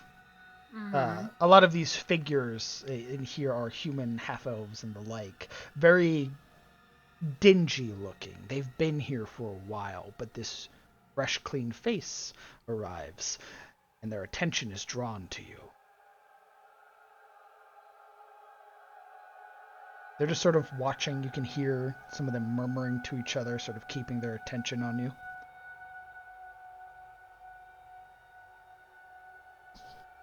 She would lift her head from the bowl to see these three. What are they doing? They were sort of murmuring to each other and sort of keeping their attention on you, but the moment you look up from your bowl is the moment they immediately cast their attention down. To narrow her eyes. Pussy. Her sharp, pointed eyes are narrowed as she looks each of them over.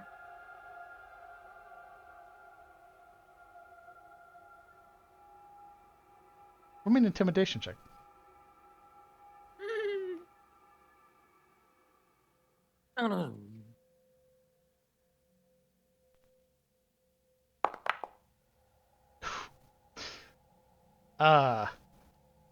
The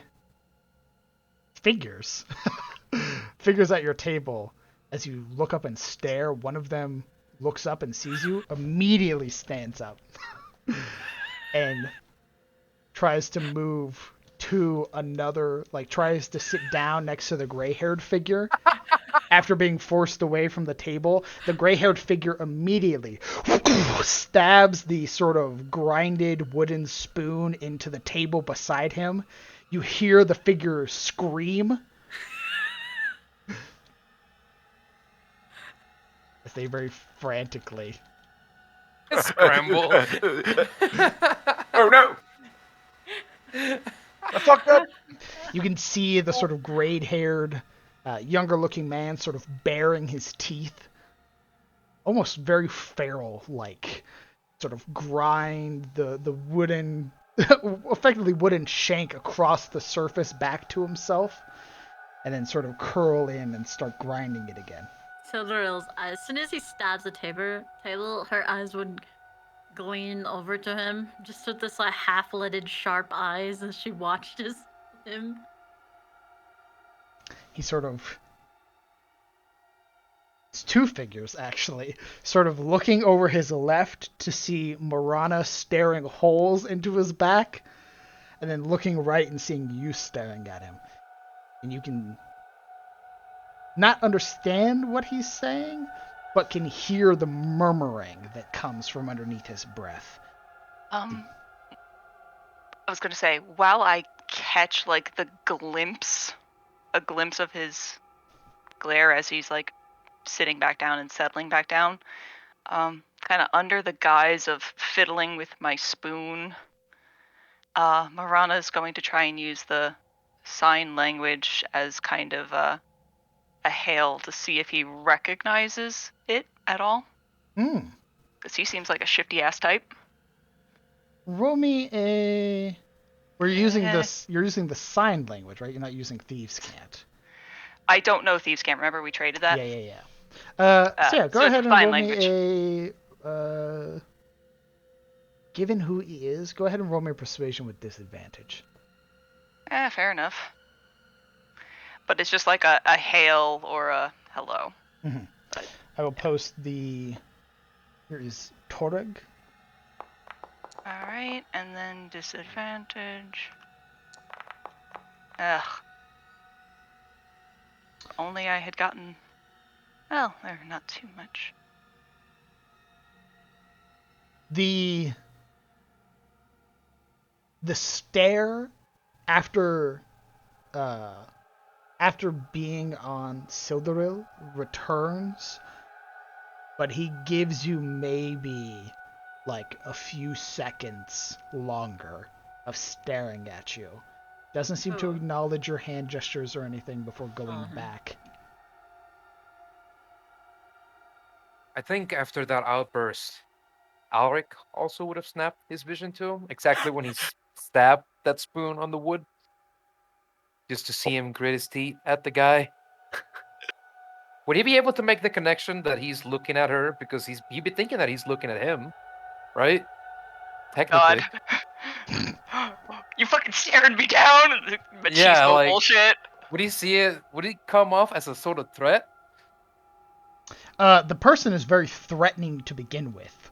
Like the aura they exude is like that of a sort of feral creature that has been confined to a cage and they are trying to get out. So even them just looking over their shoulder, it's like a sort of casting their stare over everything. So that aura comes with it. So under that screen of gray hair, would he see that he's looking at Roll me a perception check. Morana beside him? Or insight, whichever you prefer. I think perception for this particular case. Yeah, with the 20, you would know that he is staring, or was staring at Morana. And sort of very quickly turning his attention back. You can see that the guard in the corner, after he had slammed the remnant of the shank into the table, sort of drug it back. You could see the guard wanting to say something, but doesn't. Very, very softly and in a kind of dissimulated gesture, Alaric doesn't quite lean towards Morana, but rather he leans out an elbow across the table that is vaguely in her direction. And soft-spoken, he says to her, or turning somewhat towards her, he says, that there is a mad dog that could be useful to us later. You should go play lamb to him. With my serve.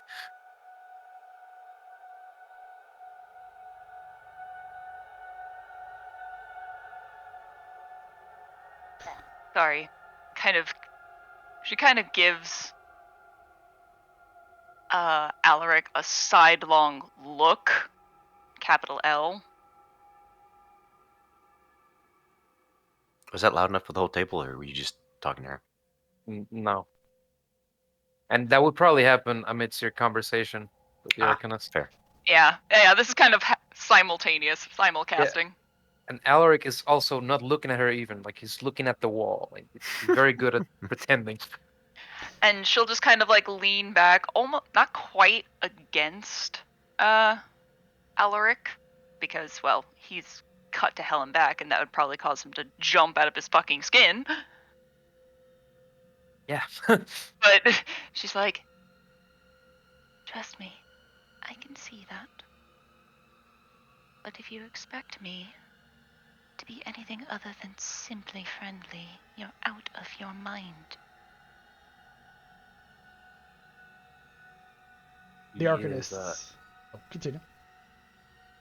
He is slightly taken aback by that. And it shows as more than just his tonal predisposition, but his body leans away. With a stuffed coo of sound, because of the answer, he raises his voice, and I think that would become audible to the table. Says, fine. Whatever you wish to do, my lady.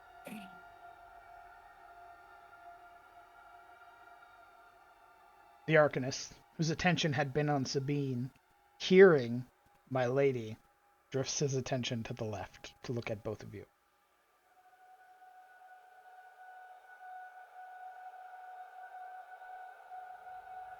There's a bit of an admonishing look sent to Alaric. Alaric is staring at the table with like a hooded look.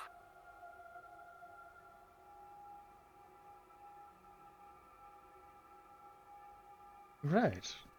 I believe you were next. Gesturing now to Sabine.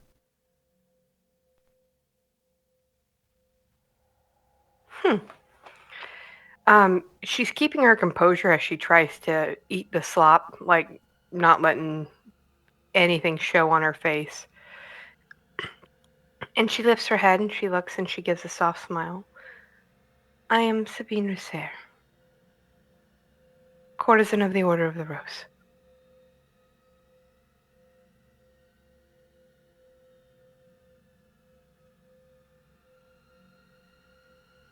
The Arcanist, giving a small nod, as if retaining the information,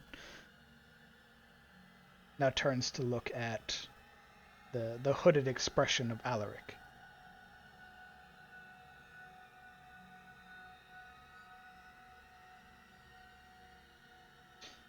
Real quick, Kellen, your answer is given by the guard captain stood to your right. The sort of smooth-faced figure of the younger knight sort of looking at you. There are no seconds.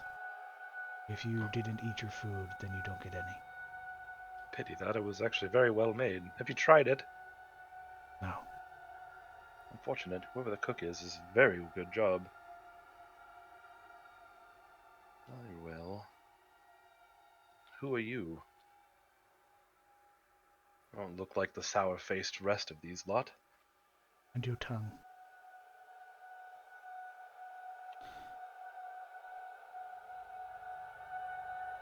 Much like Okay. Lord Hain, you will refer to me as my lord. Very well. May I ask who you are, my lord?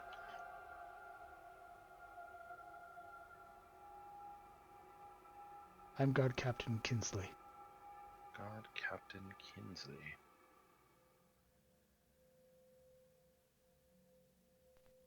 So you're in charge of the security in the whole keep? By Lord Hain's decree. Hmm. Please take your seat. Well, keep up the good work, Guard Captain Kinsley. There is no sarcasm in that, he just says it. This figure holds a very neutral expression. Their brows don't raise, their lips don't purse, nothing like that. It is just they speak and then it's done.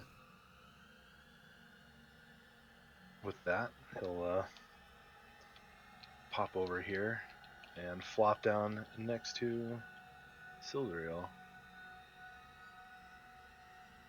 The Arcanist turns his attention to Alaric.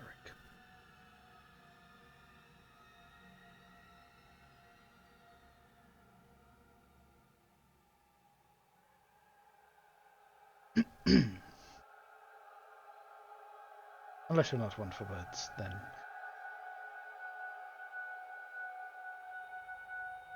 Did he get Zwaled?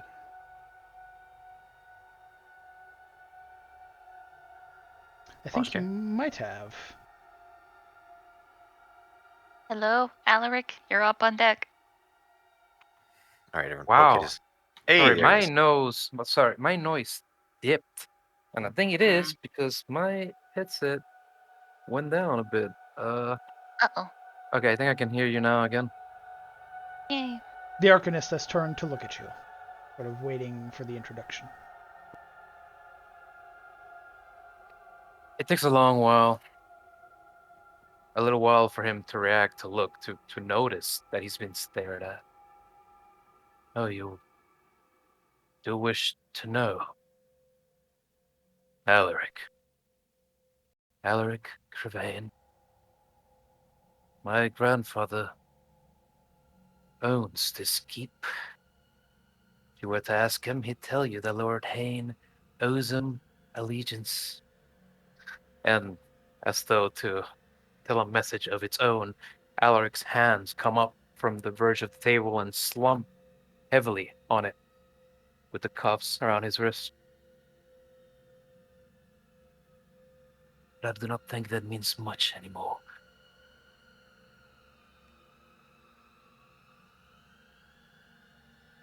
Grandfather? His intention sort of looking you over. Apologies, Your Highness. I was unaware.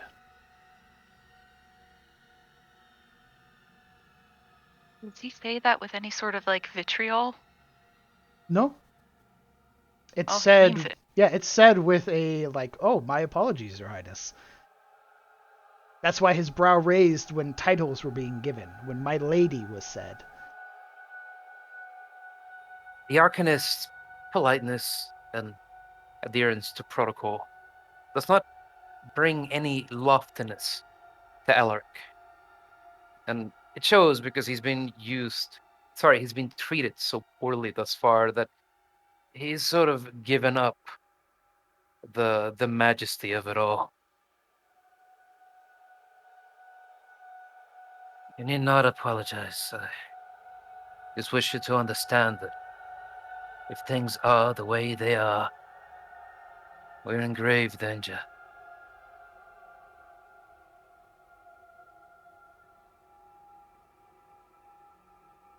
Well put, Your Highness. His attention turns to you, Marana. My Can I lady. hear him call him Your Highness? Yeah. Okay. Unlike the guarded nature of Turug and the guarded nature of the gray-haired man, Arcanist Brightmoor seems very open, very confident in the way that he speaks.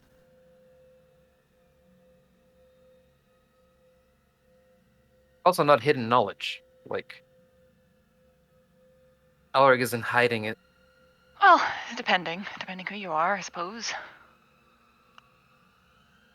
But as the Arcanist's gaze settles onto her, she kind of gives him like a polite dip of the head, as she cannot do like a full on bow right now. And she just introduces herself. Oh, my name is Rana. Kind of looks around, sees if there's any other eyes upon her. Forgive me, I just think that will suffice for now. There's a small nod, understanding. His attention shifting over his shoulder to the other two figures, just on the other table. But giving them just a passing glance as his attention returns to all of you. My earlier point. Your brother... Her eyes flick up from the soup she had started to consume. Smart man. Reckless in who he chose his party with. But when last I had met him, he was in the care of said party still. Somewhere in Keriso.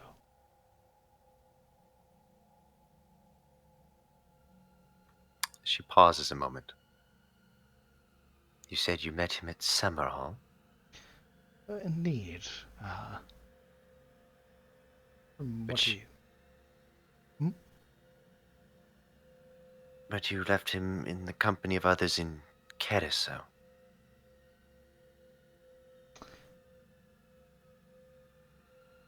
We...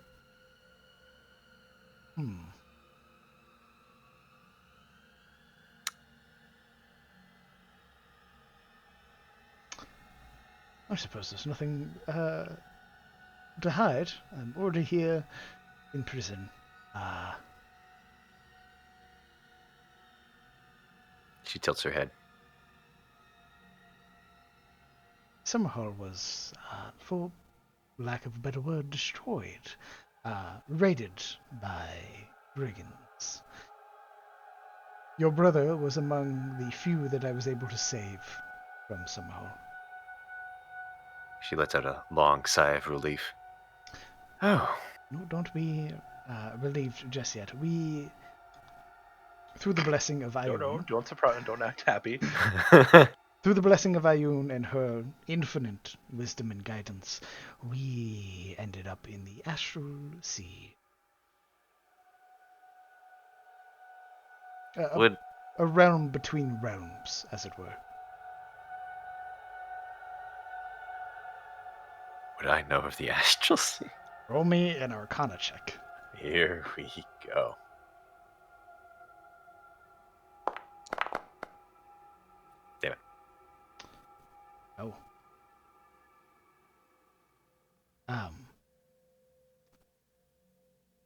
She squints. You left him. No. We left together. The problem is the nature of the plane made it so that I was separated from him, and my charge was separated from me. The last I had seen your brother, he was hale and whole. I know you're new. Did you see a violet-skinned tiefling? Sort of darker hair, along She a starts braid. to shake her head. No.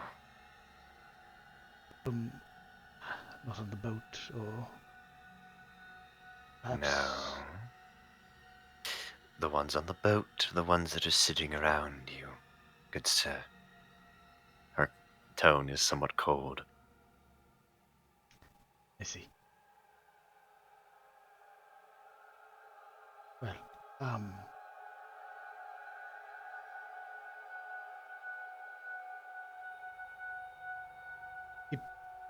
is that a loss for words?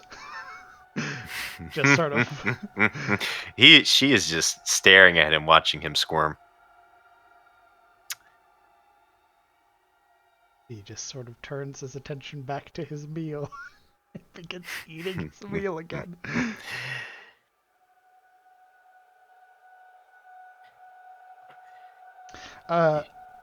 Kellen and Sildaril. You both are at the table, across from the Arcanist and the rest of the party. What are you both doing? I was about to type something. After sitting there quietly for a moment, he kind of nudges her foot with his. Are they barefoot or do they get like shoes? You're barefoot. Okay. So nudges her foot with his. So. They are firmly planted on the ground. Yeah. Are like, you? Boom. Yeah. Like, oh, jeez, my foot is broken.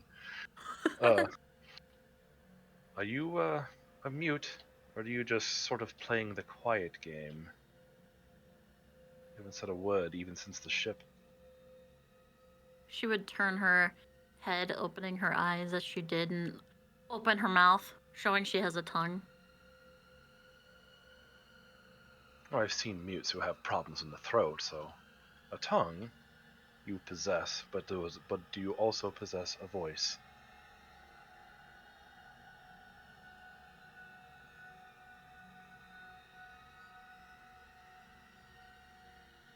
I do not see much reason to speak.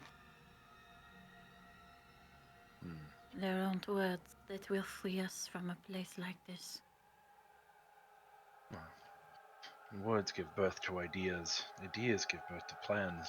Plans, they can unlock all sorts of things. She looks at him with these just disinterested eyes. And there's an emptiness there. There's no light.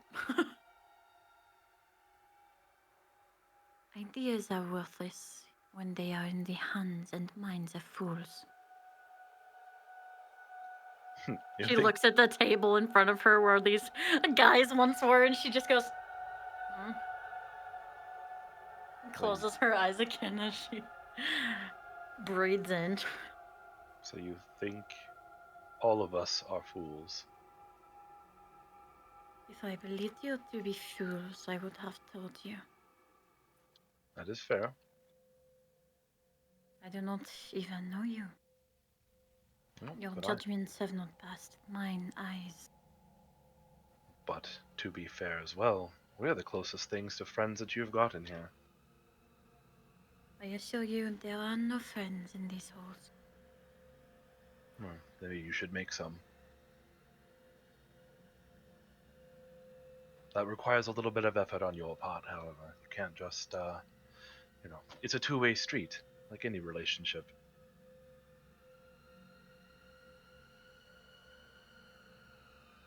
How about you start by how you spell your name? She would open her eyes, raising her eyebrow. That god's mouth is like filled with mud. When he tried to say it, I could tell he was fumbling the words, so I would hear it from you.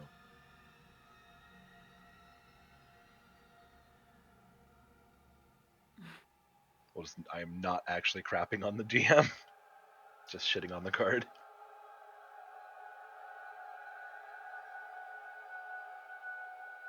My name is Silderil. Where are you from, Silderil?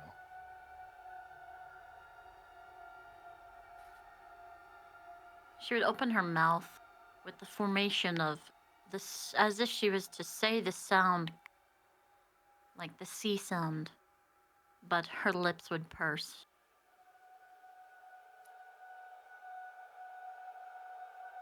Ettenmo.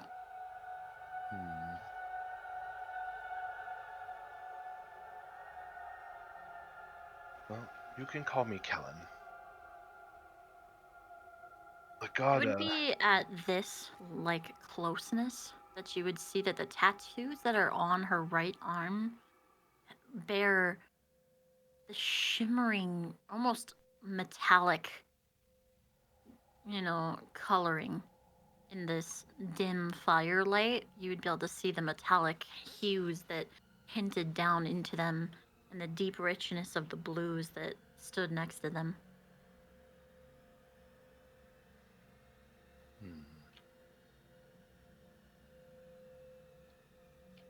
Well, like I said, you can call me Kellen. The god read our names aloud, so it's no secret. But Kellen Aldane. And, I'm not from Ettenmore. Well, not properly. But it is good to meet you.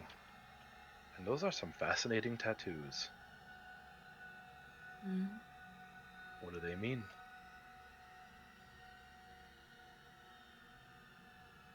They were a gift.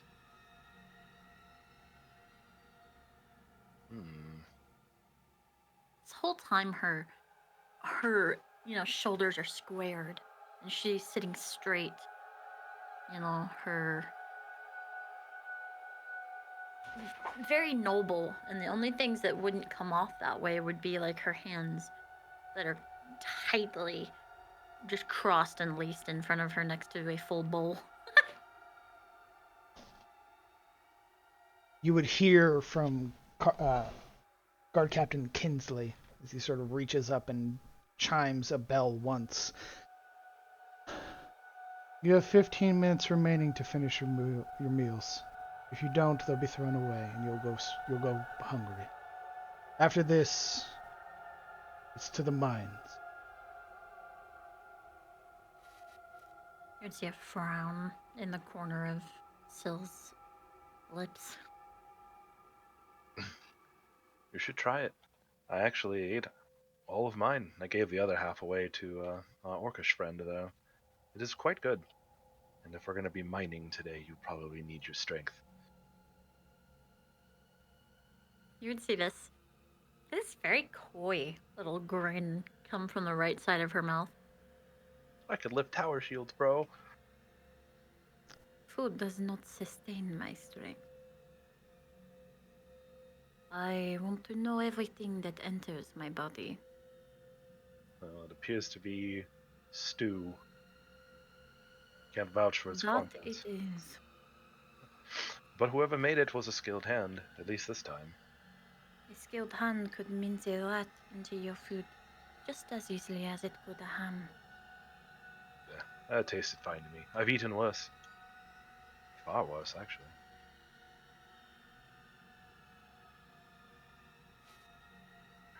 DM, I have a question. Lay on hands doesn't require any verbal or somatic. Would I be able to apply that to Alaric or no? You want to cast your holy powers in front of your guards? Does it actually have a visual effect? It does.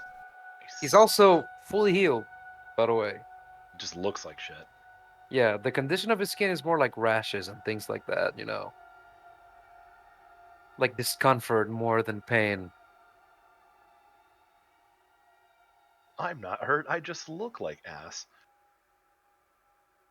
As you all are poring over your meals, some of you talking to one another, the various guards that are stationed around the room watching cautiously. And Guard Captain Kinsley sort of turning his head from left to right, studying each member individually. Marana, you would catch the glimpse of the gray-haired man glancing over his shoulder one final time. And Kellen, you would catch out of the corner of your eye the look of Torig, sat at the end of the table, watching you. He'll give Torag a very small, like, respectful nod, like the bow of his head that he gave to Spinebreaker, and in as subtle as fashion as possible, kind of like tap his fist to his chest twice. As the fire crackles in the hearth, raising smoke up into the chamber beyond that you cannot see. That's what we're going to call today's session. Hey. Yay! One more thing I wanted to say to this man. Thank you, everybody, for playing. And thank you, everybody, for coming out and watching. Today was episode 1, A Heinous Crime for Cometh the Fall. Next Friday, same time, 6 p.m. PST, we will be playing in episode 2.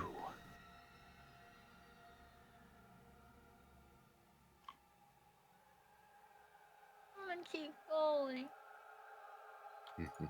I'm afraid for some it's at the limit, if I recall. But you will have next Friday to play for the full duration. Along with our game that'll be coming up this Sunday as well on Momo's channel, The Secrets of Erist. For some of us weak mortals, it is 3 a.m. Damn. There was one more thing I wanted to annoy the Rainer with. That I'm sure you bastard. will. He's got a mission now. So, unless there's anything that the party would like to say to chat or anything to myself, you're more than welcome to. If not, I'm going to go say goodbye to chat. All right, I think that was a pretty successful first session. Set a lot of things up. Has a lot of avenues. Indeed. Mm-hmm. Welcome to politics. Chat, clap for the DM for making this epic campaign. Do it now. Yeah. That's a cute orc. That's a cute orc. Tell your, Yeah. Clap. tell your Clap friends. now. You know how hard it is for me to try to do this accent. Sounds very hard. It sounds hard. I have been losing my accent all night, and I think it's from pure exhaustion. I don't know about you, but I will not be losing my accent. I Talk just to me about accent. Laughs and noble. Oh, wee. I just hear you nailing that accent like nothing. Whereas I'm over here dying. I'm dying. Man. Thank you for watching us stream. Thanks for coming out. Yay. Yes. Tell I your guess friends, it's pretty tell your alright. family. Yeah. We're pretty edgy. What? All right. I appreciate you fine fellows. I'll be back in just a moment. No, you won't. You always leave us.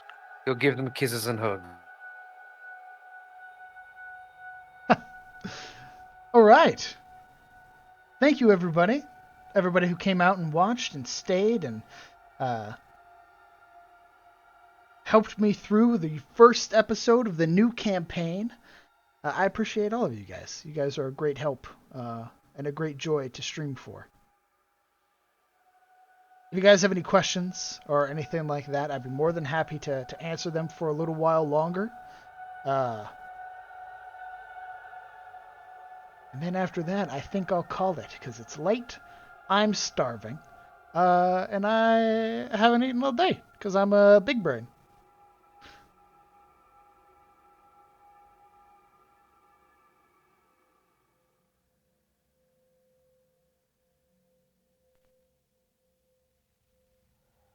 I believe with this stream, I'm one step closer to affiliate, because you guys have been absolutely knocking it out of the park, showing up every single stream. So, yes, better get some of that stew. That's right. Thank you. Is it Spoo Haha? I appreciate it. Making maps is one of the things I enjoy the most for doing D&D, aside from just being a dungeon master. And Devathian, I had everybody roll 2d6 plus 6. Do not reroll ones. And I gave everybody a feat at level 1. If I was a smart man, I'd have toggled on VODs for session 0, but sadly that is not the case.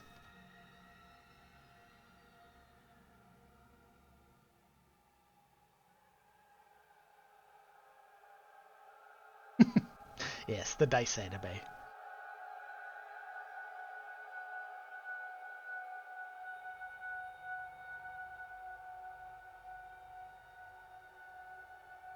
But I think I'm gonna go eat some food. Oh, well, that's incredibly. That's a. You're gonna make me blush. That's a very kind compliment. I thank you very much. I just like being a dungeon master. And if I can make it enjoyable to watch for everybody else as well, then that's even better. That's sort of my fear, or sort of worry, right? Is that it's boring. But you guys seem to really enjoy it, which inspires me to do it even more. So, yes, free action blush. I wish you all a wonderful night, wherever you are. Morning, afternoon, evening, what have you. I wish you all a good day. And I look forward to seeing you guys this Sunday as we play in the Secrets of Erist. And the party goes to confront whatever lies beneath the statue in the Cathedral of Light. Good night, everybody.